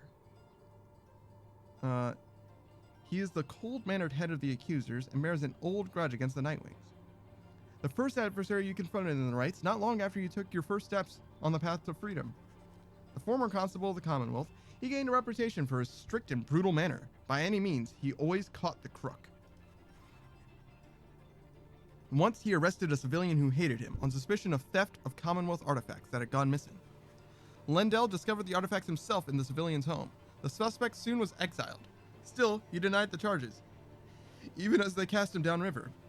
The case was investigated further, though too late. Suspicions turned to Lendl. It turned out he had planted the damning evidence himself, so he was exiled in turn. In the downside, he soon became acquainted with the Rights, having heard of all this from several people in high places. He asserted himself as the de facto leader of the accusers. They bent to his aggressive nature and prevailed many times under his watch. Yet each time his chance at liberty arose, the Nightwings either defeated him or simply did not show. He wishes more than anything to outdo the Nightwings, perhaps even more so than to be free again. Let us give him another opportunity. For now, have a good night, my boy. You bid Wolfred a good evening. At dawn, you shall take flight again. All right, we have a new page. What's up, Pamitha? Despite Pamitha's mental conditioning, you can tell something is troubling her. She won't listen to a word I say. Not one damn word. If she weren't my blood sister, I should think I'd hate her guts as much as she hates mine. She shakes her head. I should apologize. To you and everyone. I sought out Tamitha without asking your leave. Figured I would rather seek forgiveness than permission, you understand. My attempts with Tamitha didn't amount to much, as you well saw. So at this point, I'm hopeful you'll be more accepting of apologies than she. Though, tell me something. Reader, darling, do you suppose I'm going to betray you? You may know better than I do at this point.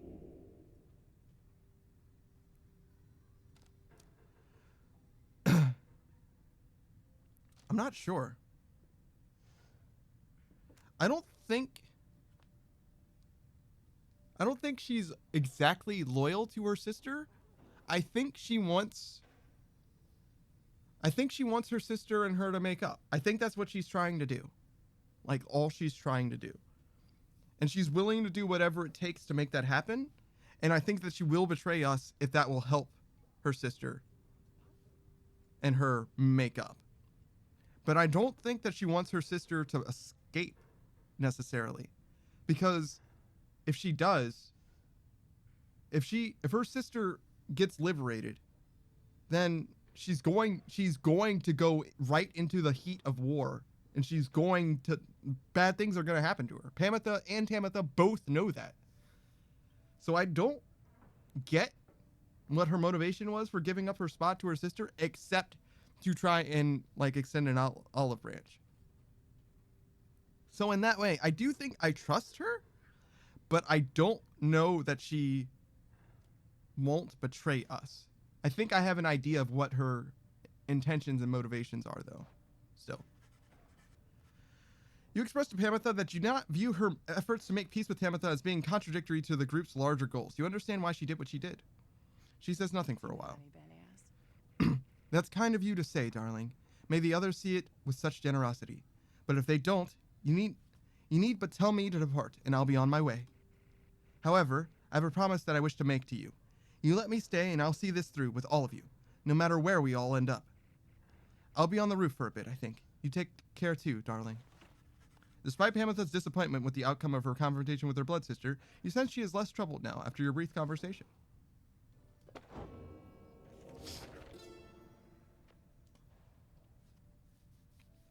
The Essence. In the words of Haob the Swallow, the Accursed. The winged members of the Essence, each chosen by the matriarch, Triesta Tithys, are living exemplars of liberty and piety. Would that my wings would be thus. Once you of course must know, we all had wings. It is said that the people of the Empire relinquished theirs, drawn in by earthly matters as they were, but the harps, such as Trieste, held tight the liberty of their plumage could afford. These divergent paths did cause a share of differences between the winged and the wingless over time, but here in this land, our purposes are shared, our goals united. That, then, is the essence. That is who they are, and what, and why. I just realized. So, Haub is the Tizo equivalent of the scribe, so he certainly is of the 8. So I must have miscounted the 8 before. So we have 6 people here. We're missing 2. Yeah. It's just that Faye and Hedwyn share the same raiments. Wait, we have 6 here. We're missing 2. That's 8. It still only gets 9, though. I'm still counting 9 people. So 10 if you count the reader. Maybe that's it. Maybe there's just 10 people all together if you count the reader. Or the bard, I guess.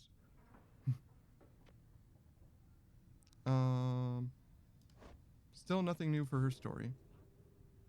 Also, the bard isn't here now. Haven't heard from him in a little while, actually. Alright. Onward. Being here in the Flagging Hands continues to sap most everyone's spirits. Your companions lose -1 hope for the next rite. Alright, well, let's get out of here.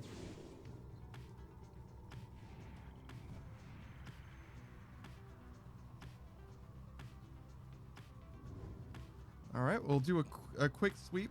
See if there's anything, any interactables, any little character interactions to be had. Trying not to crash into any other flying wagons.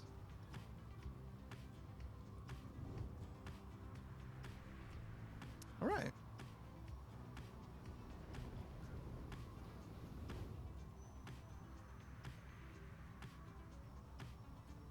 Seems like it's gonna be a rather quiet intermission here.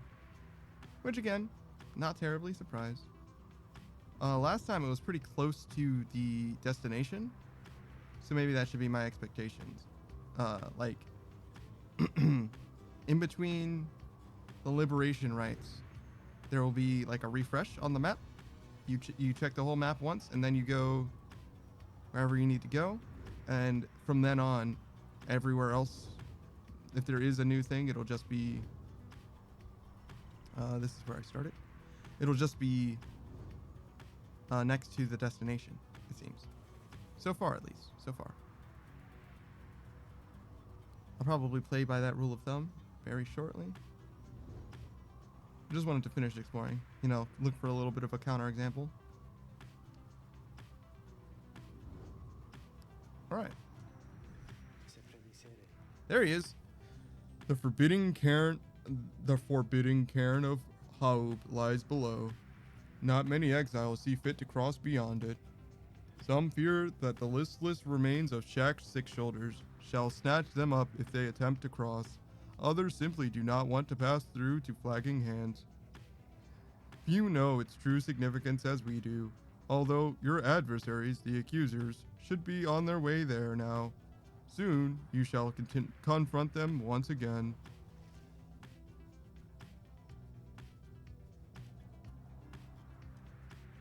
Oh, I'm supposed to read these.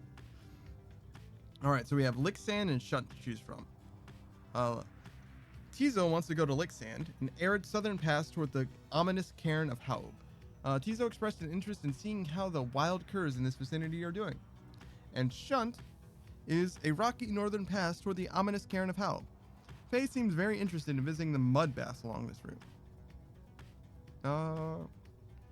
It's often a choice between Faye and Tizo for some reason, huh? I never really noticed that in previous playthroughs, or in my last playthrough.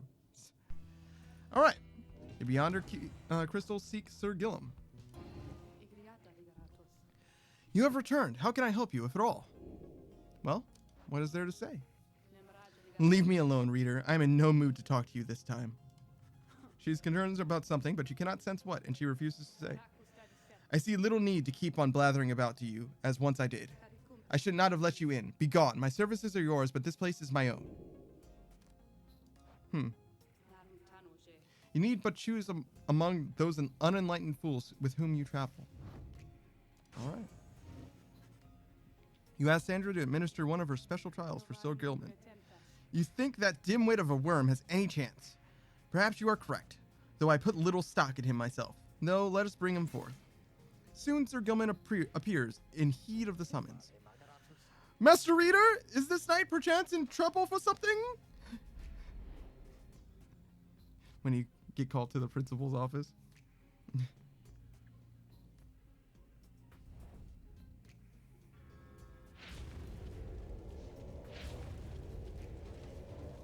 The apparition Sandra appears and unfastens her mask. Listen well, Worm. You answer to me here. As you will, Your Highness. Your Highness. I like the sound of that. The flattery shall get you nowhere here. Demonstrate your competence to me then, Worm. You shall have to do it mostly on your own, though under the guidance of your lovely reader. I trust you are prepared. Of course, Your Highness. This knight accepts this challenge. All right.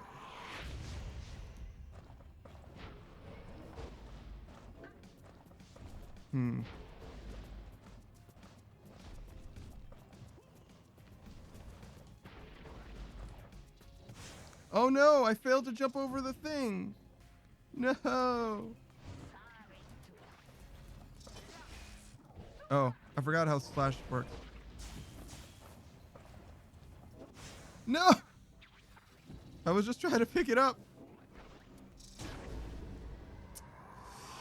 All right. Oh no! What a terrible tragedy. I had sprint though. I definitely could have made it there before him. Okay. Got it. All right. 3 more.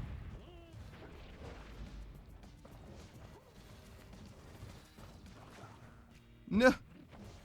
No. I was doomed. I was absolutely doomed. Well, maybe I could have pressed slash. No. Oh my gosh. I'm absolutely going to fail this.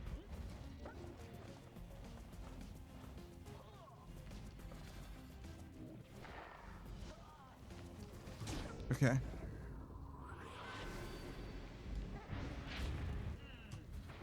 Definitely starts with getting the ball. And then I just need to kind of pull them away from... Nice! A little springy, boingy noise when I jump, too. That's quite pleasant. Whoa, whoa, whoa!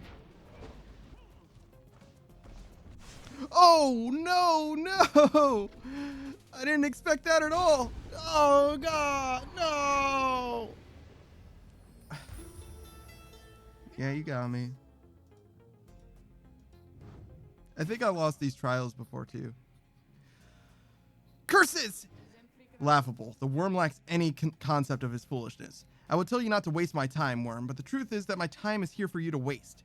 Do you think you could do better than that? Huh.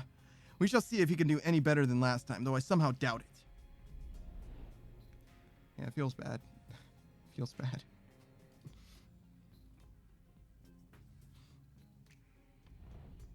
Man.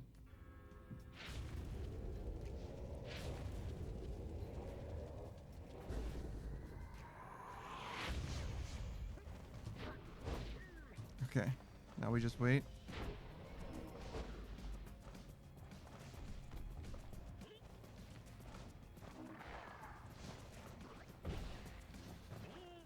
Oh no! Woo! Yes! Yes! Yes! Clutched that one up. That was very, very, very close.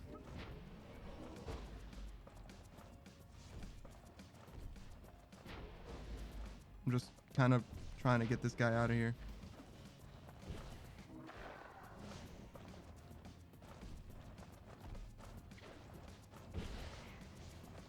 Oh! I got a little too close to the sun and it cost me everything.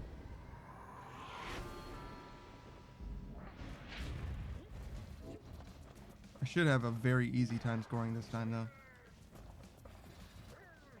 Oh, I wasted some of my stamina. It's alright. We got there anyway.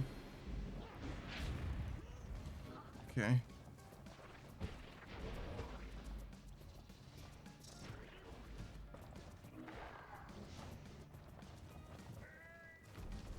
Oh, perfect. Their pathing was exactly what I needed in order to score there.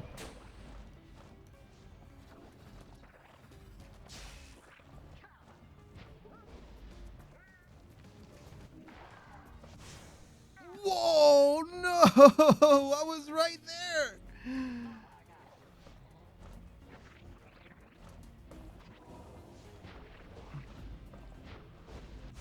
Oh, no!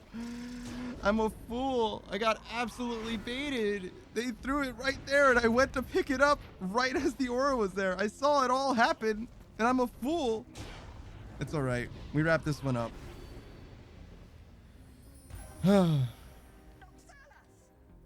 I'm very, very much disappointed, but, you know, we definitely got there. Huzzah! This night prevails! I have no choice but to concur with that assessment, Worm. Your performance was sufficient, and you passed my test. Thus, congratulations are in order to you and to your lovely reader. Now, farewell.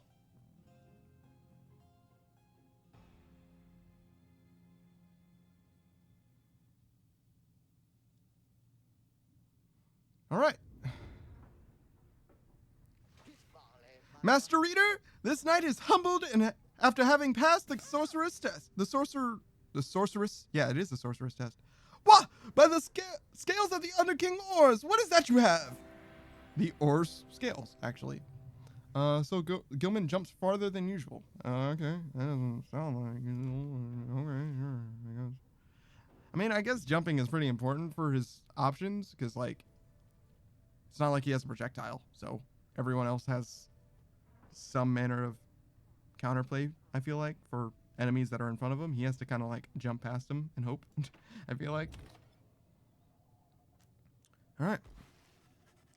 No one seems very much inclined to explore the blistering environs here, except for Faye, who is more upbeat even than usual. A sacred bath in the mud cleanses the mind. At least, I think it does. But come look, look. Come look, come look. She draws you by the hand toward one of the muddy pits and jumps right in, laughing. At first you are put off, and yet her joy is infectious. Soon you are in better spirits, as is she. You return together to the wagon, where you find yourself with time and motivation to pursue your vocations. Faye gain +2 hope for the next right. All right then. What's the story here? Oh, Faye's here. Faye seems to be speaking to herself again. She is unaware of your presence, or shows no sign of it at least. Mercy, freedom, they are intertwined. Mercy shall engender union among all our kind. Or all our different kind. Mercy shall engender union among all our different kind. She's reciting passages from the book of rights, though to your knowledge she can't read. Freedom to the worthy. The downside cannot let us all go free. Thus, freedom to the worthy. Is that not so, O Saint Triesta? Is that not the conclusion which you formed with your 7 most trusted friends? She pauses for a while, as though listening, and nods her head from time to time. Yes, I see. Well, I'm ever grateful to you, Saint Triesta, for your guidance and your presence. And I wish all of your friends safe passage there among the stars. It must be so very beautiful out there. With your wings you can fly freely, can't you, Saint? You can visit me at any time. Come and go as you please from the stars, all the way here. You do not need a pair of wings in order to be free. I know. And yet, sometimes I wish I was like you, or like Miss Pamitha. But I know I'm the way that I am because I am meant to be this way. And I know that you are always watching. So thank you, Saint Triesta Tithys. Thank you, and your friends. She wanders out into the afternoon, leaving you there to consider her words. In the Commonwealth, her unwavering faith in the scribes would have been seen as a delusion. Such prayer or communion was forbidden. The scribes were mythical figures, but even they worshipped the stars. And it was the stars that lighted the way for the founders in the Commonwealth, or founders of the Commonwealth, or so its leaders taught. Okay. Well, we're almost done with this.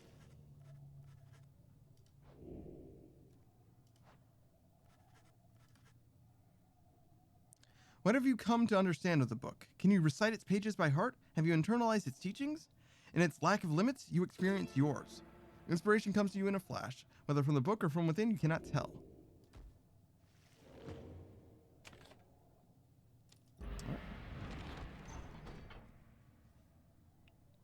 And now we're ready to go to the Cairn of Hub, one of the downside celestial landmarks.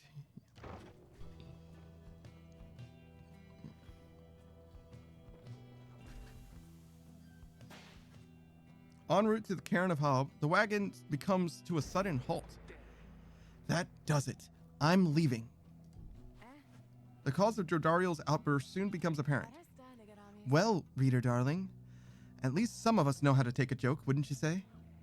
Look, she was reminiscing once again about her soldier days, and I just happened to point out, I may have suggested the fiery destruction of the Spiral Sanctum happened on our former unit's watch. The Spiral Sanctum, the burned down remains of the old capital of the Commonwealth. The remains stand as a warning to those who would seek to spread forbidden knowledge. I mean, didn't it? Not that she would have made much of a difference, but she had been there. Had she been there herself, she ought to thank the saint that she was spared by her exile here. I thought she held no love for your Commonwealth. I shall never understand. What is it your people ever saw in that dreadful place? I shall never understand what it is your people ever saw in that dreadful place. But I guess I hit a sore spot. I should probably apologize. She swoops off. There is no sign of either one of them. You organize a small search. It proves fruitless, but then Jodariel returns alone as if nothing happened. She is back to her calm self. Let us continue. I regret the interruption. Pimotha soon comes back as well. Oh, don't you worry, darling. I have definitely patched things up between us. Honest. At least, I think perhaps I didn't make things worse. She returns to her business in the wagon. You make sure to resume your travels, but make a note to follow up with them. Yeah, yeah. Alright, we got 2 more pages. Oh, what is this? The Xylo bones! Would that we all would... Oh no, I can't read. Would that we all could become musical instruments ere our bones return to dust. A keepsake from the Jomur Valley. Nice. I think I want to do this before I talk to her. Alright. The Freedom Pact. In the words of Gol Galathanian, the Master General. We rid the land of an impending doom, but faced another of its kind, for we knew that we were trapped. Yet, for each danger which we faced, for every failed ambush by Arch, we met with gentle souls and kindred spirits in the downside, who deserved more than to fade away, or to fade from memory with this land. It was then that the stars themselves showed us the way, delineating a great voyage across the sea. Near broken we became, but then, at last, a moonlit vision, that of the rights. Thus shall they say of us. The 8 scribes gave their freedom so that we may yet have ours. Alright, the Cairn of Hub. In the words of Luz Sklorian, 100 Minds, the scholar. How ironic that the shattered remains of the bone titan Shaxx Six Shoulders, which once stood vigilant over the archway into flagging hands, remain now as foreboding as when that horrid monster still possessed a natural life. After little Haub dispatched the bone titan in a great feat of ingenuity, Shaxx's pieces fell onto the valley floor, forming a set of standing stones, which Haub marked. Further, traces of the titan's glacial blood coagulated into perfect frozen drops, which still shimmer in the darkness. Six Shoulders seems to start reanimating. Six Shoulders seems to start reanimating when the stars above him dance a certain way. Paint the sigil, then, in the shining lights. Okay. I don't really know what that means, but okay. You find Pamotha in the midst of a heated conversation. All I'm saying is, we're limiting not only our own chances individually, but all of your friends' chances as well. Jodariel seems to be considering whatever it is that Pamotha proposed. Reader, the harp here is suggesting that perhaps it would be best if I were to form an alliance with the ones whom I fought for the better part of my life. Just with me, Jodariel. Just with me, Jodariel. I cannot vouch for anybody else. How utterly absurd. If we were in the Commonwealth, I would not have stayed my hand against her. That I can say for certain. However, as Hedwyn would say, what happened back there, perhaps none of that matters anymore. And what matters more is what we do from here. That is to say, I'm willing to give it a shot. You mean you'd be willing to conduct the rites with me? Yes. Excellent! I knew it would come around. Though she thought she'd never come around, but I ought to give her the benefit of the doubt here. I'm grateful for your open-mindedness. No need to let old enmities between our ancestors ruin things between us, or the others in our little party for that matter. After all, do not push it with me, Harp. We shall see if the reader here is thus inclined to pair us in the coming rites. I am willing to defer to him. Anyway, you see? I think I managed to make amends here. Doubtless we'll get on swimmingly in no time. Hamatha and Jodariel are now willing to conduct rites together. That is truly something.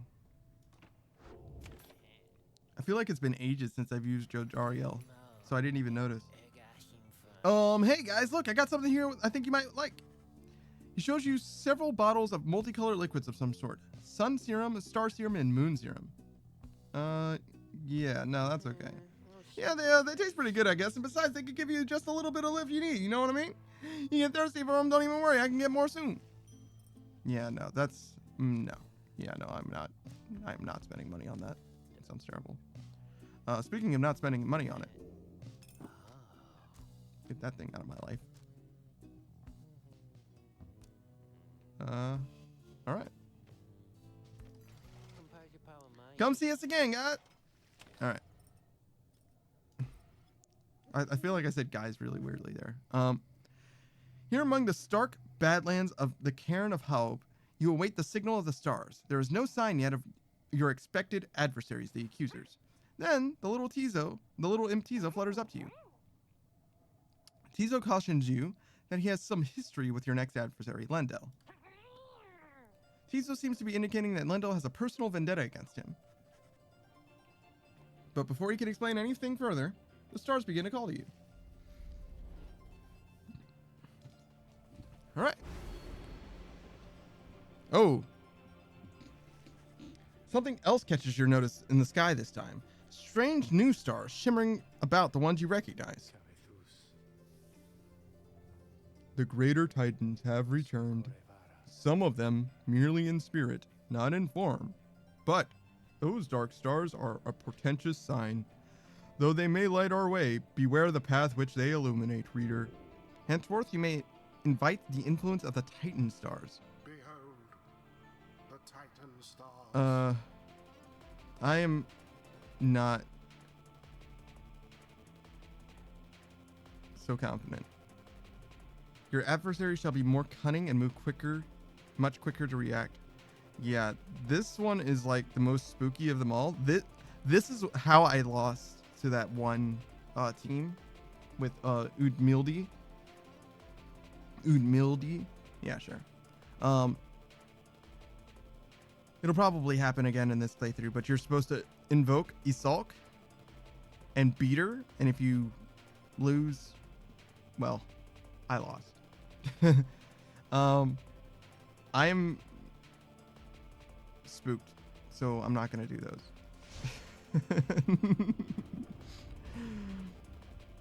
Yeah, it's no thank you.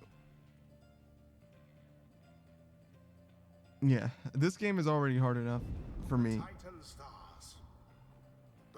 Which is funny, because I don't feel like this game is like hard. I think I'm just stupid. But I don't know if there's a difference. Resisted their seductions, reader. Best focus on your adversaries, keen as they are to confront you once again. I should get rid of these money earning trinkets. I think that they're just making the game harder for me for basically no benefit. Your companions are assembled and ready to for the rites to commence. However, there is still no sign of your adversaries, the accusers. The little imp Tizo screeches something, cautioning you all to stay alert. But then someone leaps forth from the shadows. He grabs at his mask. Aha! Caught you out, you miserable beast. I knew it. After all this time, I knew that you were still among their ranks. Tizo is angry to have stumbled into an apparent trap laid for him by Lendl. Silence, fiend. You robbed me of my freedom, my dignity. Your evil shall be ended, here and now. And you, Nightwings, shall not deny me thus again. Come then, my accusers, for we face again none other than the spawn of the accursed imp, Haob the Swallow. Let us show him that he is a disgrace. Tizo whistles something angry back at him. Whatever transpired between him and Lendl is in the past. Lendl evidently has not let it go. Who shall strive for freedom? Well, I mean, I feel like I have to bring Tizo. But everyone is past the level 3 mark now, huh? She has a lot of sauce, so we'll probably do her. So, Tizo, Ruki, and Jodariel? Sure. We'll do Ruki in the middle.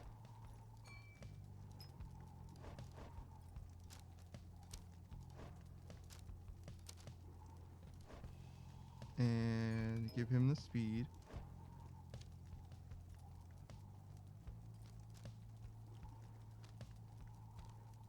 Maybe I could be leveling this up even.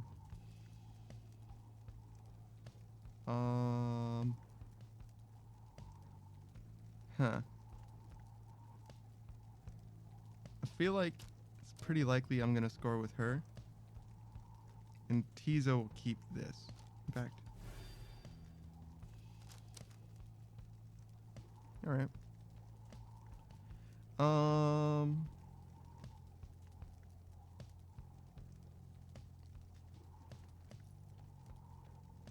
Should I open with Tizo?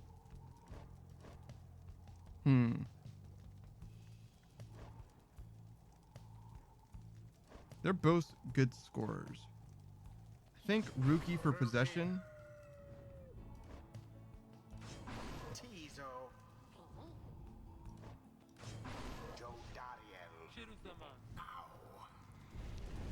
Jodariel. Whatever enmity exists between our Tizo and our adversaries is no business of ours. Let us end this quickly. Nightwings, the wicked fiend you serve is an affront. He denied my rightful freedom in my moment of triumph. I shall never forgive him, or any of you. Okay. Sounds a lot like a personal problem, brother. I don't know what to tell you. Oh my goodness.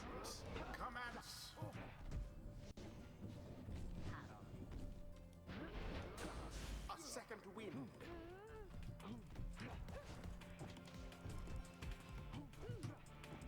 Nice. Path to glory laid bare.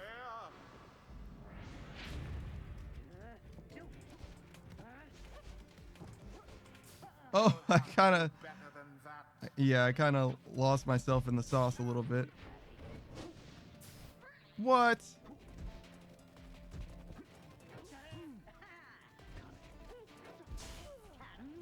I mean, you definitely did pass the ball. However, comma. Oh no, I had the ball. I didn't realize.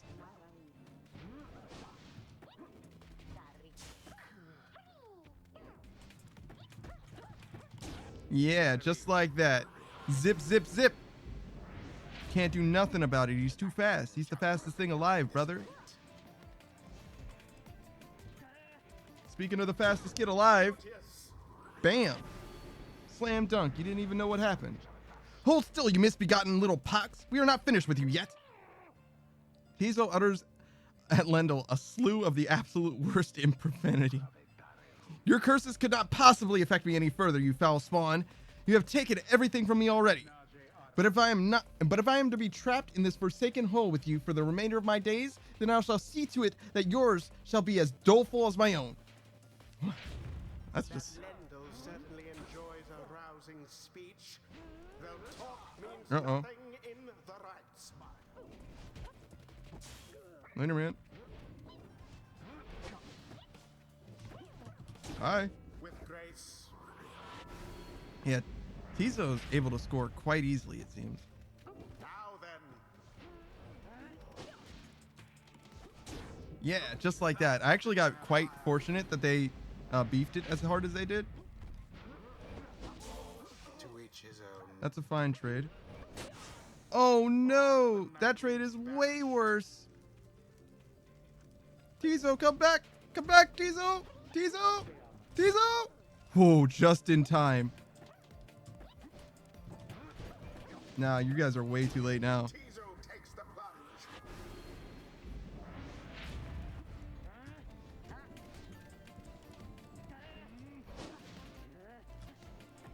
Oh my gosh, I jumped completely over the pyre.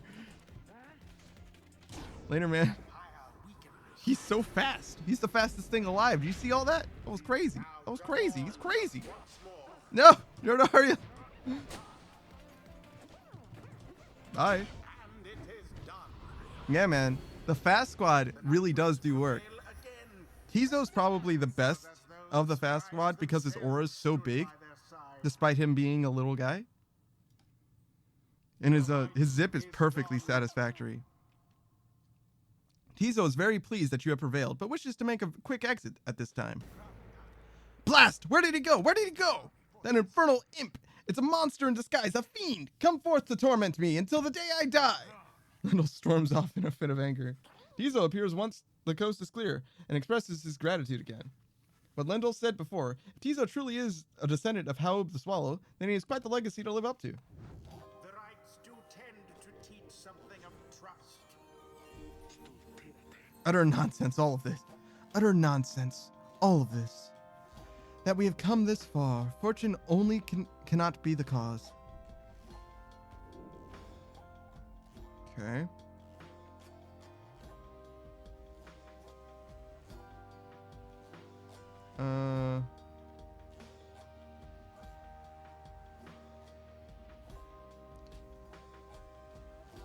Yeah, this one's probably the right one. Both of these actually are good, but we'll do this one.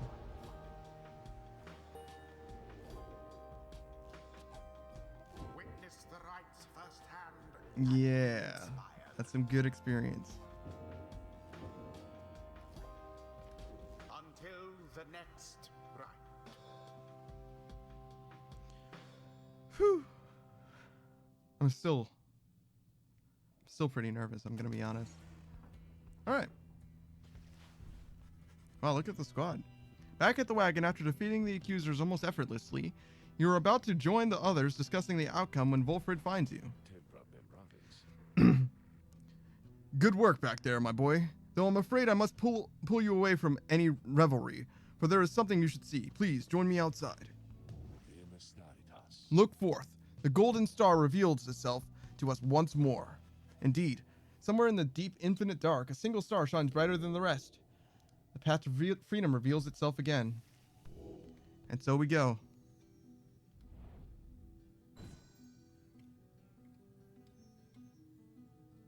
Solium, the golden star. Yep, there they are.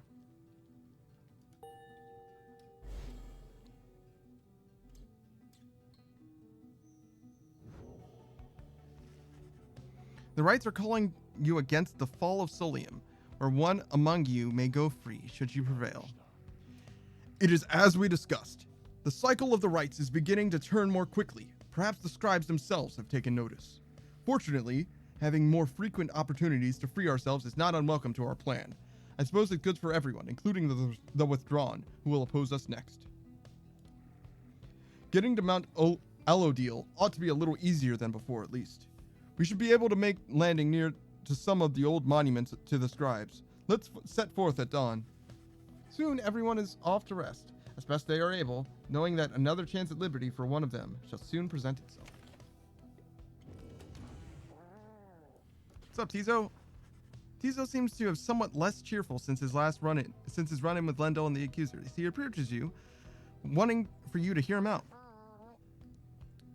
Tizo seems unhappy about something Lendl said to him. Tiso understands full well why Lendl is angry with them.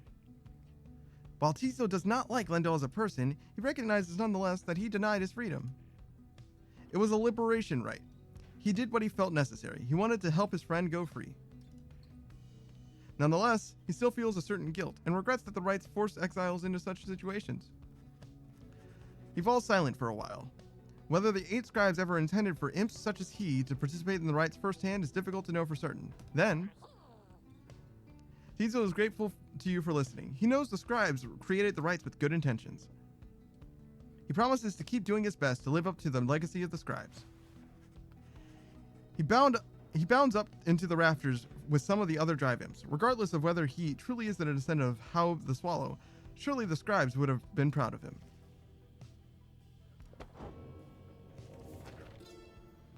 All right. The accusers, in the words of Haub the Swallow, the accursed.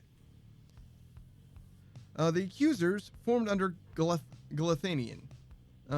He is a big man. He values justice, loyalty, steadfastness. Galathanian, he says that the accusers take their name from one of his most accomplished legions, from his former military days. All among them, in fact, served the Master General at one time. They represent the stoutest-hearted people of the Empire, who held true to Myrrh and Galathanian to the end. The golden colors of their raiments are reminiscent of their old shining armor in his claim. Ever shall they seek out those who, with the truest spirits and the strongest sense of purpose, to replenish their ranks. Yeah, that did not pan out, I don't think. I mean, that guy's got a strong spirit, I guess, but I wouldn't describe it as being a positive thing per se. I misclicked, but that's fine. And we go. Forward.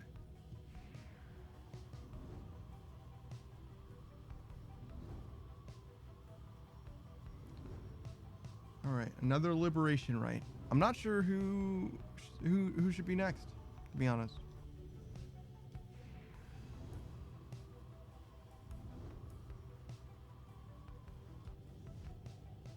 Oh, here we go.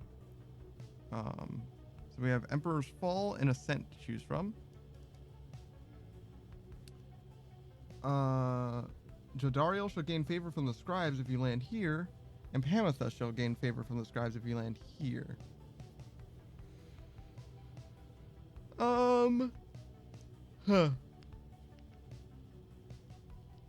Jodariel is almost definitely going to participate in the final rite, right?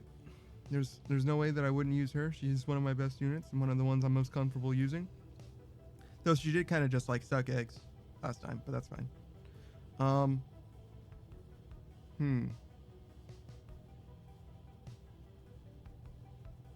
Maybe Rookie Greentail should be next. We haven't done his stuff though with he still has like outstanding drama, if you will. They didn't really confront each other yet.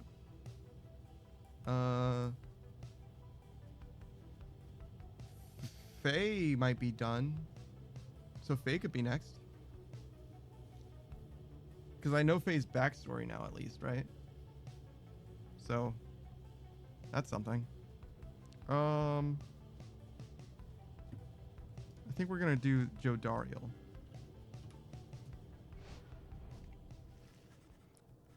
Mount Aladil.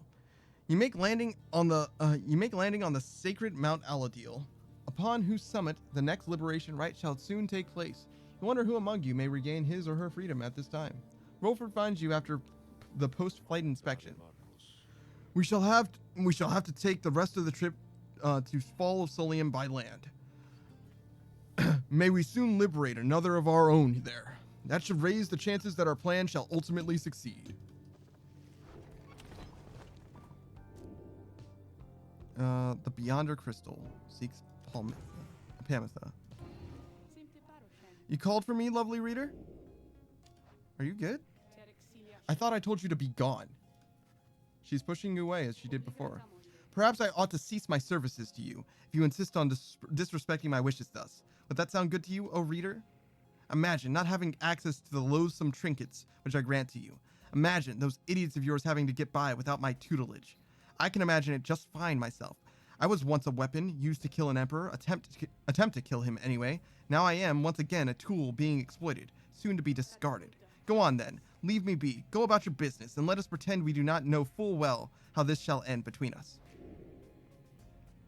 Are you? Sandra, I can talk to you whenever you want to talk. You just gotta like twinkle or something and I'll come talk. It's okay. literally, I just want to know when you have more dialogue. Like literally any dialogue at all, and I'm down. It's fine. You don't need to be upset. Just name the victim, and I shall be more than pleased to make him or her suffer for a bit. All right. I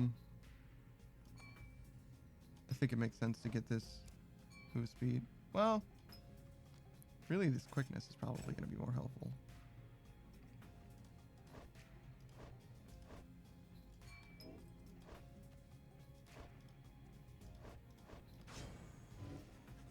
You asked Sandra to administer one of her special trials for Pamitha.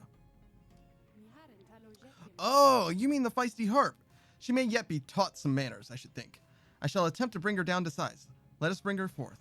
Soon Pamitha arrives in heed of the summons. You called for me, reader darling? Ah, it's that crystal.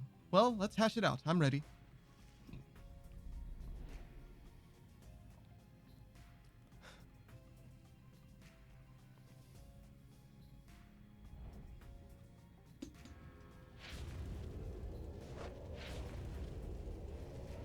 The apparition Sandra appears and unfastens her mask. Listen well, Harp. You answer to me here. Oh, a bossy one. Sure. Then go on and tell me more. Such a delightful student for a change. Come then. Let us see what you can do. Left to your own devices, save for your reader's vigilance, of course. Let's show her what she wants to see then, reader darling.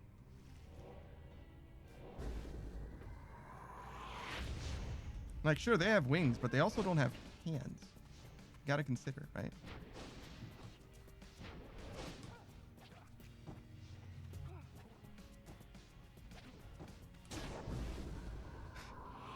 Just like swerve around everybody flying, no problem. Bam. And we're going for the speed run. Just like that. It's over. It's over. You blinked and you missed it. It's over now. There. There now. Is everybody happy?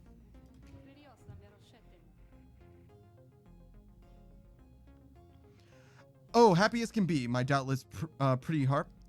So good of you to ask. On top of that, your performance was sufficient, and you passed my test. You have my congratulations, both of you. Both to you and your lovely reader. Now be gone from here before I have any second thoughts.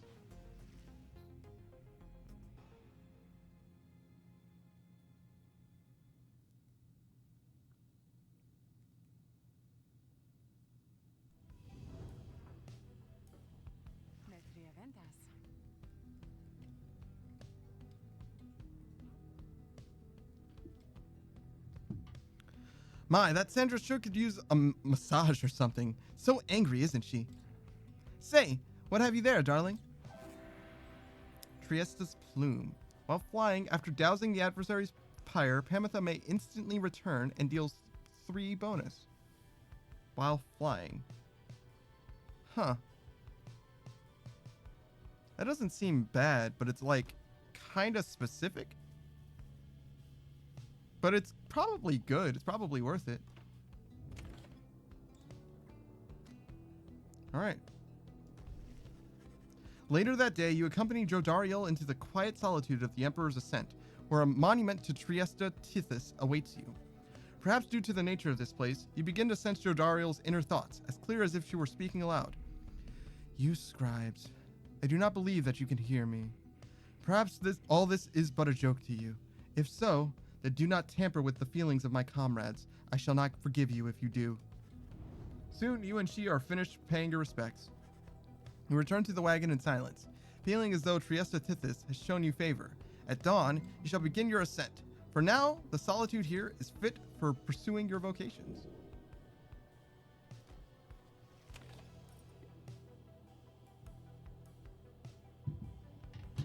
Okay. Jodariel again? What's up? Jodariel seems to be fidgeting with her horns. Blast these wretched things, reader. Have you any inkling as to how unwieldy they become with age? I long for the days when the wound in my leg was chief among my bodily concerns. Jodariel seems frustrated about her horns. They look good. You find it difficult to imagine Jodariel without her stately horns? Seems one never grows entirely accustomed to becoming a demon in the downside. I feel like she's going to respond negatively to this, but I do think she looks good with the horns. I'm going to be honest. You express regret her horns yet cause her discomfort, though you know that they look very good on her for whatever consolation that provides. It is fortunate that my perpetual discomfort is of benefit to you.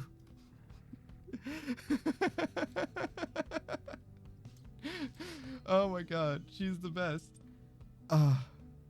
I could never make her smile, but I want her to know how much joy she gives me personally. I would try, but I don't think I could swing it, but that's okay. 10 years or so into my stay within this blasted place, I first felt protrusions from my skull. Did I nail that? So she got the horns basically over the last 6 years. They remained hidden by my hair for quite some time, but I knew that would not last. We all heard much of demons in the Commonwealth. Sinners, rightfully exiled, would assume their rightful form. Thus, when my horns started to sprout out, I took it as an indication that perhaps this was indeed the fate that I deserved. She trails off for a while. I know so much better now. Anybody of our kind, left down here long enough, and left alive, becomes like this. Something in the climate? Difficult to say. A disease of sorts, but not a deadly one. If anything, the opposite.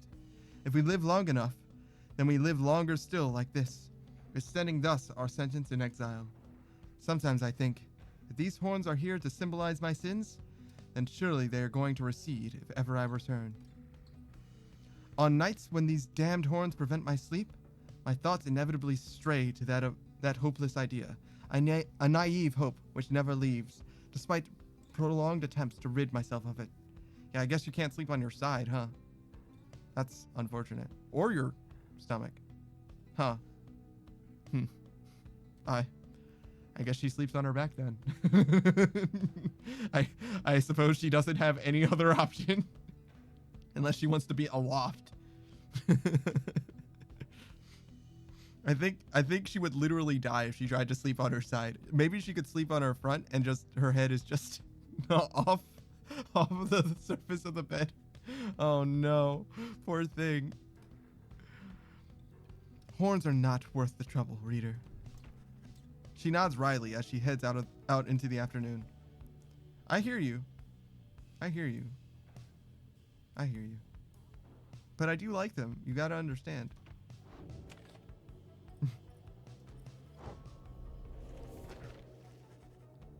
You remain intent on further study of the Book of Rites, and find a place where you can concentrate upon it.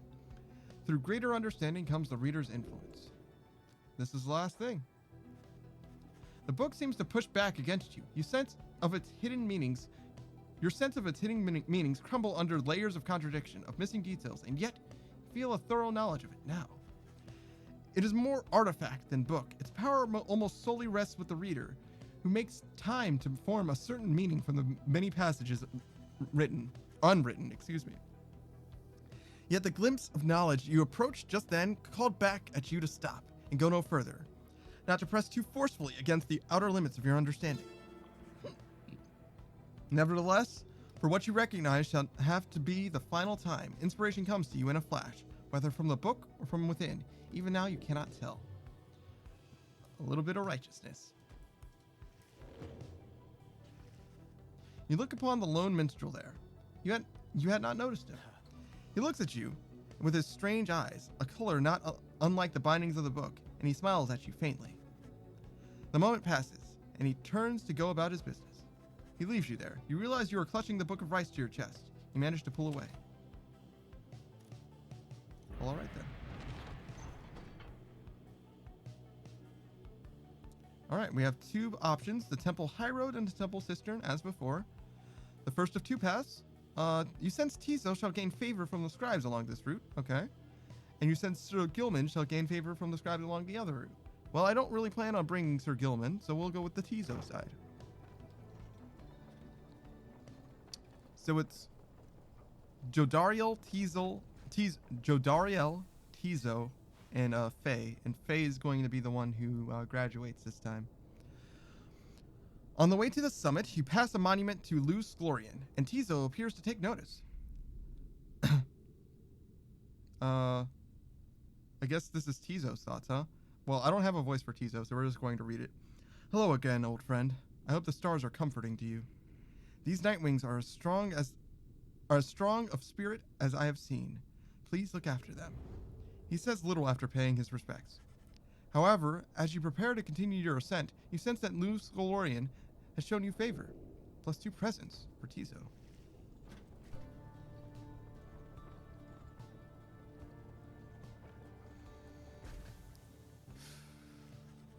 You and your companions gather once more at the Scribe's Gate, where a single narrow trail leads towards the summit, past an archway carved of stone. Come this way, please. The minstrel leads you to the archway, where his counterpart awaits. The exiles of the Nightwings have returned. They have. Greetings, Celeste. She all but ignores him and motions to the rest of you. I feel like she should also speak, like the bard does. Now then, each of you, in turn, please state your name and what it is that you seek whilst crossing Scribe's Gate. Please do just as she says. Everyone steps forward, one after another, much like before. Faye passes through the gate. Hamatha passes through the gate. Ruki passes through the gate. Tiso passes through the gate. Sir Gilman passes through the gate. Dodariel passes through the gate. Volfred passes through the gate. No one is left to go but you. You step forward and declare yourself as you did before. The guardian of the Scribe's Gate regards you with a still expression. Then she addresses all of you in her formal manner. The 8 scribes bid the Nightwings welcome. Go forth with glory. The lone minstrel glances up at the gate guardian. You have our gratitude, Celeste. But she pays him no heed.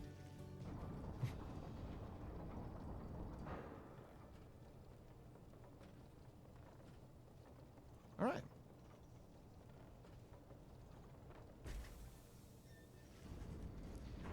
Again, you gain the top of Mount Alodil, from which the downside sprawls before you. You wonder whether one among you soon shall follow headwind from this place. But of course, that's what we're here for, man. We're here to win.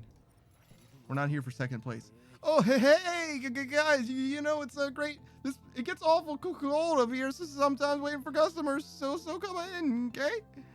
And good luck with the big battle thing you got. That's where you're going, isn't it? I heard it's going to be exciting from my friends. Great. Thanks for the thing. What is this? After Barrett banishes an adversary by aura casting, the aura burst may occur. Oh, yeah, okay, great.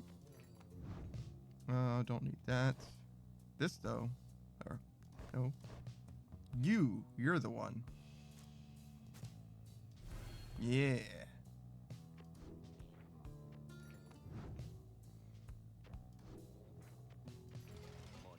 Tell your friends about us, because I already told mine. All right, great. We got a new book, or a page. A new book interaction. The Fall of Solium. In the words of Luz Glorian, 100 Minds, the scholar. From the top of Mount Elodil, the downside may be seen in its entirety, or at least felt, since so much of the land is shrouded. But that is hardly all. Through a wondrous miracle, there lies upon the highest mountain an inverted fall, whose waters crash not toward the sea, but rush towards the heavens. We speculate these are the very waters which delivered us, but now bend backward, seeking their return, as do we all. In this phenomenon can freedom be achieved, but only for the chosen, when the time is right. This is a path to freedom we cannot traverse, but shall leave open for you, so that you may strive for it. All right.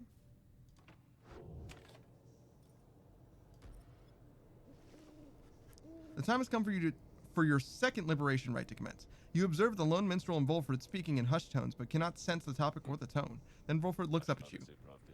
I trust that you are feeling as prepared as possible, my boy. Each rite is consequential to our journey, in its own respect. though these liberation rites have a more immediate effect. In some, it's somewhat crass, however. I've gone and estimated by how much each of our companions may contribute to the outcome of our plan, should they be liberated here. Factors such as their previous occupation, innate tendency to lead, and oratory skill contributed to my assessment. It's nothing personal, for we are all in this together. Besides, we ought to return in time, if possible. Know simply that, for each one of us who goes, in so doing, he or she shall raise our total chances of success. Reader, sir. Reader, sir. This night you shall confront the withdrawn. They have already appointed Udmildi to be liberated, should they manage to prevail. We all have faith in you, my boy. And lo, even the stars agree on this account. I feel like I lost Wolfred's voice.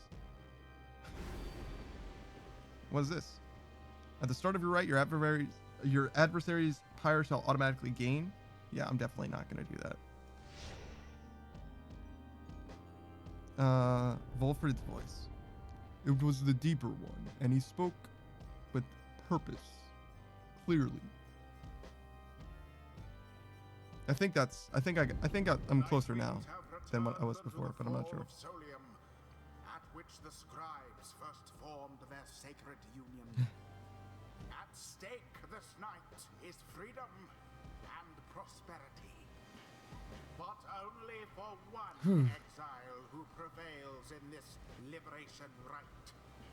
Your many adversaries all did strive to earn this opportunity. 'Twas the withdrawn which earned it. Yeah, they sure did. Who shall be absolved is up to all of you.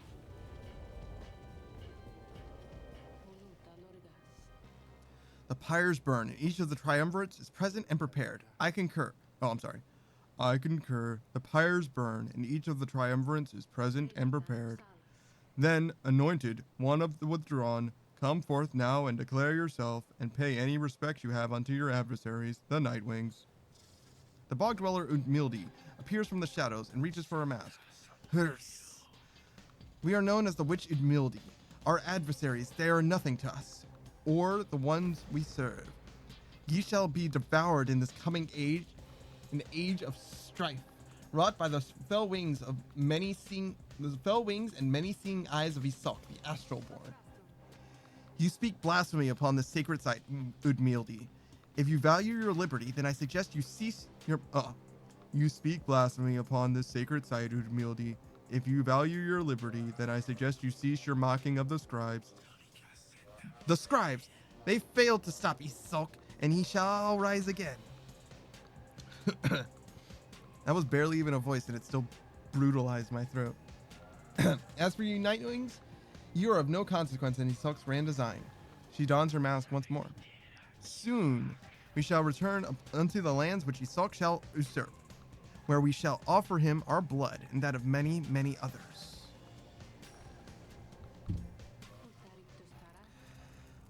Now then, have the Nightwings reached a decision on whose behalf they shall conduct the liberation rite? Reader, I am bound to tell you once more, the first companion whom you choose shall go free this very night, if you prevail. Only the enlightened may be thus anointed. Not all among you may be ready. The other two chosen from the triumvirate shall lend their aid. Nightwings, make your decision. Who would you set Okay, so free? Faye doesn't have enough enlightenment now. So it must be like the three highest, which is interesting. So we have Ruki Greentail, Jodariel, and Tizo. I'm actually leaning towards Tizo. I wish I could look at the book that Wolfred had, but that's back at the cabin. He said that he had like expected contributions for everyone. But yeah. I guess I'm going to go with Tizo, because I feel like Ruki and Jodariel still have more plot that I don't want to miss, if that makes sense. But that in mind, I'll make sure to use these others to try and get them in position. Why does Pamitha have that look on her face? Tizo. Alright, Tizo seems stunned by your decision, though is very grateful to you for it all the same. Who shall be at his side? I think it makes the most sense to bring... Yeah. Like these two. I kind of anticipate her being next. In fact, she was going to be this time. So bringing her to the next few things is probably a good idea. Do I have a talisman? It makes sense to bring. We can do this. Sure. Sure, let's get him out of here then. Faye. Oh, I can help. I think I can help. Very well. Soon, Isolk, very soon we shall release thee. We shall release thee. And as for ye, Nightwings, we have much more in store for ye. All right, so three witches this time, huh? Commence. Later, man. You're gonna have to try way harder than that.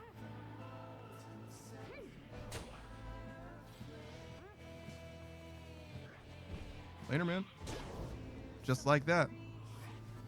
Too slow to react, brother. Too slow. Man, look at Tizo go. He's got the schmooze, brother. His stamina bar is so good. Look at him go. It's a shame to see him go. That was definitely a trade. But that one isn't. Uh-oh. Yeah. Yeah. We clutched it up. We clutched it up. Oh, all right. It's fine. Oh no, the dunk! The dunkaroo! Alright. Isolk, we invoke thee, for we seek thy ancient strength. Befell our enemies within thy blood. Damnation to the Nightwings, damnation to the scribes. The invocation of Isolk, your adversary with which Udmildes cursed shall summon forth dark pools of vanishing ichor, wheresoever any exile is banished here this night. Okay.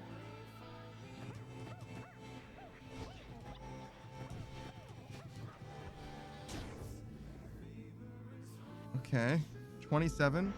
Should be any two more scores should be it. We should be done. I think that's it. Yep, just like that. All right. Can you even stop me? Is it possible? I don't think so. I don't think they have the technology. They only have spells. They only have curses, man. I'm too powerful.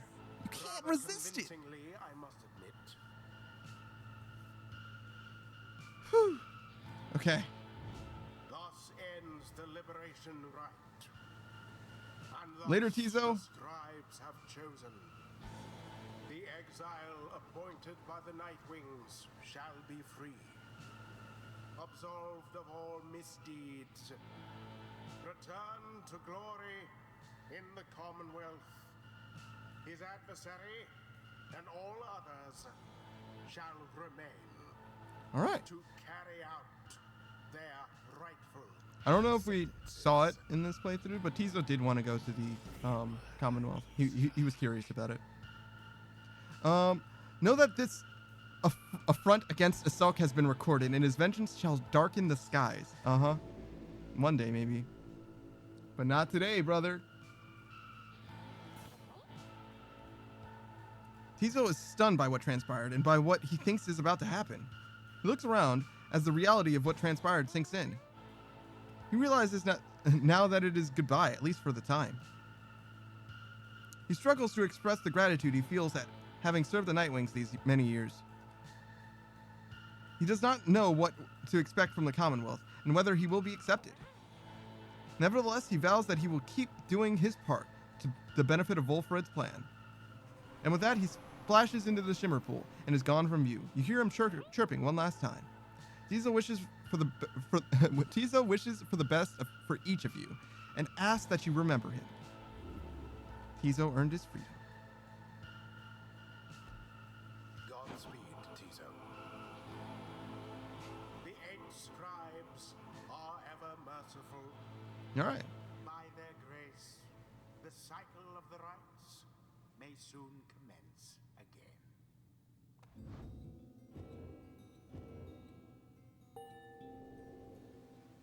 Nice little experience bump.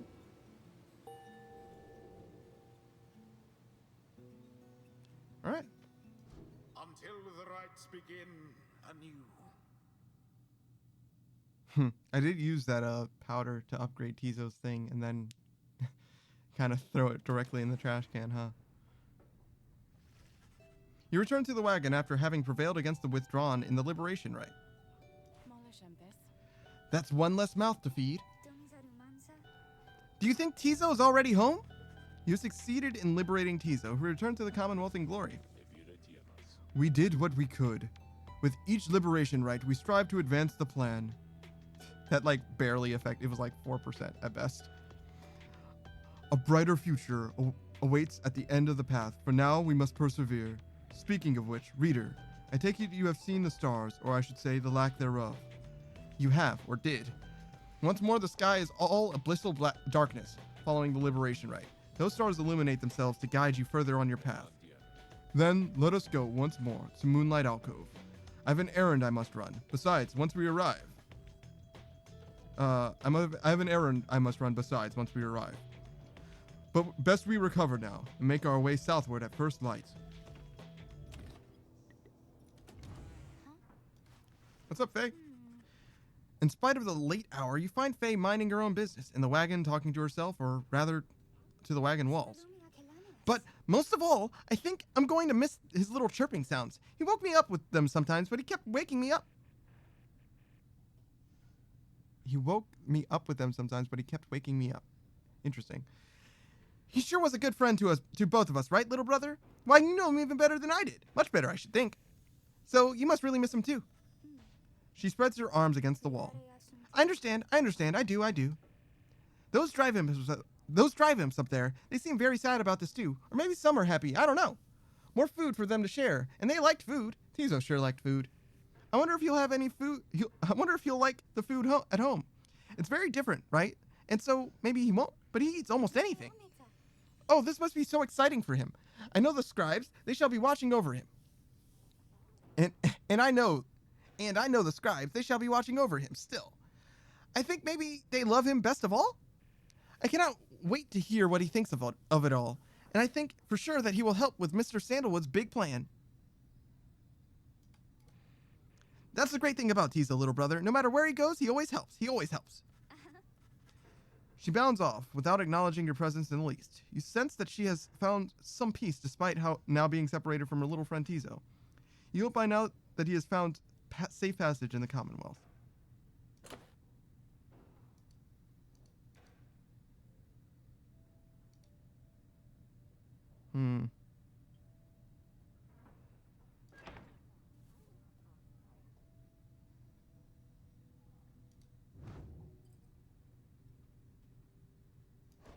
You said that there was a place to see that, but where would I look for such a thing? The Withdrawn. In the words of Howb the Swallow, the Accursed. The Withdrawn did spawn forth from the wild witch, Melith, in whose vigilant pursuit of the unknown and the unknowable, I always felt a certain kinship. Whether the Withdrawn were Milith's kin by blood, or merely worshippers, we trusted one another not to ask or care. What mattered was that Milith chose the most audacious minds, who stopped at nothing short of the impossible. Though ever distant, the Withdrawn revealed to us such truths about the land which long lay hidden, even to one such as I. Their knowledge ever waking into newfound depths of consciousness, they led us all to better know ourselves. And here... On mercy, in the words of Triesta Tithys, the Blessed Born. Mercy is the beating heart of a truly free society. Mercy, even the perpetrators of the darkest deeds. As our liege, Sulliam Mur, drifted in an ocean of regret, he found there mercy, or rather, it found him, and it saved his life. Mercy, freedom, they are intertwined. A society which raises a clenched fist against its own shall follow the doomed path of the Empire of Sar. Ours shall be a merciful society. May the perpetrators of the darkest deeds be sent to join us here, where they may learn as we have. Mercy shall engender union among all our different kind. We shall stand shoulder to shoulder, equals in the same society.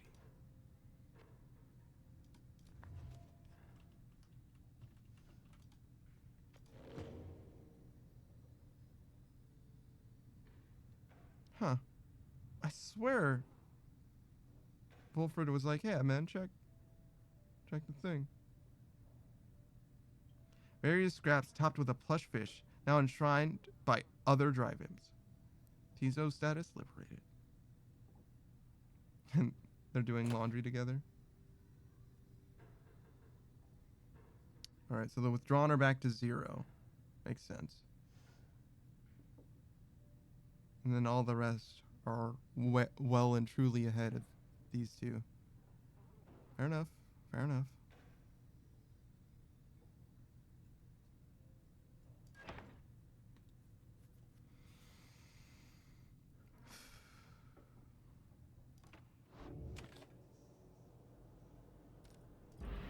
Alright. And we continue, for now at least.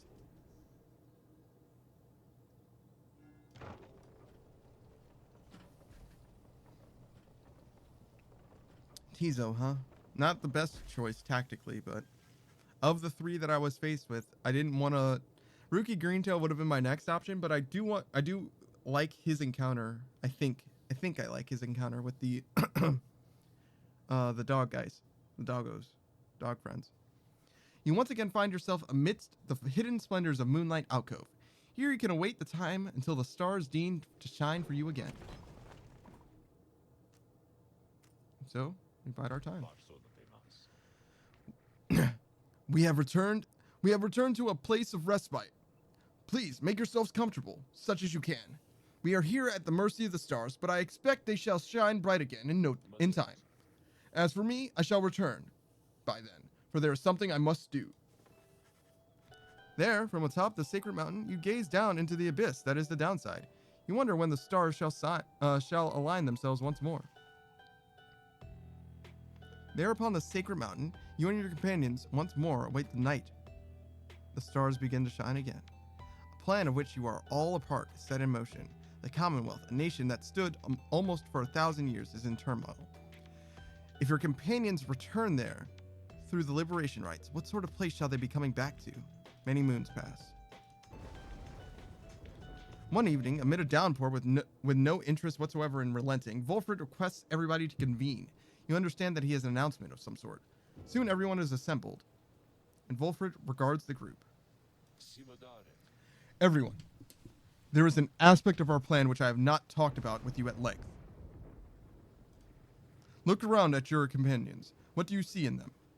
He lets the question hang a moment in the air.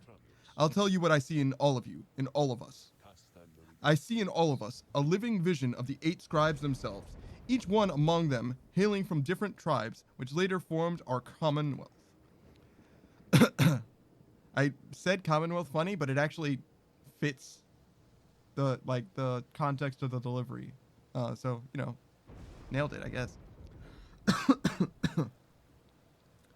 My observation does not come from pompousness, I think. Rather, I believe the scribes themselves desired, or shall I say, desire such a course. Together, we created all this ceremony of which we are now a part. The exiles liberated through their rites went on to found the Commonwealth based on their values and their teachings. Thus, an instrumental aspect of the plan is to embody this spirit and the culture from which the Commonwealth arose so many centuries ago. That way, when we all are united on the other side in solidarity, the people shall see that we reflect the values that they yet cherish in their hearts, not merely our own. Anyway, we are still missing one key representative on behalf of Molten Millith, and I happen to know a certain bog dweller who I think shall fit the part most splendidly indeed. He motions for someone to approach. A certain bog dweller slithers forward. You recognize her straight away. Oh no, her voice. Oh, it is my pleasure to introduce to you a dear friend of mine, whom I believe you've met. Welcome to the Nightwings, Bertrude. The bog dweller, Big Bertrude, utters something guttural by way of greeting. Do I dare? Do I dare?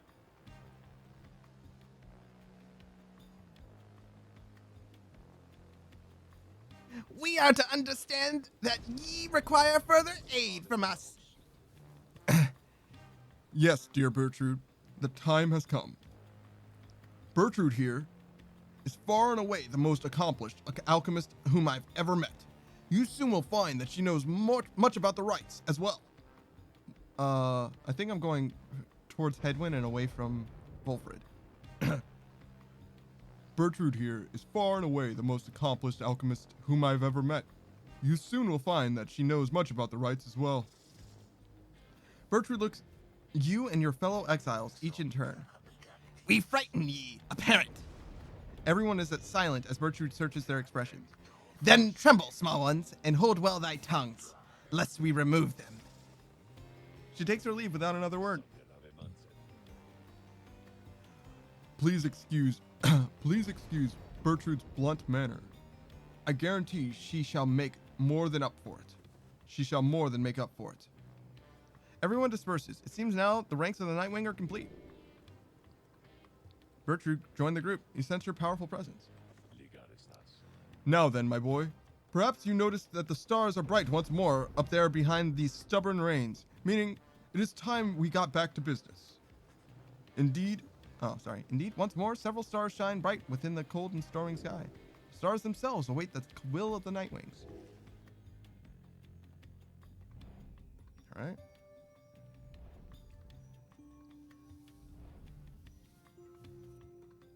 Let's not do Millith. Okay, so we have Triesta, Ors, and Millith. Yeah, that one's stupid. If I do this one, it seems like it's going to affect the standing the least, if that makes sense. Unless I lose, I guess.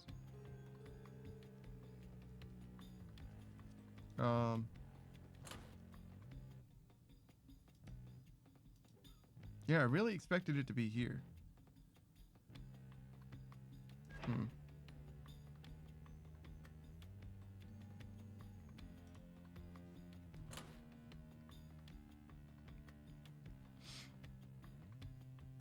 I can drive the Pyre Hearts further down. Other than that, I guess I'll leave the Chastity where they are. In favor of fighting them at the top, perhaps?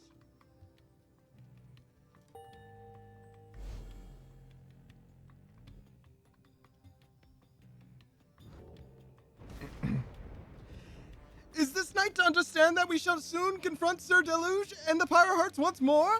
Then this is to be a most exciting time. This knight's one-time commanding officer. Imagine, if you will, a worm without the slightest trace of bravery. Sir Gilman then recants the tale of Sir Deluge's past, and how it is that they wound it up together in Downside. Sir Deluge, a worm knight of the Sea Dominion, and former ally of Sir Gilman. He lacks the sort of courage for which his kind is known, yet somehow leads the Pyre Hearts anyway. Some worms born under the Sea Dominion's waters sought life's meaning on dry land. The Commonwealth recognized their chivalrous traditions and soon put them to use. Sir Deluge was just another bit of frontline fodder in the war against the high-winged remnants. Yet, time and again, he distinguished himself for one simple reason: he would not die. His unusual instinct for self-preservation kept him safe in many battles, and over time, he was repeatedly promoted for lack of any real competition. Then, in the Battle of the Spiral Sanctum, when retreat certainly was not an option, Sir Deluge retreated anyway. This was a breaking point, and he at last was sentenced into exile. In the Downside, he sought water, where he made contact with Sir Gilman and other members of his kind. They all saluted him as their superior. The other knights had little choice but to respect his rank. As the Pyre Hearts, they conduct the rites in the name of their great hero, the Under King Ors, while adhering to their strict code. This night might not have quite. Nope, we're close. We're getting there. We're almost there. This knight might not have. it's I'm trying to say it with excitement, but there's like the knight might thing is really messing me up. This knight might not have failed quite so miserably at this battle of the Spiral Sanctum had his entire regiment not turned in disarray after Sir Deluge fled. Perhaps by confronting his former commander, this knight's own honor may be regained in part. For now, however, this knight must beg your leave. You say goodnight to Sir Gillum in turn. There is no time to make flight preparations now, though in the morning you will press on again. Whew. Oh, what's up, Bertrude? You find Big Bertrude looking about the black wagon in a disapproving way. She fixes her gaze on you. Her expression does not change. Nerd. Such a clutter added to this wagon, since we looked upon it last, unsightly. We remember thee from our abode in flagging hands. Then thou must be the reading one to whom Sandalwood referred. She moves in close, studying you. You recall that the mere touch of a bog crone of the southern bogs can induce paralysis or worse. That one such as thee can extract meaning from that tome. 'Twas a feat we wished to witness ourselves. Thy flesh has seen but the smallest fraction of the years which ours withstood, and yet we are expected to believe that thou canst understand the Book of Rites. Then she backs away, for someone else has joined you. Hail, Virtue, madam. Is everything to your liking at this time, or is there something more which you require? Nig, we have been unable to locate a supply of rotworm gizzard extract among thy belongings. Other than that, we shall lodge no complaint at present. It is possible that Wolfred has a supply among his possessions here. If you would care to accompany me, we may yet procure some. That would be agreeable to us. Then after you, madam. As they depart, you think you see the lone minstrel nod his head your way. Bertrude's decks. Unusual extra cards depicting the Greater Titans, probably for curses and enchantments. Alright. Rites of the Flame. In the words of Solium Mur, the last of his name. With these blackened nails do I hereby inscribe the rites of the flame. The rites of flame, excuse me. The bylaws shall be written here in full. We, the Eight, decree the rites a test of one's true worth in body, mind, and spirit. Now, until the stars abandon us, this shall be binding law within the downside. Those deemed worthy in the rites are to regain their freedom from the downside and return from whence they came. Exiles shall conduct the rites as one of 9 triumvirates and look toward the stars for guidance on their path. Exiles shall bear this book as status. All right. Oh, wait. Is there more? Essential structure. In the words of Solium Mur, the last of his name. The essential structure of a rite shall be as follows. Where chosen by the stars within the dark of night, shall 2 triumvirates stand in opposition, far enough afield beside their consecrated pyre, symbolizing their resolve. In each triumvirate, the 3 shall act as one, to demonstrate their trust in one another, not just in themselves. Triumvirates shall endeavor to extinguish the pyre of their adversary, whose flames are only to be staunched through a celestial orb descended from the stars. Whosoever pyre remains burning shall prevail. The triumvirates are to disperse. Oh, I guess I'm supposed to be turning pages.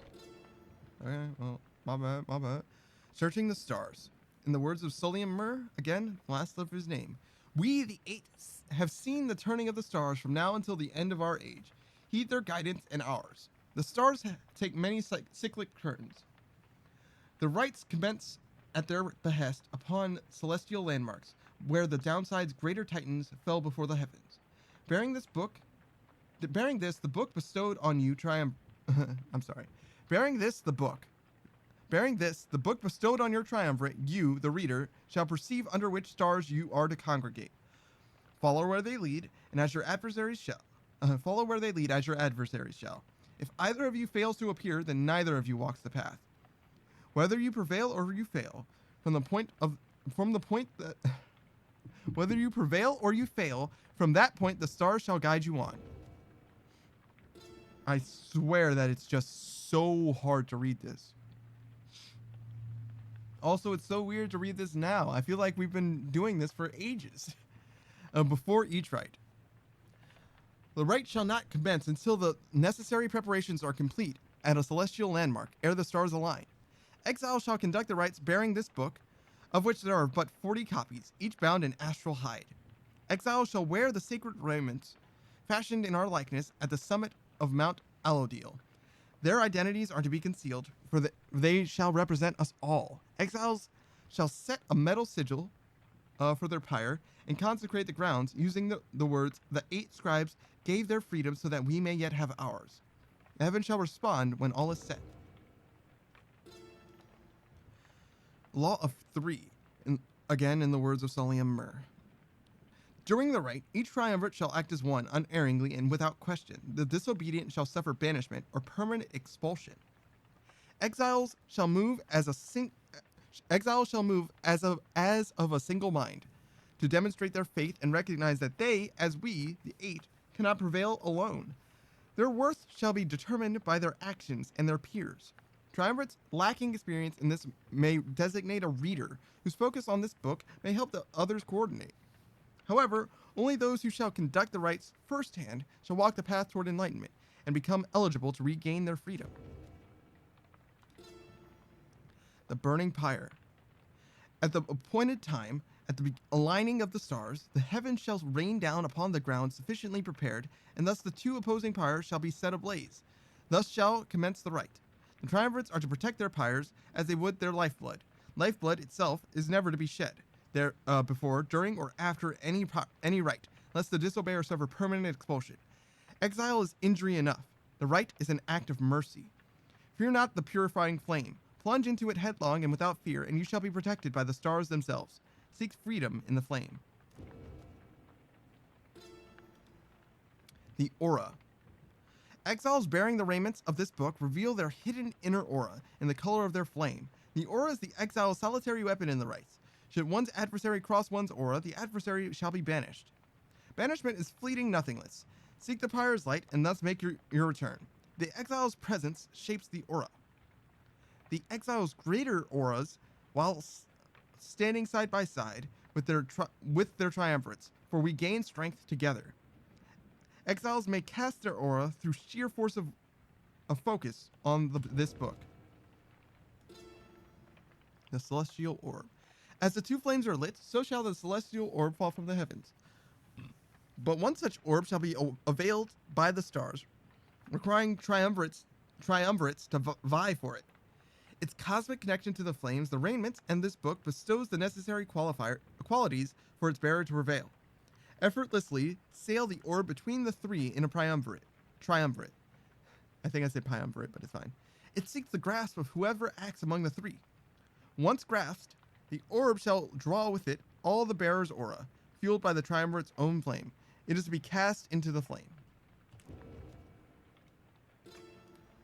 The path. In each rite, we gain enlightenment, whether we prevail or we fail. Indeed, through failure do we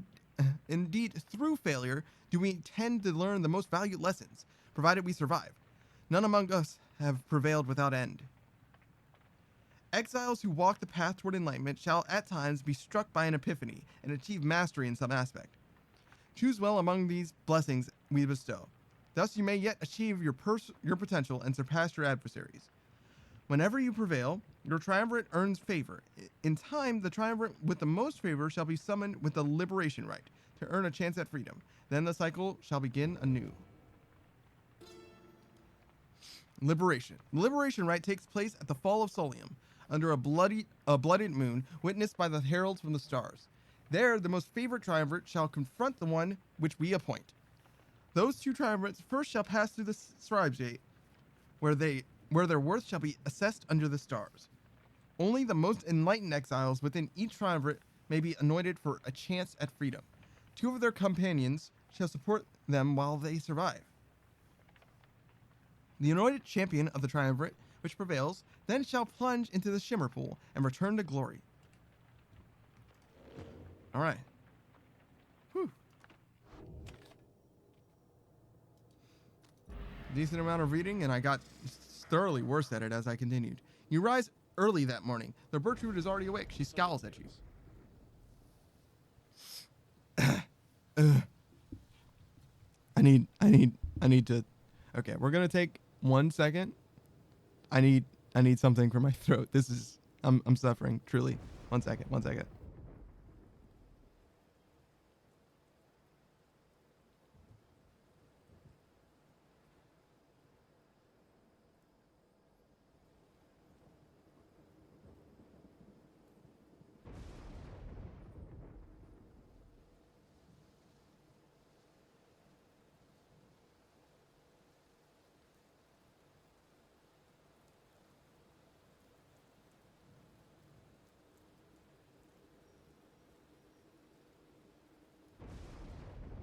Sorry about that. Got a little bit of tea going. Hopefully that'll that'll shore me up a little bit. All right. I moved that mic the wrong way. Wolfred. Right. Good morning, reader. Bertrude. I trust your stay has been I trust your stay has been not too uncomfortable. Again, a weird way to say that, but all right. Nay, Sandalwood. The comforts of this place are not for us. Fly us forth from here to lower ground. Let us get on with all of this. Her voice actually isn't so bad on my throat, I don't feel like. The reader here shall do so. Once the group is ready, I thank you for your patience.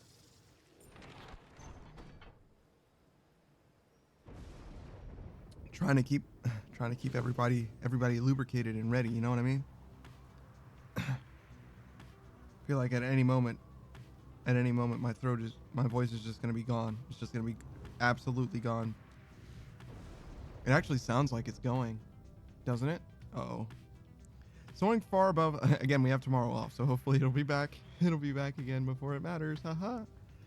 Soaring far above Sklorian shore, you notice Pamitha gazing down at the frozen cliffs below. That damned place. That damned place down there. I like it least of all, I think. Among everywhere we've been, I'm thankful that there's been no reason to return. Reminds me of my home is all, the Highwing remnants. We all grew accustomed to the thinner air amidst the cliffs that breaches the clouds above your commonwealth. But it was not the nicest place. Little wonder that my sisters settled for a rather warmer base of operations in this land, there by the nest of Trieste. Anyway, I'm pleased to have to spend as little time as possible here. Let's fly on by and go about our business.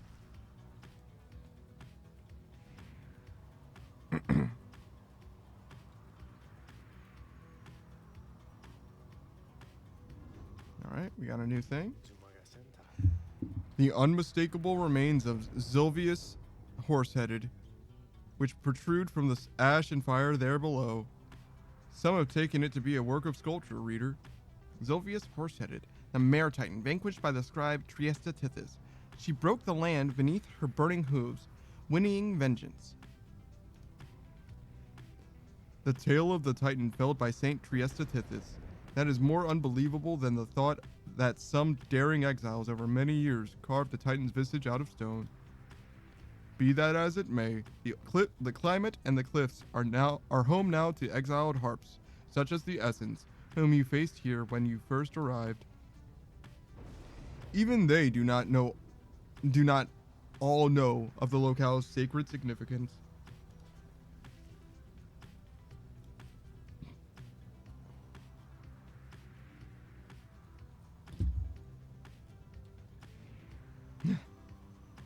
I was intending to take a sip in between, but oh, sorry.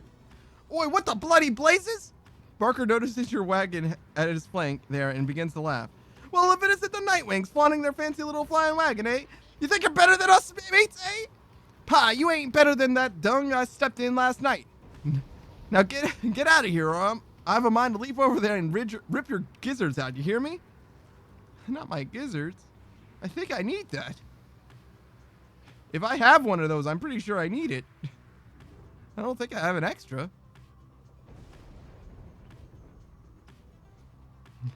Isn't it funny that, well, I don't know that to be true, but I'm pretty sure humans have vestibular organs. Vestibular? No. Vesticular. The organs that we don't need. tonsils and whatnot.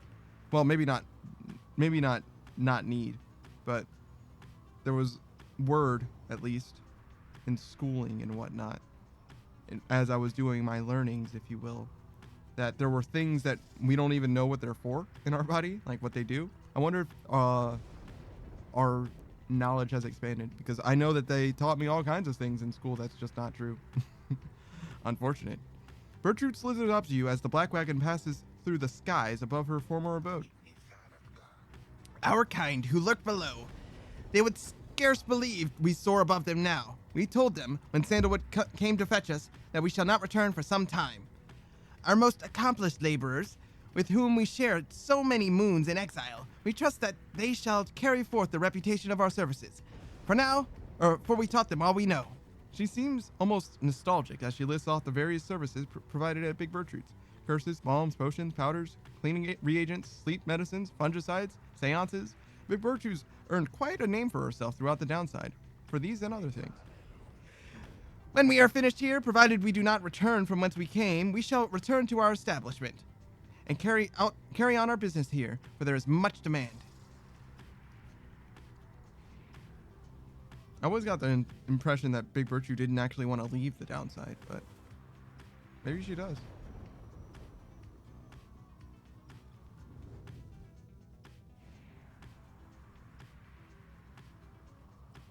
All right.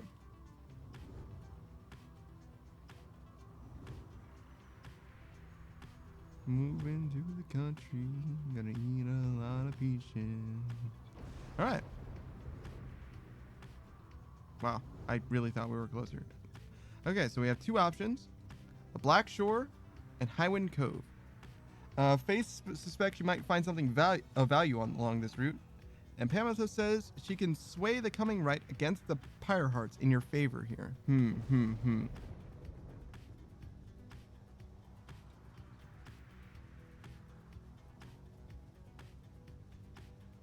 Trying to keep well and truly lubricated. It might be entirely too late for all that. I don't think I need the bonus for the Black Shore for Pamitha. I'm not even sure Pamitha is going to join us. I'm pretty sure Faye is, right? Because Faye is still my target for next to be liberated at the moment. Black Basin. Your wagon touches down in Black Basin, where you first met Volfred and Pamitha as well. You briefly wonder at what might have happened had your paths not crossed, as you consider what to do with the remains of your afternoon.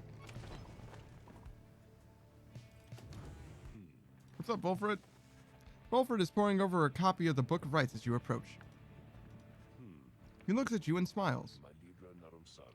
The Road to Freedom, written in a book that hardly anyone believes exists, and fewer still can read and comprehend. Sometimes I marvel how absurd all of this is, my boy. Tell me something, though. I've spent so much time considering the book, but known so few with whom I could discuss it in much detail. You've had some time to turn through it by now, so what do you think? Worth all the fuss? It is pretty fascinating, I think. It definitely comes across as if it's written by like 8 entirely different writers who had entirely different things in mind. You tell Volfred that the book has fascinated you and that you have never seen anything quite like it. You nod slowly as you describe your experience with it. I share the sentiment.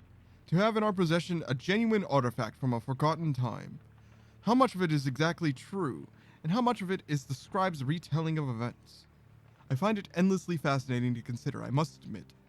He puts away his copy of the book with care. It is amazing that these volumes have survived for all this time, I think. Whatever they are made of has withstood the ravaging effects of time quite well. And the ideas here contained, they remain rather provocative as well. To think that the Commonwealth disavows the existence of this book, despite official recognition of the 8 scribes. Although the reasons why are in here written plain. How fascinating that its secrets have been kept for all this time. Anyway, you'll have to excuse me for my extracurricular interest in his teachings. I used to teach a version of its history. To have access to the real thing has brought me some small pleasure. Let us be certain to preserve these volumes for whomever shall be next to use them. He turns his attention to other matters and bids you a good afternoon. All right. What else is there? The Black Basin. In the words of Moulton Millith, the Wild Witch, the continent we call Black Basin, the continent, you say, we call Black Basin shall one day tear itself apart. Arriving upon blackened molten crags, tolerable only by the harp Triesta, we pressed onward toward a suffocating wood. This land felt to us somewhat primordial. Deep in its roots and noxious crevasses lay innumerable clues as to its ancient history, but we had little time to excavate, for our supplies by then were thin. Further, we were lost. Our best attempts at circumnavigation all had failed. It was Luce Glorian who reached out at last unto the stars as they revealed the way. Thus, we at least could see that the sacred Mount Elodil there in the distance.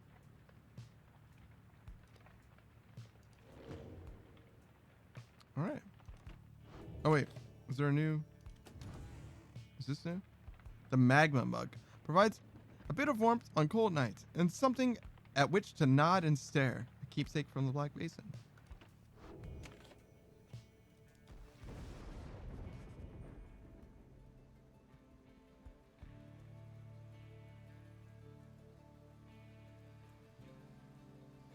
Sorry, I was pouring myself more tea. At Faye's behest, you explore the harsh formations of Highwing Cove. However, the search proves fruitless, and you see little reason to keep at it. I think that maybe I was wrong about there being something here, because I think there isn't now. You exchange some words of consolation as you head back to the Black Wagon, where you should still have time to pursue your vocations. Huh. Well, alright then. Well, foraging seems pretty, seems like an interesting choice after you weren't able to find anything here. So I guess we're going to mentor someone. Having gleaned knowledge from the Book of Rites, you can impart some of its teachings. As each exile's path toward enlightenment is personal, you will have to mentor them one at a time.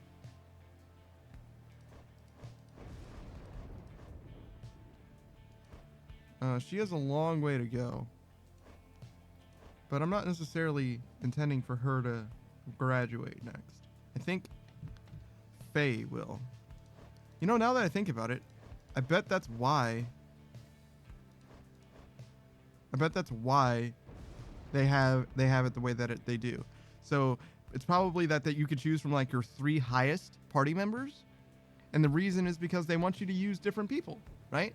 And your 3 highest party members are naturally the people that you've used the most, so that you're constantly rotating out your favorites theoretically, or maybe you keep your number 1 favorite, and then eventually you have to part with them at some point, presumably, if they are your favorite, right? You want them to move on.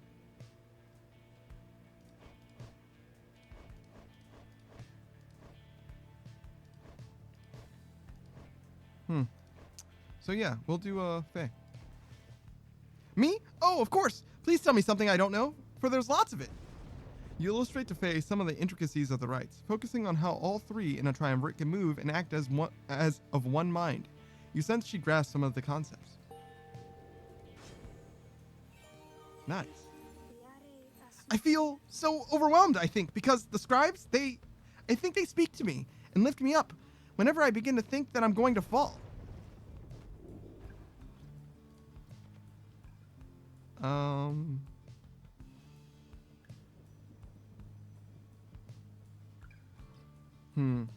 That seems right.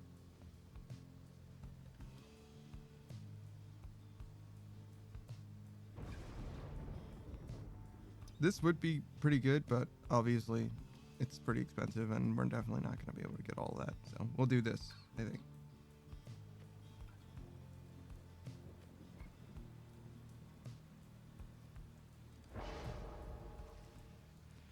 The teachings of the 8 scribes. I hear them now less faintly than before.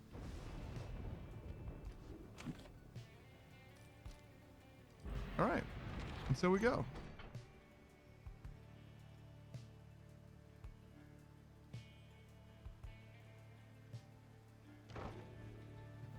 I thought I was supposed to be making a choice, but indeed I was not. We're just going to the place now. We already made our choice.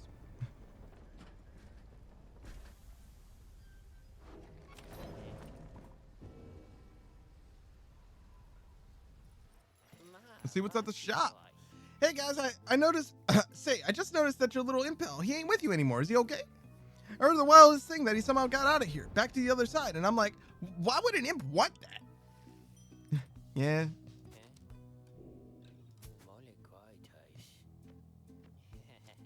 Speaking of, I don't need this anymore.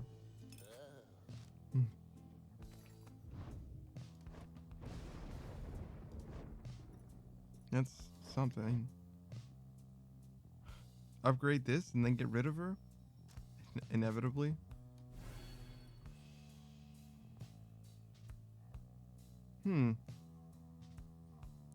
Doesn't seem like it actually makes a significant difference. That's how you get a repeat customer there, Dad. You give him a deal.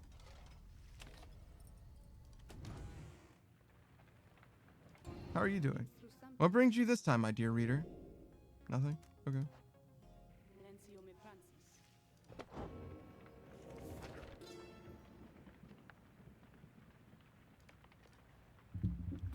Downside climate. In the words of Jomir Manymane, the Alpha Chief, I know of no polite way to describe the climate here. It oppresses every little thing. It oppresses every living thing, except perhaps the native flora in a few specific areas. Once more, the recommended course is to keep moving. Moving keeps you warm when it's cold, or when it is very hot, you use what strength you can to move to somewhere you can think and breathe. The weather in the downside seems intrinsic to the different regions, which my good friend Molten Millith shall describe. Shelter can be difficult to find, and you cannot stay in it for very long. Perhaps, however, shelter can accompany you, rather than constrain you.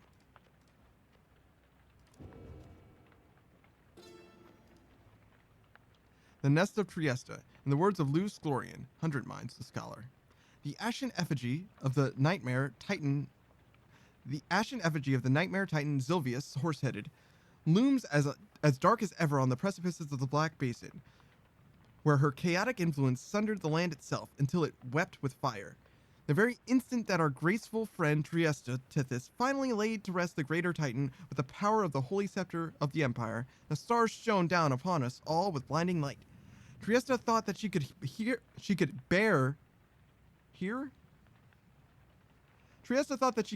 her children in the warmth there, but alas. Now the stars revisit the locale with regularity. The fissures in the rock do pose more danger than one ought invite, but a summons to the nest is to be honored. All right.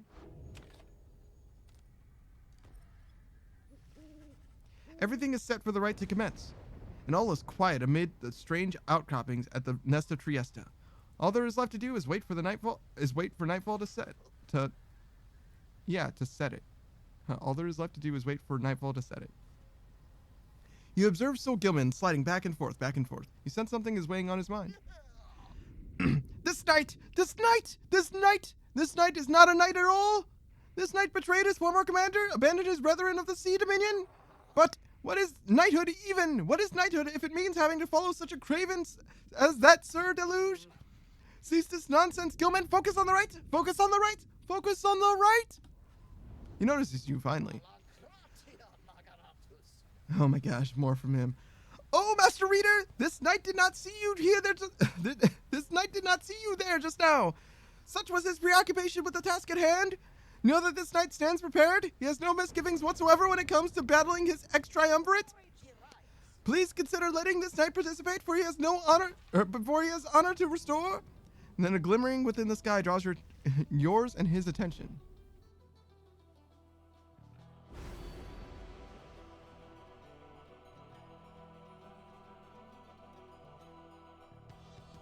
Well, there goes all that tea. Your adversaries have +8 quickness. That sounds absolutely terrible. Man, people can probably play with all of these on the hardest difficulty, and they're just better. They're just better than me at being people.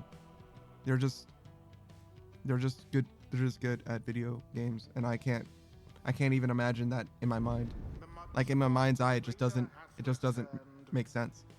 and it would appear his ranks grow stronger. Consorting with the bog-crone Bertrude, are we? Yeah, How very strange that you befriended her. I suppose, but At any rate, your adversaries in this rite shall be the Pyre Hearts. Put out their flame and walk the path to liberty.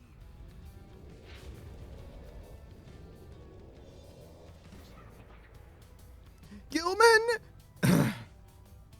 Do I have to do the voice for this guy too? We're not gonna do it. Still not abandon your new friends, like all your other duties and responsibilities. Sir Deluge wrestles with his mask for a time. This knight is most surprised that you have the courage to even show yourself. You speak of courage, Sir Deluge.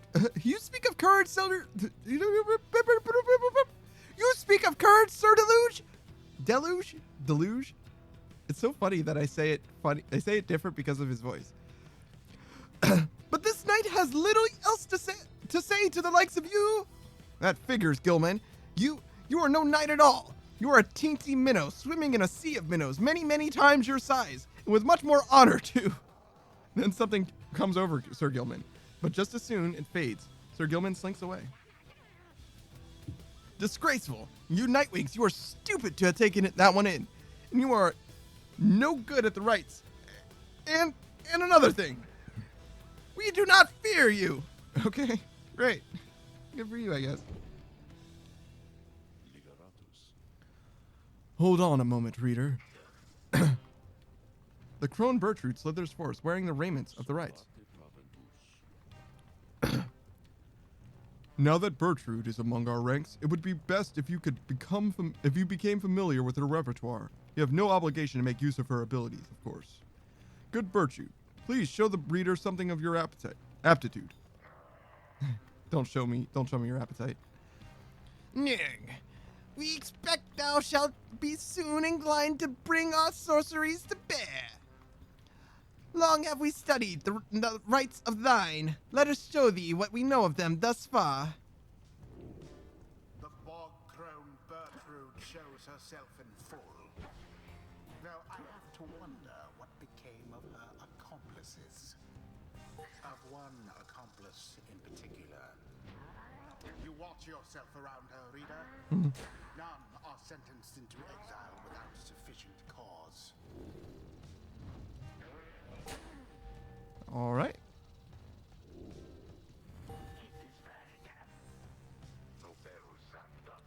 Now then, reading one, know that our freedom is of little consequence to us. We side with thee because of Sandalwood, because of the plan. Yeah. We shall aid ye in the rights, and we shall aid ye in that plan. Thus, we are at thy disposal, and await thy bidding. Yeah. I totally didn't intend for her to ascend. Who shall stand together? In fact, I'm not even sure that I'm gonna use her, right? Because there's no reason to use her if I'm not planning on ascending with her, right? I don't see any point in it necessarily. She's fine. She's an okay unit. I've used her before. Faye seems to have the lead at the moment, which is good.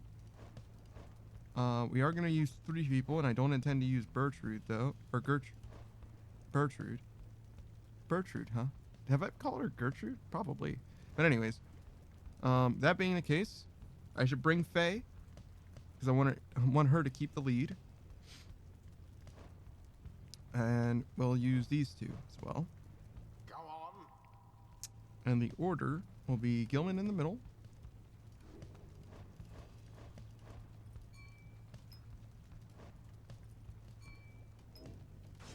Sir Gilman. And then Faye Faye. and Pamitha. It is done. Those Pyre Hearts are so cruel to our friend Gilman. That was one sentence, but it's fine. I don't think that should be allowed. Come on then, Nightwings. Show this knight how you defend the honor that miserable minnow whom you harbor. On guard! That was most of what he said. I think I missed a word in there. Now begin. Oh my. A pyre has been scathed. What the? That guy jumped from like 3 miles away.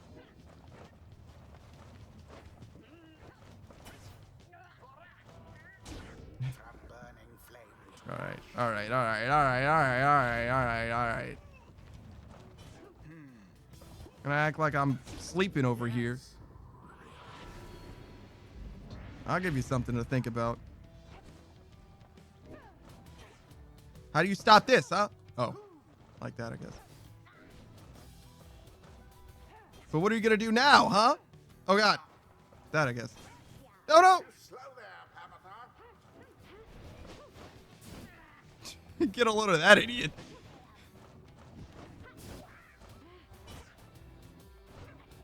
And so we go. Brilliantly done. This is the path to glory. Oh no.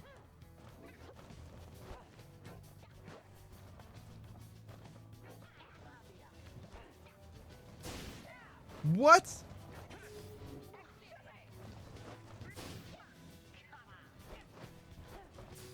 I thought they had you there. Man, they are so fast. She saw All right. right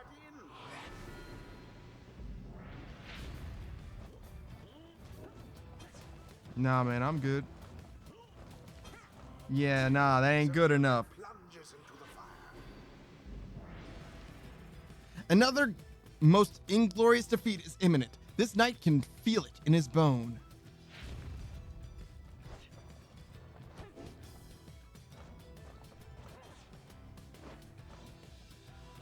And it is done. Bam. The Just like that. prevailed. Yeah, man. Alas, that their adversaries failed to stop them. The right is ended. Curse you, Gilman. You were a fool to abandon us. And now you only twist the dagger in our backs. You still do not seem to understand, Sir Deluge. This knight is no longer beholden to the likes of you. This knight is bound only to the path toward enlightenment. Your words ring false. You are unfit to lead. Shut up. You know exactly what you are, Gilman. You call this knight a craven, yet your courage is merely a facade. And everybody knows. Everybody knows. This knight shall see to it. Sir Gilman does not respond, although you sense the words of Sir Deluge got to him. Boundless are the teachings of the scribes.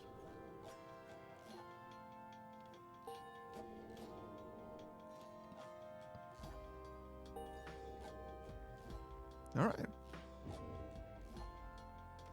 Until the stars align.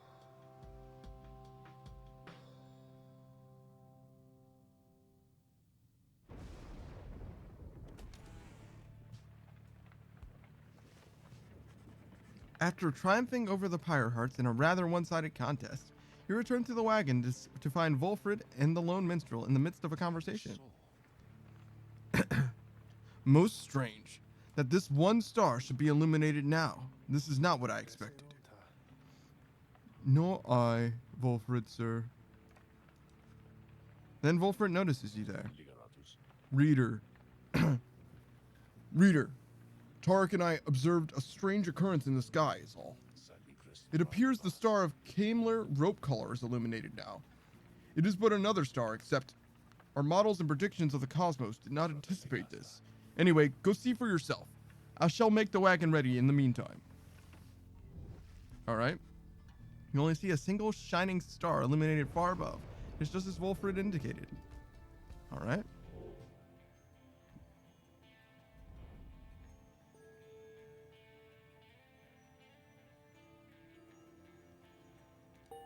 So we're gonna fight the Chastity now, I guess? No problem. Then we are summoned to the Isle of Kailmer. Kailmer. Yeah, Kailmer.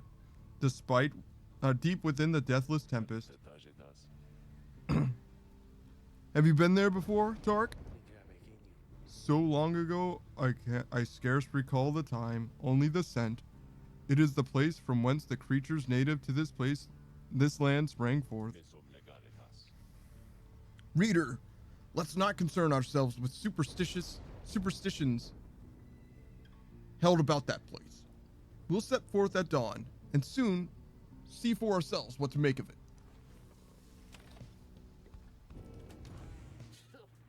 What's up, Sir Gilman? You chillin'? Is in a contemplative mood. He has been rather quiet, at least, more than usual, ever since his confrontation with Sir Deluge. He notices you, and slides forth in a solemn manner. This night, he knows what he shall do now, when all of this is over, Master Reader. We Worm Knights, we are born and raised to prove ourselves superior to all the other billions in our kind, to lead our lives, however short, with glory. From the moment we shove past our wormling brethren in their exacts to the very end, we are conditioned to excel, to prevail at all costs. This relentless pursuit of glory or fame, of fame, of self-worth, it leads most of this knight's kind only to an early doom, or in the case of Sir Lelouch, it leads to a life of falsehood. A life of low deceit, abusing one's fellow worm knights, shirking one's responsibility, living in constant fear. This knight cannot abide his former commander, yet pities him. There must be more to honor than to lead a life engulfed in endless conflict. Then he looks at you intently. This knight shall ever seek that honor out when all of this is ended, Master Reader. Thus he vows to you, and he is ever grateful that your guidance led him to this new awakening. But until such time, this knight is duty-bound unto the Nightwings. The fulfillment of our plan and our pursuit of freedom, is to be his final quest. For what awaits him afterwards is no mere quest. The honor that this knight has sought, it cannot fully be achieved through knighthood, can it? It requires something more. I trust you understand. He slithers off, his head held high, though not merely in pride. Something has changed in him. Sir Gilman gained +2 presence permanently.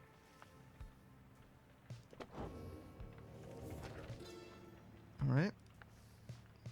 The Pyre Hearts. The Pyre Hearts all follow the path forged by the Under King Ors, whose many, many deeds exceed the smallest stature that somehow contained it. He is the most spirited triumvirate. His is the most spirited triumvirate, their courage unfaltering, their hearts full. They live always with vigor, and perhaps they die with it as well. They are the Under King's own kind, as at home above the sea as in it, never ceasing, ever longing, as they do, for something more. The Under King chose wisely for these qualities, and teaches that a life devoid of passion is a life devoid of life itself. That burning passion is the fuel that drives the Pyre Hearts, and in turn, us all.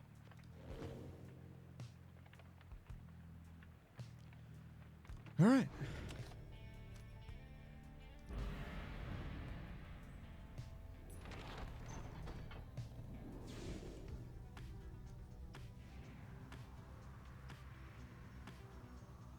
And what's the story now, huh? Wolfred joins you as you soar above the storm-ravaged waters, on approach to the infamous Isle of Kaelmer. Among its cursed qualities, it seems this wretched storm means I cannot rightly smoke. One of the downside's small misfortunes, I suppose. The wagon's drive imps seem not to mind, at least. In fact, they seem more animated now even than usual, sir. Perhaps they feel some sort of connection to this place. Tark, do you suppose the Chastity were able to make it here intact? They ought have seen it in the stars, though we soon shall know for certain. That we shall. Take us in, please, reader. Yeah, I think I'm starting to sound more and more like Hedwyn. That we shall. Take us in, please, reader. Yeah, that's closer. I guess it doesn't matter since I'm probably not going to use Hedwyn's voice anymore, right? And the Lone Minstrel indicates that there may be rare fish here ripe for the catching. Interesting. And Sir Gilman insists that the waters along the path contain riches for those who can find them. Well, riches probably aren't going to do anything for me, but a fish. Well, a fish. You make landing with the Deathless Tempest, far west of where you first breached through the shores beyond. You wonder which sort of celestial landmark lies hidden amid these waves, though for now, you have some time left before continuing onward.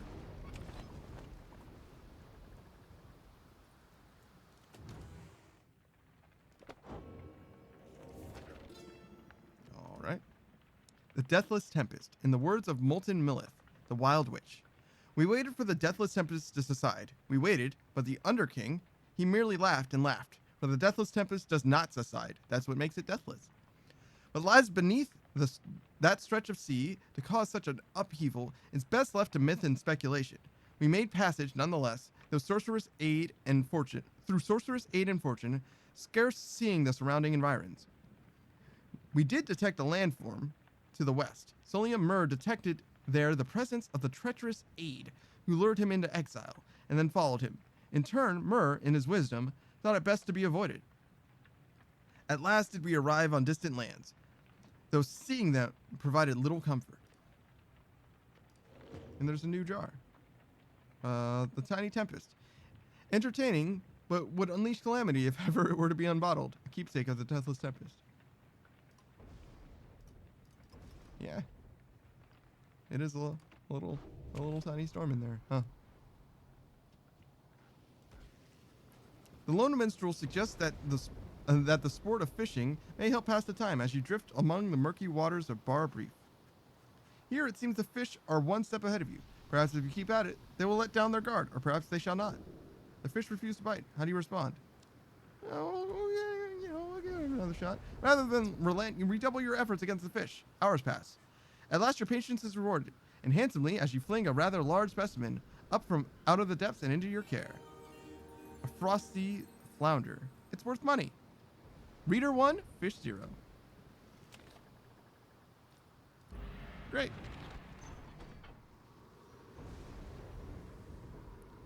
One of Downside Celestial's landmarks. You are here to conduct the right against Manly and the Chastity.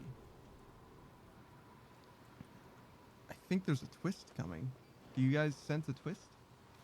An ominous, a bit of ominous news? A messenger imp with news and rumors from the other side manages to track down your wagon in the dark waters of the Deathless Tempest. The imp's latest information is about none other than Tizo, who you liberated at the fall of Solium. Everybody says he is the first creature of his kind to come to the Commonwealth.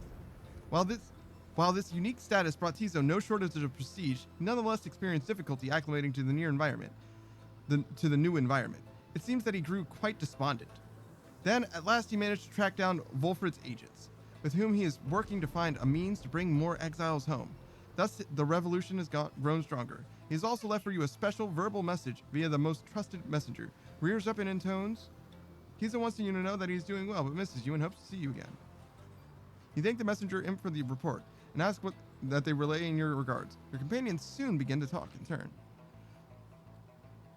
Often it is said that good things come in small packages, and Tizo stood as living proof, and living he remains, apparently. Truly. Once more, it seems I underestimated him and his resilience. I guess this makes him an ex-patriot of sorts, ditching his downside home in favor of the Commonwealth. Who would have thought? Very bright, very, very bright, that one. Would have served well as our familiar. Perhaps someday yet it shall be so.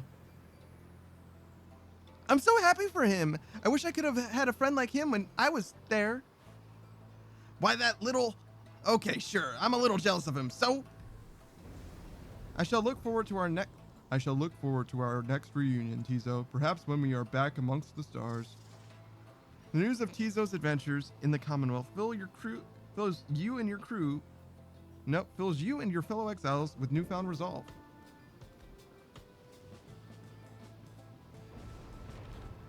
Yeah, sending Tizo out was probably a mistake. Your wagon shudders to a halt at the island of Kaelmer. Bizarre outcroppings give it a forbidding feel. In the distance, you hear old gibbering noises that sound like drive-ins?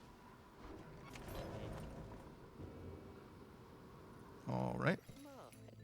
Whoa, guys, how'd you find me all the way out here? I mean, this is for extra special customers. I'm only joking. You're the only customers I got. Got you again, only joking about that too, because I got tons of customers. It's just that they already bought a lot of stuff, so they're not here, okay? Anyways, I just got a little something here maybe you'll be into. Been hearing about these little things for a while. Check them out. A jeweled band. Grants the bearer +2 presence, quickness, and hope. Set bonus. At the start of a round, briefly gain infinite stamina if an ally has a rune band. Rune band. Grants the bearer +2 presence, +2 quickness, +2 hope. At the start of a round, briefly gains infinite stamina if ally has a jeweled band. Interesting. Jeweled band and runed band. Thinking these stingers are supposed to be for a couple of lovebirds, know what I mean? But anybody can probably use them, provided they was to buy them off me. I was gonna get them for myself, but anyways, let me know if you want them. Sure. They're cute.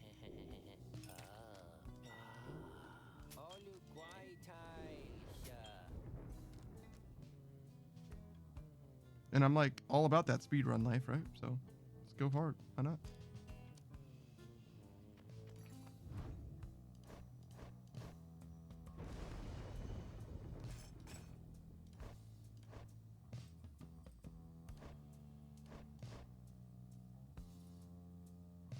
I'm probably not going to use this anymore.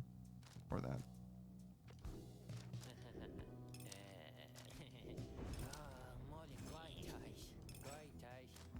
Sick.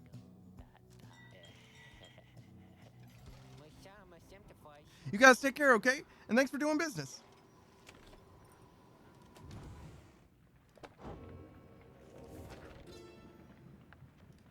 Downside dining. In the words of Jomir Manymane, the Alpha Chief, how to sustain oneself with food and drink in such a place as this? The less said of it, the better. Do not complain, observe, and above all, keep moving. Sources of subsistence avail themselves to those with keener senses. In warmer climates, search the ground at break of day for the subterraneans. Colder places, dig for them. Give them purpose. Drinking pools are rare, but moisture in abundance, outside of the sandfolds. Some is poisonous. Take only what you need. The downside limits any opportunity for excess, but it provides enough amenities to meet the needs of life. One who withstands it cannot help but feel a sense of gratitude.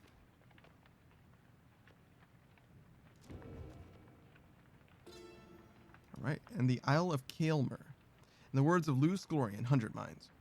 The traitor Kaelmer rope collar, whereas he brought about our empire's fall, whereas he nearly claimed the life of our dear Solium, we forgive him.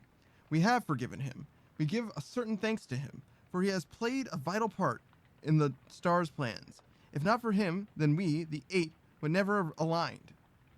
We never found the rope collar. He fled into the sea towards an isle, which we knew would well to avoid. 'Twas where we think that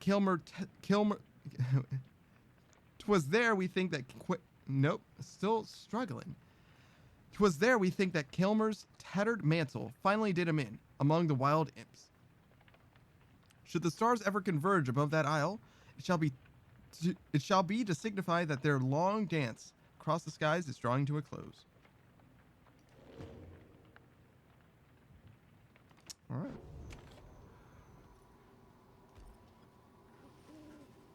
Everything is prepared, and the night is just beginning to take hold above the tumultuous waters of the Isle of Kaelmer, when Volfred gets your attention. Reader, I suppose you might remember our first meeting with that manly Tinderstoff. He would be mortified, of course, if you forgot. I would say that he's an embarrassment to my kind, but unfortunately I've known many others like him. We are a discontented people, I suppose. Anyway, when last we saw him, you might recall that I avoided him. We are not good acquaintances or anything, but he knows enough people in high places that he could be harmful to our plan should he know of my involvement. And so, Volfred dons his ritual mask. I shall have to be discreet here.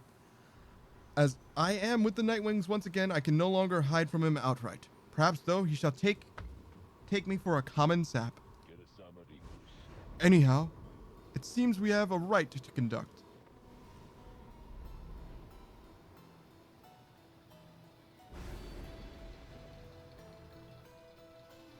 Lord Gandroth.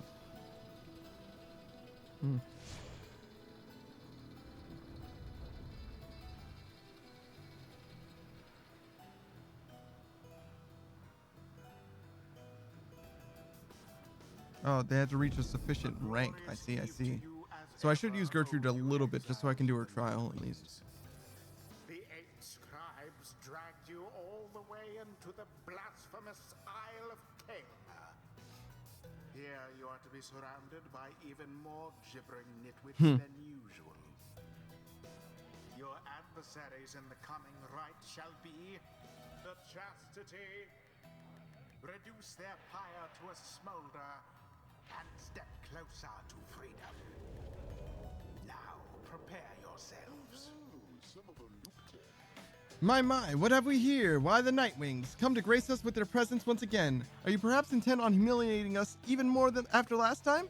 You sense Volfred reaching out to you. Reader, let us indulge him for the time. Perhaps he shall reveal something we can use to provide a disincentive for his meddling. Just keep him talking. I shall attempt to remain hidden. And the color of those raiments. I mean, they are rather gaudy in this light, I have to say. Though I mean no offense, of course. I mean no offense at this, of course. So, do you suppose the rite is going to commence soon? As much as I enjoy chats like this, I do have to get going soon. If you must know why, I'm expecting an important message. From the other side, no less, come dawn. I hear something is brewing out there, some sort of unrest, So yes, it is a very important message, sent all the way by one of those imp couriers. And I must say, those little things, their services are certainly not cheap. Though I'm sure I could get you a good deal on their services, if you wish, perhaps. To contact a loved one back home, All I ask, of course, is that you stand aside and let the chastity prevail, as we ought. For I have a date with destiny not long from now upon the fall of Solium. He continues talking for some time until, at last, the rite is set to start.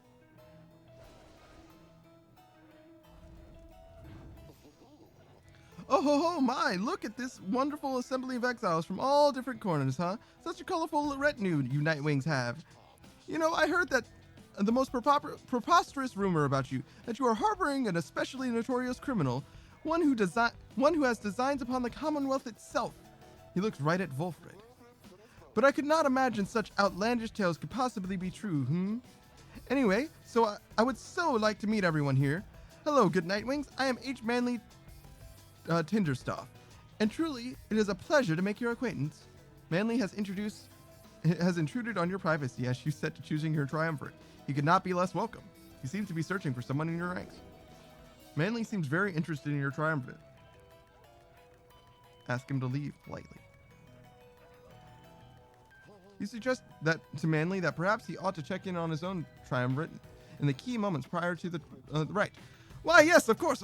I was just taking the opportunity to bid all of you salutations, for I so enjoy getting to meet my fellow exiles face to face like this. Yes, there may be rules against this type of thing, but who's counting, am I right? I'm sure the scribes wouldn't mind if they were here.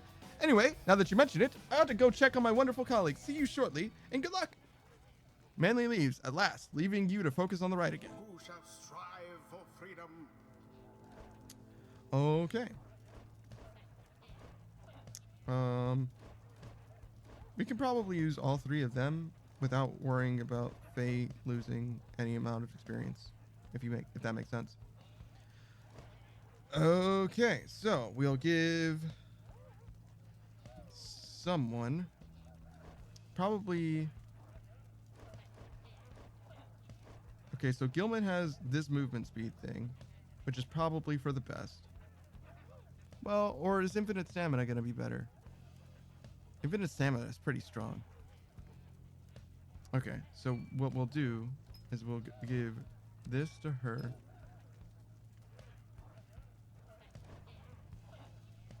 All right. Okay. So what we'll do is we'll give one to her and one to the other guy. Yeah, that'll be fine. Try this. We'll try the infinite stamina. Put him in the middle. Put her above and Bertrude below. The choice is cast. That insufferable sap. That insufferable sap. A blight upon his kind and an adversary we should like to pick apart. Are you quite ready yet, O Nightwings? I doubt you are, because my colleagues of the Chastity and I, we have a trick or two I think we shall take you by surprise. Just watch.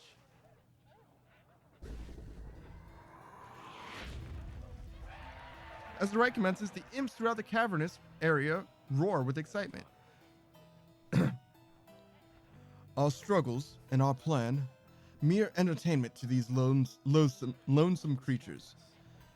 Begging your pardon, sir. The imps of the Isle are quite passionate about the rites. Just now, they offered a bounty in soul, if our triumvirate proves worthy. They would pay us? In exchange for what exactly? They would pay us in exchange for what exactly? And where did they get the soul, for that matter? My understanding is that they wish to see us perform various feats of glory, flashy displays of mastery in the rites, which certain types of imps are willing to pay to see.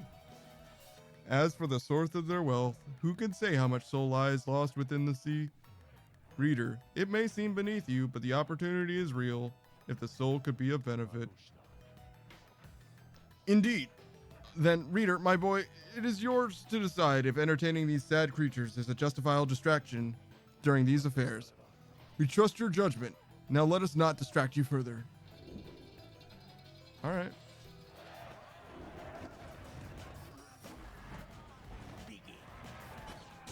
Bam! Just like that. Pyre is the first to falter. Bam! Just like that. Boom! Let's go. Yeah, that was a little hopeful, but I figured I'd give it a shot, you know? But what if though? What if?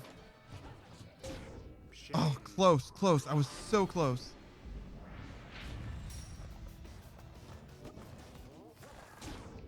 Just like that. Right back in there. Yeah, they gotta be quicker than that, brother. They gotta be faster than that. They don't have the movement, you know? The imps grow more and more agitated with each passing moment. Some start spilling onto the sacred grounds. Now, my impish friends, do calm yourselves down. Calm down. I said calm down. I said calm down. What are those blasted creatures doing? This is a sacred tradition. Magnificent. All right. Once more like that, and we are finished here. And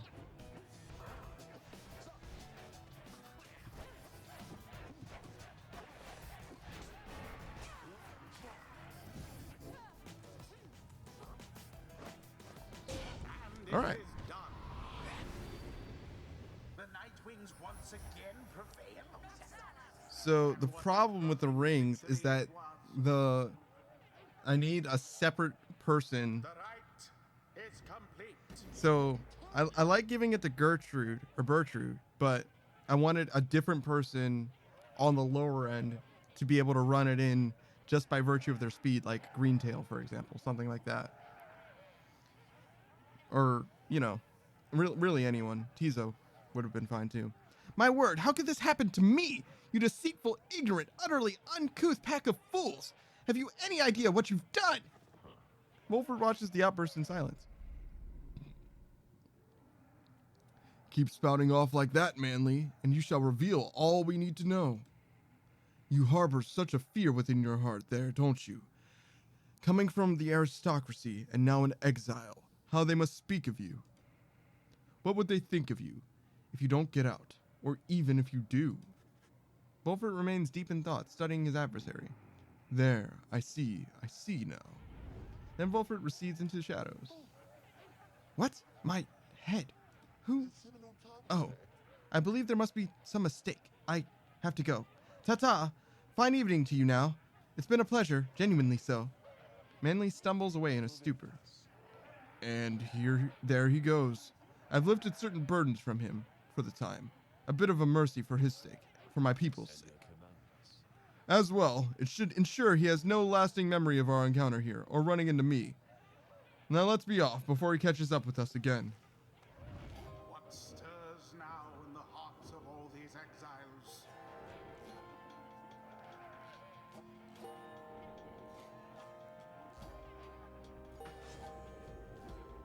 The ancient crone called Bertrude opened up her. Thus does our grasp of ancient sorceries grow even stronger still. Alright, we have the Passions of the Wild Witch, rites masteries enhancing a crone's ability to recover against all odds, Molten Millith's dour disposition, and belied her unyielding determination to gain mastery in all things. As opposed to The sorceries of the southern bogs. Wright's mastery is enhancing a crone's abilities to press her advantage. Those who withstood Milith's teachings found they long kept prodding at the edges of their understanding. Alright? So, while Bertrude's Pyre has more heat than the adversary, she deals extra damage. Many sought out Molten Milith in hopes that she would either give them blessings or curse their enemy. After Bertrude pounces at an enemy, she instantly recovers all her stamina. She never would disclose her age, though some surmised that she had lived for half a millennium or more. Serpent's Witness, while slithering, Bertrude uses 50% less stamina and moves 30% more quickly. Interesting. Milith works quickly, tirelessly, crafting talismans and arcane artifacts for spreading panic in the Empire. And then the Feral Curse. Once per rite, after saluting adversaries, Bertrude turns them into fast-moving howlers.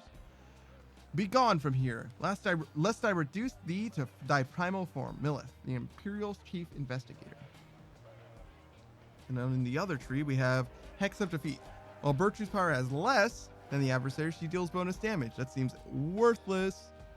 The Wild Witch would claim that for each of her successful sorceries, 10,000 others failed. Sudden Blast, the charge-up time before Bertrude can use her Aura Blast is greatly reduced. Molten Milith was said to always heed her impulses, and it was they that compelled her to delve into the downside. Alright? And we have Bertrude's Aura Blast arcs at a wider angle, banishing adversaries in a larger area. To this day, in all the southern bogs, there is no sorceress more feared and renowned than Milith. And then lastly, there is Stubborn Flame. When Bertrude's Pyre has less fire than the adversaries, her adversaries deal 10 less to her Pyre. Now we're talking. We shall find this weakling, Emperor, and we shall make him burn, if he does not already. Still not worth it, though. The secrets of the Wild Witch revealed until the stars align. All right.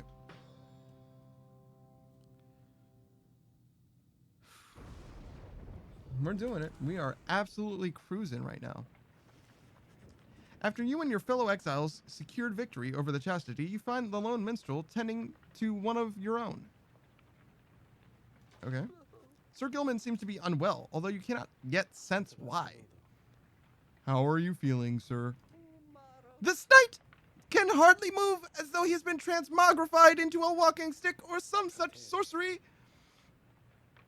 I see. Then please do not exert yourself, or try. The lone minstrel motions for you to come closer. Reader, Sir Gilman appeared rather disoriented and more fatigued than usual.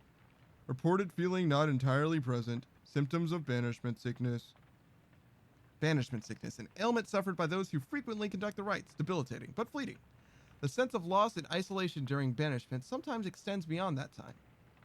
He should soon be able to take part in light activities, I think, but under no circumstances shall he be able to conduct the coming rite. Now then, I ought not keep you from the stars above. Please go and have a look at them, for all of us, I think, are anxious to depart this place. The stars yet shine for you, revealing the various paths forward. You gaze into the darkness of night. All right.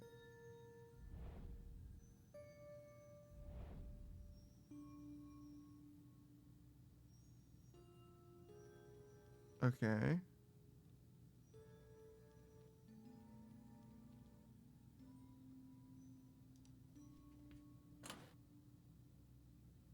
The accusers are pretty down there.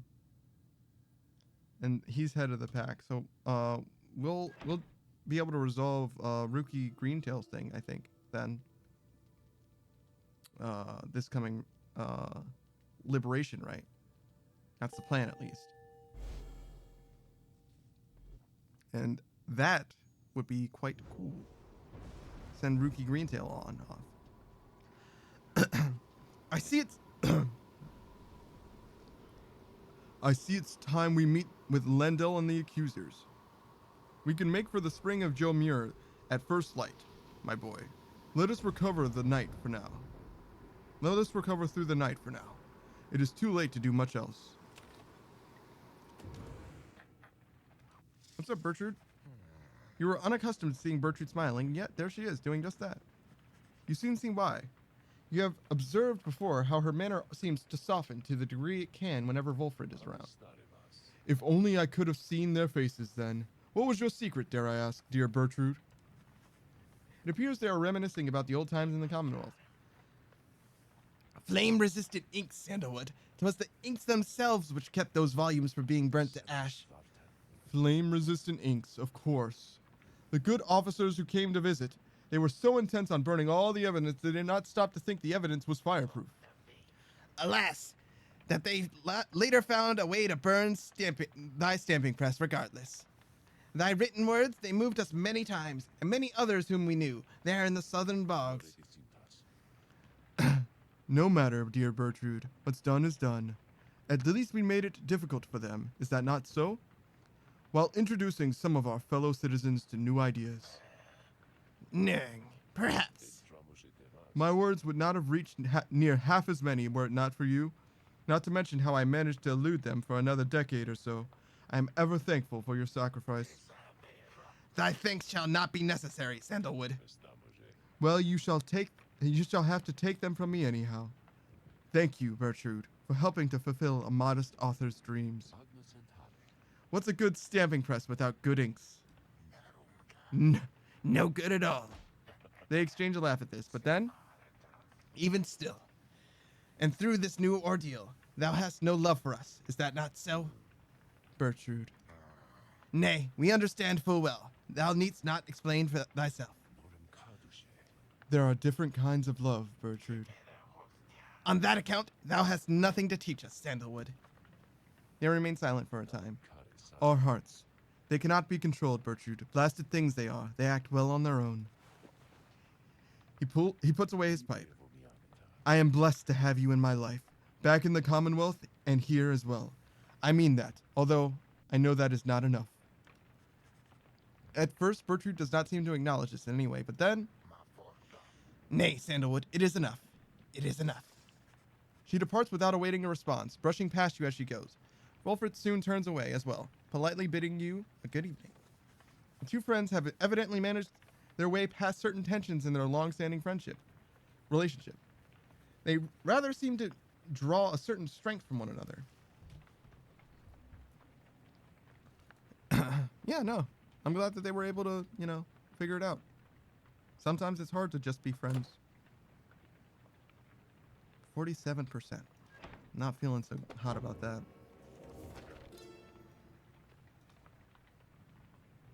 The Chastity. Those bearing the name of the Chastity all count themselves disciples of Luce Glorian, the 100 Minds, known firstly for his wisdom, but also cherished for his modesty, integrity, and kinship. Glorian's priority is in forming his triumvirate, was to instill in all his subjects a deep-seated deference and respect for the rules governing the liberation cycle. Well, that didn't pan out.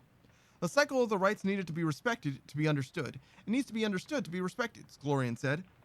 Thus, the Chastity are emissaries of the cycle.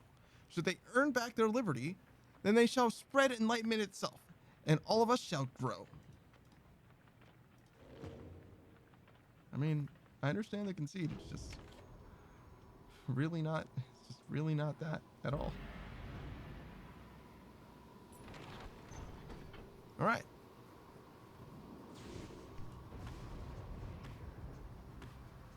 And now we sail.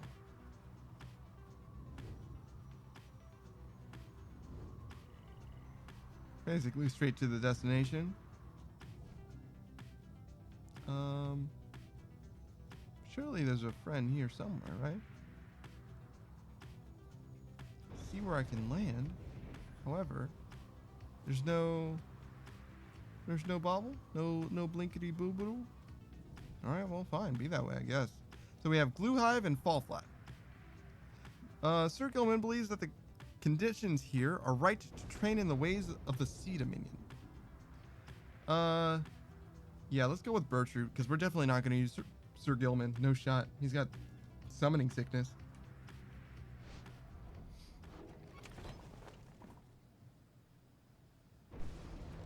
All right. You make time to explore the desolate sprawl of Fall Flat with your companions. We have seen naught, and thou? Nothing. There is more ground to cover, should we make time. They turn to you. You may continue searching or return to the wagon empty-handed and pursue your vocations. Let's keep searching. Spend more time exploring unchecked nooks and corners of the sea. Fortunately, you find nothing of value. As the day begins to grow dim, you have little choice but to return to the wagon. Womp womp. What's up? You approach Bertrude just as you finish polishing the various bottles, flasks, and vials that your fellow exiled have collected during your travels through the downside. The evidence. The evidence of thy travails. How brazenly you put them on display. Yet tempt these lands to swallow you. Ye tempt these lands to swallow you. She lets out a long breath. Nonetheless, these trinkets stir our memories, not merely of these lands, but of the country whence we came. Know, reading one, that we are here because of Sandalwood. We met him long ago within the southern bogs. We didn't read about this before, but it's a distant region of the Commonwealth, left well alone despite technically being part of the nation. The cold and forbidding marshlands are home to the bog dwellers of Sar, colloquially known as crones. He offered many courtesies, and in exchange, we found agreeable. We sought then certain reagents necessary to our studies of the heavens and the earth. Nay, and he knew where to procure them. In exchange, we were to boil for him our finest inks, a certain recipe, notorious yet secret. Its stain could never be removed. Oh, but the Commonwealth misliked it. 'Twas then we first began collecting samples of the region of the downside, for Sandalwood was ever true to his word. Long had we studied this accursed place, Black Basin, the chaos of the Deathless Tempest, the richness of the bogs of the Flagging Hands, lands so far away, and yet they called to us. If Molten Millith was able to traverse the downside in its entirety an age ago, then surely 'twas not beyond reckoning that we could do the same. Furthermore, nay. But she hesitates. It matters not, reading one. Thou hast indulged our tales long enough for now. She slithers away without further explanation. She seems reluctant to discuss the circumstance of her past with Wolfred. Yet you sense that she is here by choice. We're all right then.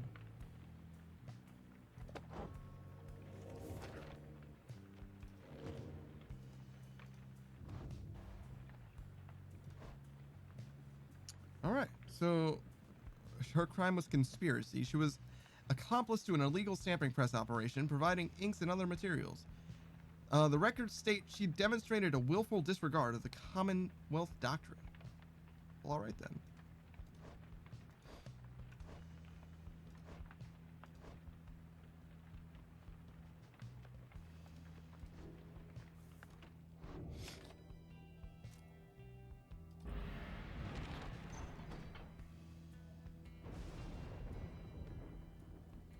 All right. I'm gonna dunk these fools real quick again, I guess.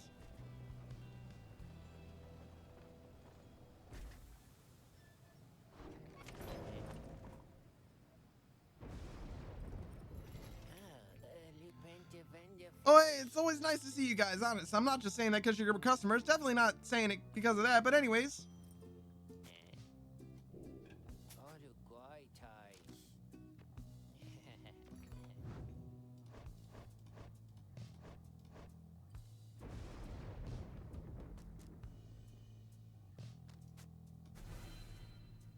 Oh, it doesn't overstack.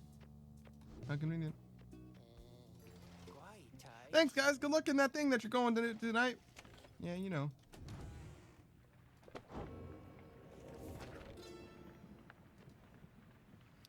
Ailments in the downside often give no warning when they strike. Those who keep moving and make no attempt to settle, they reduce their risks. Oh, this is downside diseases by, in the words of Jomir Minimane.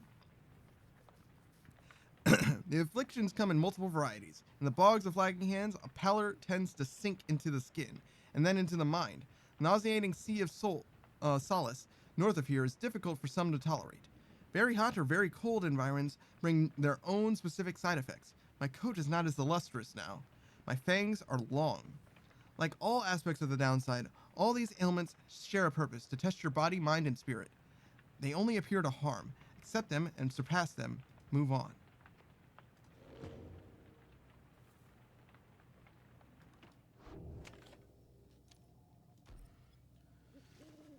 As you await the stars, a form dressed in the raiments of the rites approaches you and Volfred.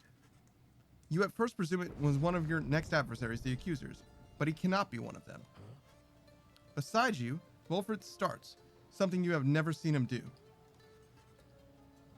You observe the covers he wears, the inverse of the Nightwing. Volfred Sandalwood. It has been a while. No, it cannot be. No, it cannot be. The demon unfastens his mask. It can. There he is. Mr. Pyre himself. You perished. I watched you fall. You did. I grieved for years, yet now you live. I do. Although these horns, they grew long ere I could walk again. Unbelievable. Then, why are you here now, Orlek?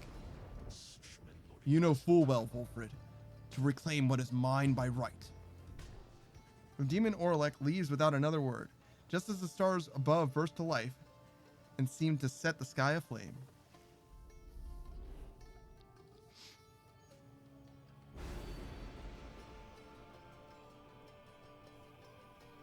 Your adversary shall have plus 50% stamina. That doesn't seem that problematic, I'm gonna be honest.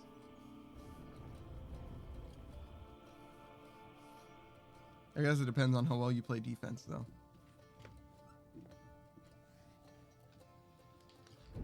Reader, what lunacy is this? Yeah, no kidding. It appear the Nightwings are to stand against themselves this time around. Hey, look, man, I just showed This up. is a mutiny in violation of the sacred law. Look, man, you gotta say that to them. Face Orlek. Long ago he had his chance, and he relinquished it. He cannot simply claim it now, and I cannot preside over this nonsense. Good night. All right, later, man. What happened to the accusers? The star showed we were to face them. They must have suffered a misfortune of some sort. Tampering with the star designs is not permitted, Orlek. Cheating the worthy of their rightful liberty is not permitted either, Volfred. You must know I took no part in that betrayal. Search your heart. Orlek says nothing for a time. Then, where are your raiments, Volfred? I have refused to wear them since, in show of solidarity to you. And to elude the voice, I would suppose. Yes, that too. I see. You were never very good at this anyway. We shall see if that new lot of yours is any better.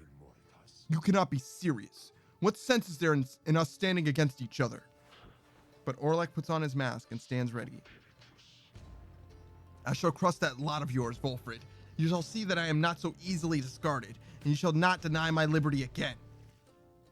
Sounds like you're mad at the wrong guy, dude. Reader, the adversary whom we face, Orlek, he's not one to back down. He was very experienced in the rites, even at the time, and so, beware. There was no one in his day who could prevail against him, and he appears even stronger now. I wish I had more valuable advice to give in this. I wish I had foreseen this.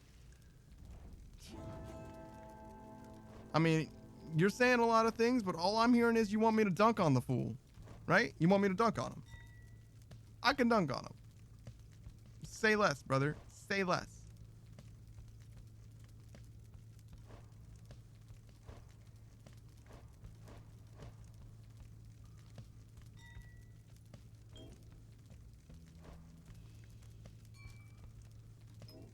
Yeah, now we're talking. So we go Rookie Greentail, Bertrude, Faye. Is it alright if I'm a little scared this time? Because I think that Orleki is frightening to me. Such a triumvirate you have assembled, Volfred. Then, let us see what they can do. Come and face me, false Nightwings.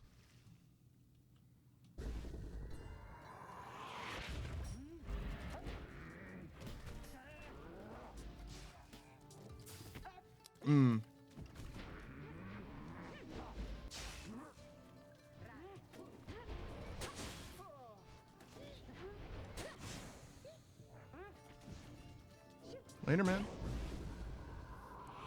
Not only did I wreck your whole squad, I also dunked on your base, bro. Outmaneuvered me. You're more capable than I expected. Yeah, man, that's me. More capable than you expected. Yeah, you took out my ally, but...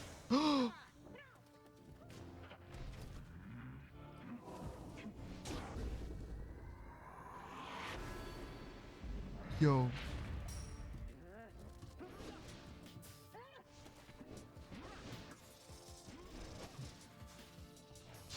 Oh no, I didn't recover my stamina. I was trying to jump.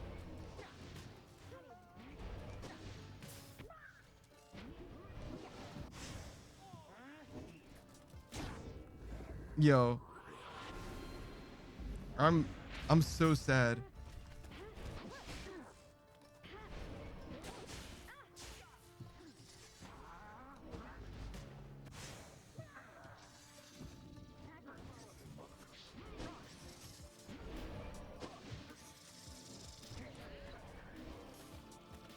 Whew. Close.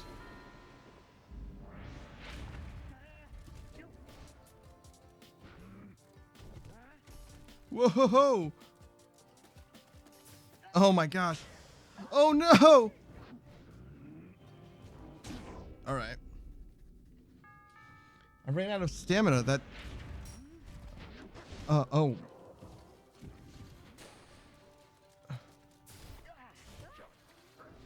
Alright. I was literally trapped in my own base. Yo, that guy is so fast. Oh my gosh, they're all so fast.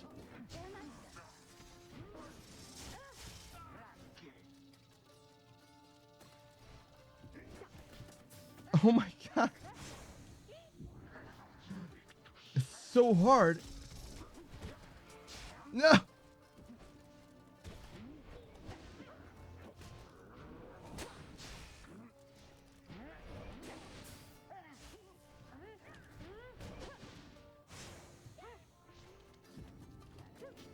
All right. It's definitely possible to do this without banishing, but no.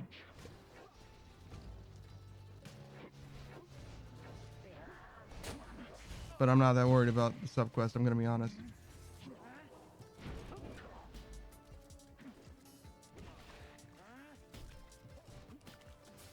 No, so close. How? Uh-oh. All right. Unfortunate, but understandable. Oh yeah, it's over for you, bro. And I got that 35 Gs, bro. That sucks for you.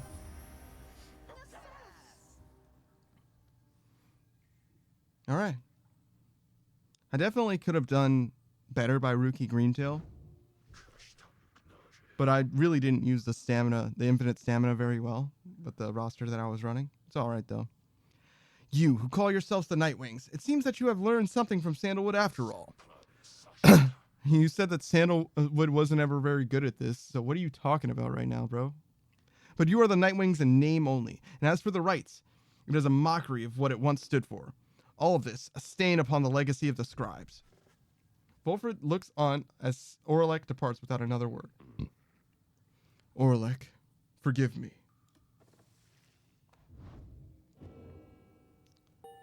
All right. You know, with all the rights business, there's been this one real fancy move that I've been mulling over for a while. And I think I just finally figured out how I could pull it off.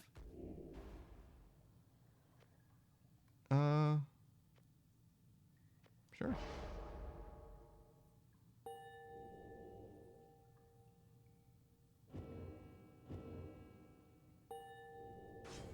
Hopefully she can do the trial now.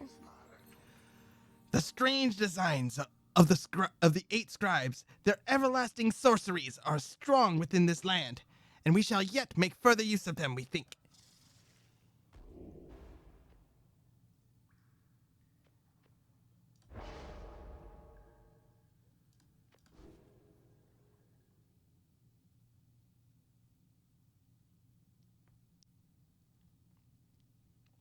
All right. So Orlek is back in play. Orlek. He has changed. Scarce resembles now the one with whom we traveled then. I'm afraid so. I can only begin to imagine what he has been through all these years. Reader, as you can see, Orlek and I, we have some years in common. A story for another day. I need some time to look at how this all affects our plan. Reader, sir, Orlek is a principled person. His freedom was denied him just when it was in his grasp. A doleful tale. Wolfred shall tell you more of him in due time. Of that I have no doubt. For now, it seems the stars beseech you once again, outside. There, deep in the infinite dark, once more you see a single star shining brighter than the rest. Path to freedom beckons you again. Ah, here it is. So certainly we're not going to encounter him again. I guess I'll just let it be a surprise. Oh, there he is. Yeah, so it's Rookie Greentail's time, I guess.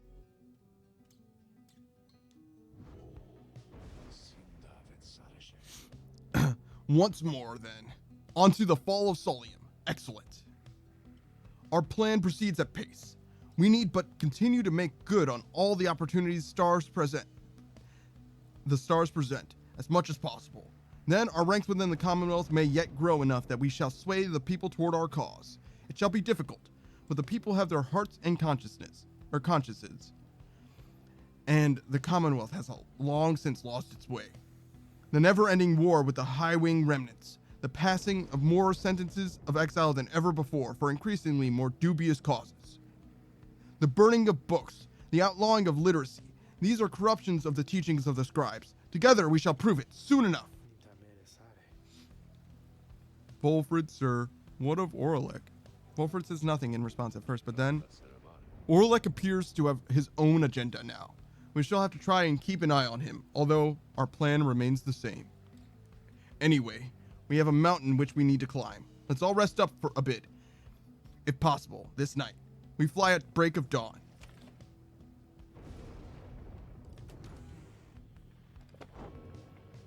What do you have to say about the Nightwings? What is a life without an adversary? If not for the forces that conspire against the will, life would be devoid of its innateness, the desire to overcome. Thus, when we, the 8, at last each fashioned a triumvirate based on our own ideals, we realized a void still needed to be filled, as the night sky needs moonlight. We 8 were united. Our triumvirates shared our affection. They needed us to set them all against a common foe. Thus did we form the Nightwings, a triumvirate envisioned to exceed them all, both through means mortal and divine, and give an undue favor in each turning of the cycle. They are the adversaries we all face.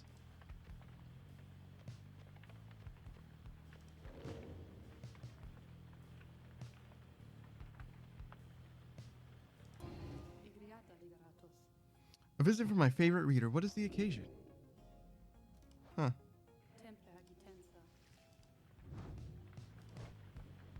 Bertrude's still not quite there, I guess. Seems like she should be. Whatever, we'll use her like 1 or 2 more times.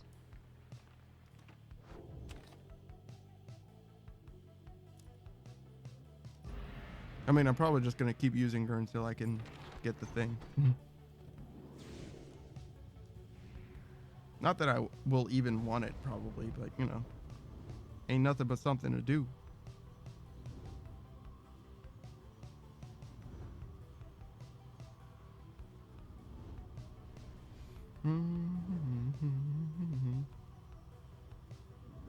All right.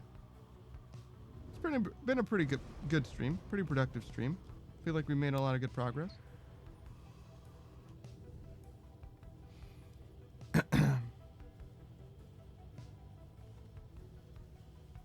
Rookie Greentail, huh? I mean, brilliant. That's the plan, even. You land amid the ancient formations of Mount Oladil, at whose summit awaits the liberation rite.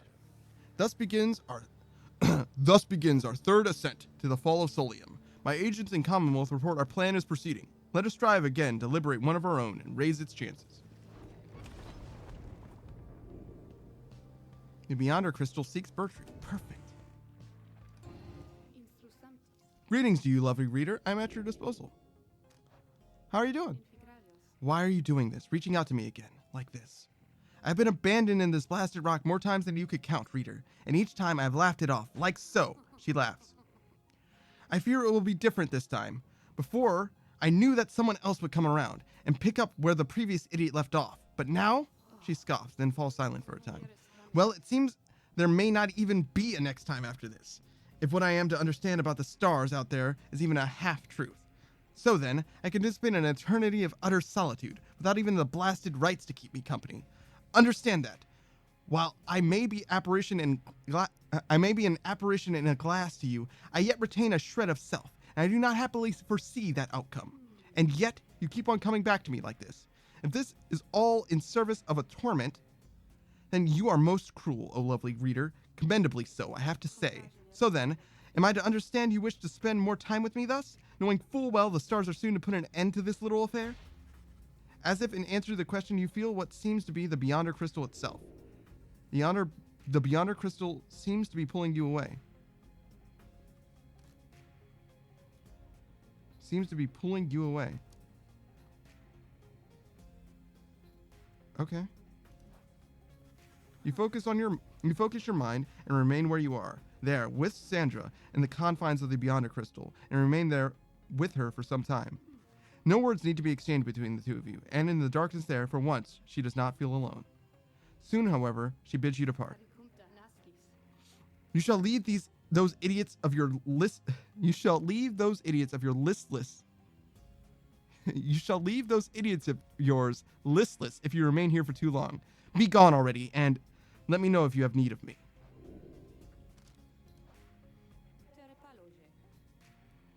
Oh, good. I was just beginning to feel more bored even than usual.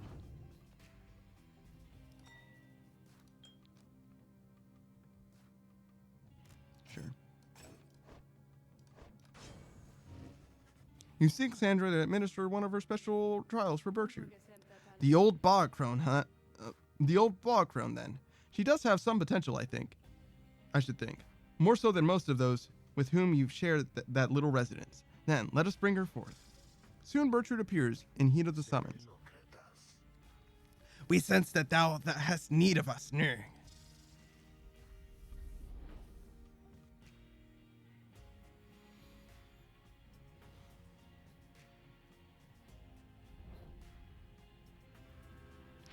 I'm just gonna try sprinting and jumping. The apparition Sandra appears and unfastens her mask. Listen well, crone. You answer to me here. Nurg. How very eloquent. May your vast experience exceed your knack for pleasant conversation. I trust that you shall have little trouble here without the benefit of your more communicative friends. Now come.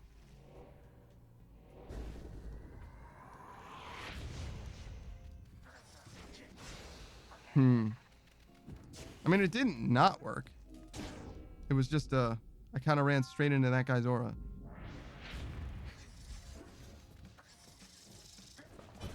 Oh, I overshot it a little bit. I mean, again, it didn't not work. I just didn't do it. Like, it wasn't planned. It wasn't even a bad plan. Just, didn't really work out.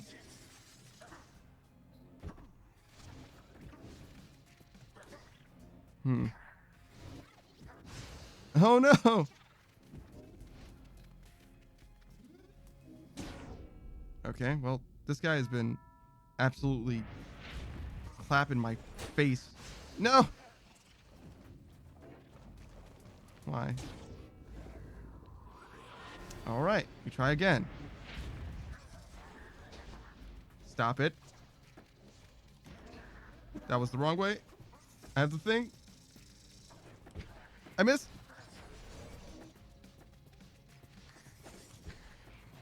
All right. Oof. Oofta.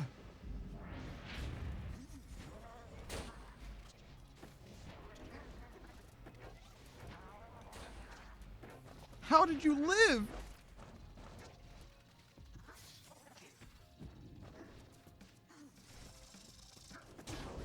There we go. So going around South Lake. Oh no! I'm glad the moon thing came through at least.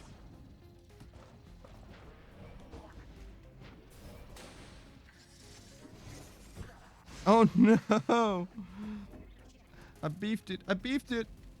Come back. Come back. Come back. Woo! No! Mooncrest! Mooncrest! Stop it! All right. Oh, oh, oh! Thundercats! Oh! All right. It was a little closer than I wanted it to be, but we did definitely make it. Oh my! Oh my! A simple test, undeserving to be called a challenge. Yeah, Bertrand, I'm glad you had an easier time than I did. I ought to fail you just for gloating, crone, but these are not my rules, and your performance was sufficient. Thus, you have passed my test. Congratulations are in order. To you and to your lovely reader. Now, farewell. We need a pair of wings in order to be free.